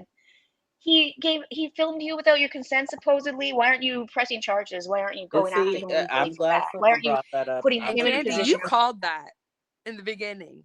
You called that. You were like, I want to know what this deal is. And you were the one pointing that out from the very beginning. You're like, hold the phone. What's this about film without your consent? And then like no one really talked about it, and then we just kind of moved on because everything else was happening. But you were the one, you were like, no, we're gonna talk about that part. And she didn't do anything about it. Oh, but now like she has nothing else, so now she's going to lean on. It's like, it's giving, what's it called, opportunistic. Yes, and I'm glad someone brought it up, because it's just like, someone who is actual, a victim of that kind of thing, she gives a bad name, because I'm telling you, in the deepest depths of my gut, I did not believe her. And she described how Ariana like found it and stuff. Of course you knew. Of course you knew, because you said over and over again you wanted her to know. Like, her doing this interview with Bethenny put her in a deeper hole than she was already in. I don't know, because I feel like Tom would have came out and like said something. And I think he's just like, I think if she completely fabricated that and that was out of nowhere, I think he would have said something by now. You know? But the fact that it was probably true, I kind of think it's true, to be honest. I think it's true, and I think that she just was kind of a pushover to him and just was desperate for his, what she thought was love, and she just went along with it. Probably knew he was slipping away and just wanted to hold on and was willing to put up with it and let it slide, knowing that everything was out in the open and the cards had all fallen. I think that Raquel, she had endgame plans from the beginning of this whole affair. There was, and you can see it in this season where Tom is really pushing her into this position of being a more centralized character and being beloved and innocent, and oh, look how these relationships haven't worked out for her. Meanwhile, oh, look how my relationship's not working out for me. Her endgame plan was to be up in that house in the, well, I guess down in the valley by next season, and Ariana's out. Even Tom had said, Ariana said that if they were never together, she would leave the show. So I'm sure she had her little plan in mind, her fantasy, and when it didn't work out and they got caught, it just imploded for her. Yeah, she's like, wait, this isn't what I imagined in my head, or what Tom promised.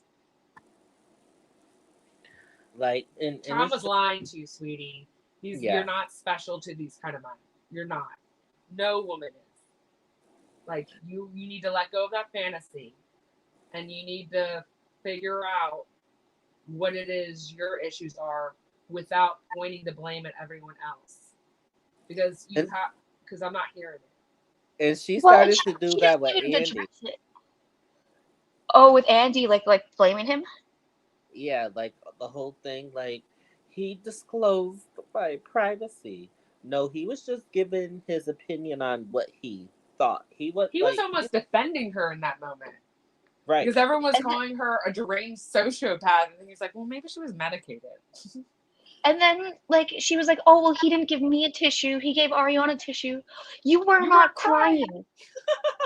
What do you need a tissue for? Like, the reason why everyone was appalled because you showed no emotion, there were no tears. She was showing real emotion. You weren't. That's the part that was shocking. She doesn't have any self-reflection. That's the issue. And I feel like she just jumped on this bandwagon because she's just the type of person that just needs someone to follow.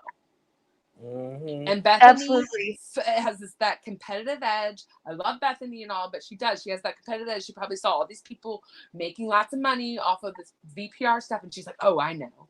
I'm going to start my revenge or reckoning podcast with her, and that'll be the hit because I'll be the first one. Well, actually, she started it a week prior by going after her ex-best friend Jill Zarin and manipulating her into coming on the podcast.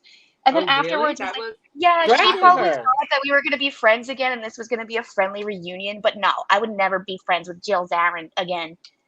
So it's like, so what, you had this woman fly out to your house in Connecticut and come and sit down and think that, you know, it was finally going to be that moment for reconciliation. But no, it's for your podcast. Like, Bethenny is the villain. That lady has every reason to not speak to Bethenny. She brought cameras to a funeral. Right. And I believe that was Bethenny's idea. I believe 100%. I believe 100%. that wholeheartedly. Like, if someone was bringing something to my partner's funeral, my husband's funeral, and I'm like in grief, listen, like I already said, I would have called security. Not even security. I would have handled it myself. It would have been on site. Well, see, and she said on this podcast recently, she told Jill, well, Bravo told me, Andy told me that you knew that cameras were going to be there. And she was like, Bethenny, I was in bug-ass sunglasses Look what I was wearing. I wasn't mic'd up. I didn't know you were mic'd up. Like, would I have looked like that had I known you were bringing cameras? They filmed her from across the street, so like their conversation, she doesn't even know that she's on a mic. It's pretty predatory. Wow. I don't think Bravo did. She was generally grieving her husband.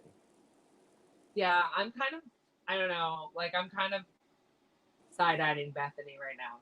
And I feel like she like kind of thought she was above the show because the way she talked about the show, she's like, oh my God, those numbers. It's almost like a real show. It is a real show.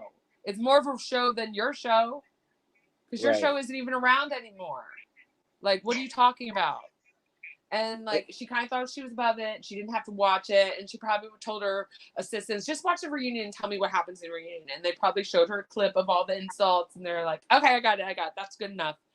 Meanwhile, she has no idea how many layers were happening and what was really going on. And she thought she was just like smart enough to be able to do it. Candy? Yeah, she's just... Yes. No, I mean, I've been talking for 4 hours, so this is fun. I get it. You're like drinking tea and you're like, okay. He's just like, ooh, let me give it this one thing. What do we think of the real motive behind this whole like reality TV reckoning? Do we think it's really that Bethenny cares about other people, or is she upset that she didn't get her show picked up by Bravo? It's a copycat because it's just, like, the actors and the writers, they have like legitimate means. I hope I'm saying that word right. Actual means to strike. It's giving like fake altruism that's like actually covert narcissism to me. Like, it's like I feel like she has a side that she likes to give back, but it's almost like she gets off on that. She likes being that person. I helped them. I did this. This is what I did, you know? It's that like kind of fake altruism kind of thing. And I think oh, go ahead. Sorry. And it's just that contract that she had with that person that came forward, and like it showed like she was doing the same thing. I don't know, it's just a hypocrisy. Did you watch that show where she's looking for a new assistant and like the just torture that she subjected all of those people to? It's crazy. Yeah. And it's like before she launched this podcast, like she started with the whole lawsuit thing. And like she said something about Candy. Yeah, Candy, you know what's up. Like, and Candy's like, look. And she said it, I believe, to Entertainment Tonight or Variety or one of them. If I have a problem with production, if I have a problem with Bravo, I handle it at the time. Do I have my frustrations with them? Do I have my issues with them? Yes, but I handle it at the time. And my studio listens to me, and they take my thoughts into considerations, and they like, well, we could do this, we could do that. They work with her. So that's why Candy says she didn't have any problem, but she specifically, I believe it was after the Carlos King interview with Nene Leakes, she specifically called on Candy. And Candy was just like, let me just stay clear of this, because this ain't got nothing to do with me. I think what's going on with Bethenny, I think it's almost like an Elon Musk situation where you have so much money that you're just bored that you start to kind of just spiral and mess with stuff that don't need to be messed with. You know what I mean? Yes. Oh my God, yeah. Where the people who can't enjoy their wealth, they always have to be busy doing something. I think that's what's going on here. Like, Elon Musk didn't need to touch Twitter. Now it's X, and it's horrible, and it's probably going to die soon. We didn't need him to do that. You know what I'm saying? Go enjoy your billions, go to space, shut up and leave us alone. I feel like Bethenny's kind of like that. I think she's kind of gotten to a place where she just needs to be doing, whether it's not the right thing to be doing. I personally would have wanted her to use this time and her platform, maybe go help the people in Maui. Because she does philanthropy very well. So yeah, she does. Be Strong is a great charity. Great charity. Use that. I don't know why she thought she needed to give Rachel a platform.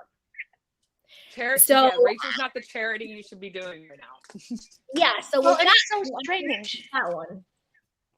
Because she was on Watch What Happens Live not that long ago with Jeff Lewis, and it was right at the same time that she was pitching Bravo a show to be filmed in Connecticut. Mhm. And then that was kind of going to be like her, I think, what she thought of as her like little test to see like how she's picked up by audiences, and she was well received, and then the show was turned down, and suddenly now reality TV is just needs this reckoning. So I think it's And I just believe she has ego an and attitude. revenge. I believe she has an Whatever attitude. it is.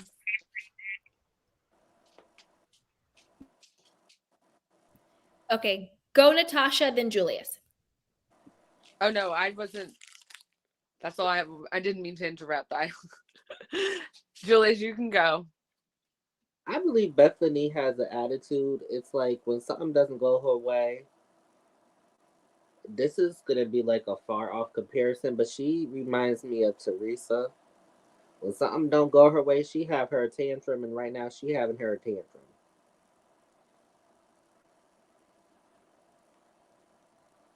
I think that Bethenny has it in for Andy Cohen because I think she feels like she was sort of targeted when she was on Watch What Happens Live with the whole Jeff Lewis thing.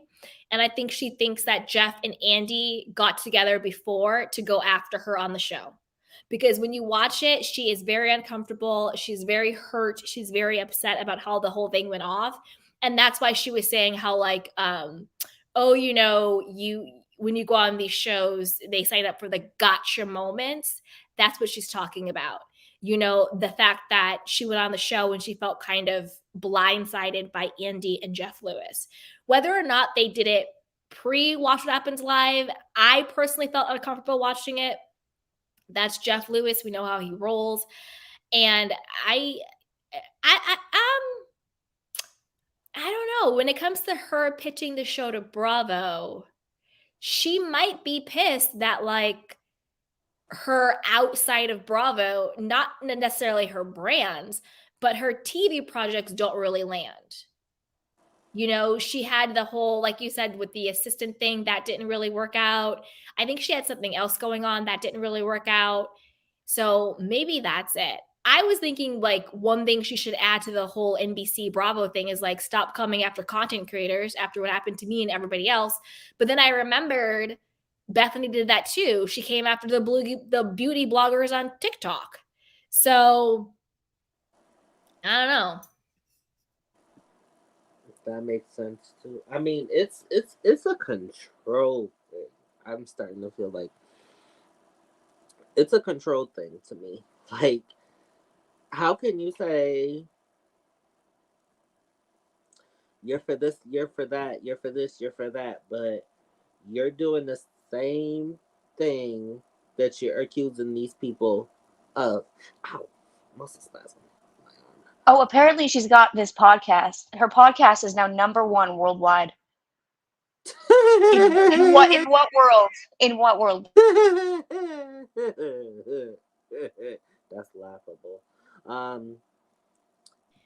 That's why I said that Rachel fumbled the bag, because whether it's #1 or not, it's pretty much at the top at this point. And Rachel should have had something that in the description box, in the show notes, link to my merch, link to my podcast. So now Bethenny has, let's say, top 5 podcasts worldwide. Let's just say that, right? Top 5 podcasts worldwide. She's making revenue off of the ads. She's getting all those downloads. She's getting subscribers. And Rachel's pretty much getting nothing. But again, that's not Bethenny's fault. That's Rachel's fault. Right. She didn't take the initiative. She could have. The same She way wasn't even I just gave her taking like the 3 hit in the ideas for moment. t-shirts. Yeah, whining about Ariana getting money and Lala getting money. It's the entitlement. She sees it as they got it, and not she doesn't realize that they reached out and got it for themselves. You know what it is? It's this sick thinking that because they have something, they took something from me. That's really the sickness of it. Like, oh, I don't have the money because they did it. They took it from me. Nobody took anything from you. They just went and got their own. Exactly. You know? it's this perpetual victimhood. Like everything is against you. It's not. These people just took initiative. You could stand to do that. You'd probably be happier and probably have more self-worth. It didn't even have to be anything big. Like these little t-shirts lines they do, you could whip that up in a day if you wanted to. Easy, you could whip it up. Like it doesn't even have to be something that this is this huge production. It could have been as simple as a hoodie or a t-shirt or a mug, just something. Honestly, she should do a subhuman hoodie for the fall. I would buy a subhuman hoodie, honestly. I would support honestly that. would Like, too. do something for yourself and stop complaining about everybody else getting their bag. Exactly, girl. Just put out a cool hoodie. Like you always say, can't like secure. That's like what's her name from Dubai? Carolyn. Oh, sorry, but Carolyn from Dubai. She has the like horrible human line. Honestly, like I picture her like black and white, kind of with sunglasses, like on like it's like a almost like a cartoon type of version of her, like on a Harley, and it's like subhuman, and it's like a biker gang or something, and like that's on a hoodie, girl with like the Tom lightning bolt sweater. Yeah, like come on, girl, like it's like this could be you, solution, but you'd rather sit there and be like, and it's just like. The one lady, I think she's from Miami. I used to feel sorry for her story at first. She's the one with that guy who was with that guy, Lenny. Oh, Lisa. I used to feel sorry for her at first, but I don't. Because my aunt, she told me that, you know, what he was saying was true. Like, he wanted, like, more time. And she was just like, no. Like, no. And so I went back and I watched those episodes. And I was just like, yo. She knows how to play like a he also had all those parties, though, with all those like... No, I know. I disagree with that. I do feel bad for Lisa. I think that she was doing everything she could to keep her marriage together. Like, it's not fair to be like, oh, because your husband wanted to throw these parties and because you were bending to his will, you deserve to be cheated on. That's not fair. Yeah, no, absolutely not. That's not fair. No, cheating does, like, you know, I'm not excusing the cheating, and he's a lowlife for that. But it's like, I seen certain things too, but I think they should have started the divorce process, not when they did, but years ago. I don't know. So what do you think about this new podcast idea? Like and another thing is, like, I feel like she should have leveraged her first return interview so much better. Like, it was so she should have done it on her own podcast. Yes. She could have launched her podcast with her first like her tell all of like her version of the event. She would have had wearing so many people jump wearing her merch. She could have had tons of ads throughout it, because you know so many people are going to listen, and it would have been next to no work to get it all done. I mean, even if she had like she would have made major bank. Yeah, I mean, one thing that my 10th grade cosmetology teacher, who I'm still close with to this day, one thing she used to say, and some folks don't listen to this sound advice, is word of mouth. You are your own marketing tool, and you have to have word of mouth. And Rachel has none of that. She expects no marketing, there's no an capital, entitlement. No collateral, no nothing. She expects it to be handed to her, because I think she was very, very like kind of sheltered and maybe spoiled, or I don't know. Like maybe like they did that because to make kind of like to overcompensate for her being adopted, and they wanted her to feel welcome. So maybe she got sheltered and spoiled a little bit. I don't know, but it's like it's giving like this entitlement. Like, why don't I have that? I'm just like, because you're not doing it. Like no one's going to give you that. No one gave those people that. Yeah, it's she's got passenger princess energy. What'd you call it? Passenger princess? Passenger princess energy. Oh my, that's the most accurate thing I've ever heard. Passenger seat. She just wants someone else to take the wheel, get her to where she wants to go. That is the most accurate thing I've ever heard. I love that. Passenger princess. 1000%. She is if you look up Passenger Princess, it's Raquel in her bikini. Like it's crazy. It's her perception of the world is very, very skewed. And I think that's something that needs to get worked out, because she's not viewing the world accurately. Like she's seeing it like she feels like the victim. I'm a good person. Why are these people mad at me? It's because you did something pretty heinous, girl. like you know what I mean? Like she doesn't understand that she needs to participate in this world too. Like she's not just handed it to, like she's not allowed to do whatever she wants and get handed stuff, and no one's allowed to react or be affected. Or you know what I mean? It's just this very skewed perception. Well, I think she likes to live, and she did for a long time. She lived behind that mask, and she would even call herself. Who calls themselves naive? Who is actually naive? That's Who what I'm needs to tell saying. people I'm a good person, I'm a sweet girl all the time? No, you want to be viewed that way because underneath you're manipulative, you're conniving, you're selfish, you're self-centered. You care about you and what you want, and you don't really care about anybody else. Even when she got with James, it was because she stalked him around West Hollywood for days. Would show up at every see you next Tuesday. It wasn't like they just met on once on a one-off. She was chasing him because she wanted to get on the show and she wanted to I have heard the that DJ. actually recently from someone else. They were saying that they were there and she would show up to where they were going, like the after party.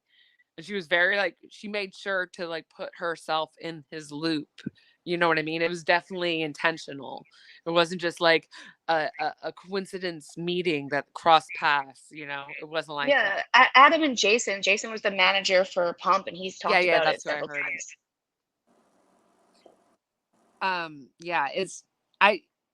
Like I said before, good people don't constantly have to remind you that they're good people. That's when you know someone's a bad person. If they're telling you all the time how good they are, then you're a bad person. Because I've never heard of good people. Usually good people would probably even not even talk about themselves like that, you know, like that's not how it works. And I feel like she's relied on that mask so heavily, and she thought that she didn't need the mask anymore because her beauty shows or competitions were over, and now she could like, it would be fine to be this villain because like in her perception everyone else on the show has been, but she didn't realize that what was actually happening. Like it's just her skew of the world is just very weird. It's just not accurate.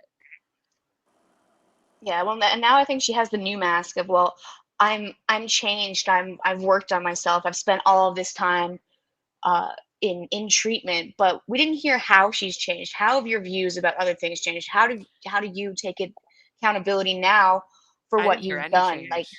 Like, do you see now that what you did was vile and terrible, and it ruined many people's lives? It like lit people's business on fire. Do you now see how you got there, what you did, how you're gonna never do it again? And just like the stuff, just like forget Ariana, just the stuff honestly with Katie was sick. Yeah, well, and she kept saying like it was disturbing. Like she chased her out. She looked deranged. The way she talked to her mom, she looked like she was like honestly terrorizing Katie and her mom at one point. It's like, girl, do you want to comment on that? Like, well, and she keeps speaking about her behaviors. She keeps saying, well, you know, in season 10, I wasn't myself. It's like, no, girl, it's still real life. Like, yes, you're on a television show, but it's not season 10. It's last year. You can't just take all of your transgressions and refer to them as, well, season 10. It's like, I think there's like a disconnect there between herself, reality, and reality TV. I can maybe like, because we're all on this show, then these people aren't really like real, or they don't have actual feelings, or how I behave in this realm isn't going to affect people's real lives. I don't know. She's just like, it's and just the part so about Ariana when she was saying how like that wasn't really my friend, I was really just there to see Tom. I'm like, girl, you're telling on yourself. Like Candy's right. Like you're basically saying I was pretending to be your friend to get your man. Like, girl, do you hear yourself? And the fact that she doesn't means that she could spend like $100 more grand on treatment. Like, girl, like That's the part you need to get to the bottom of, because you don't seem like there's a lot of remorse or accountability. You're saying, you're like, I could hear, like, I listened to it on podcast form. I could, like, before I watch, I don't even know if there's a video form of it yet, but like, I could hear the smirk coming out of her, like, you know what I mean? Like, you could hear, like, there was like a hint of like little bit of joy. Like, she liked saying that. She felt power from that. And she has this weird thing where she is competitive, and I don't think that's changed. I didn't see any change at all. I just saw someone with new excuses.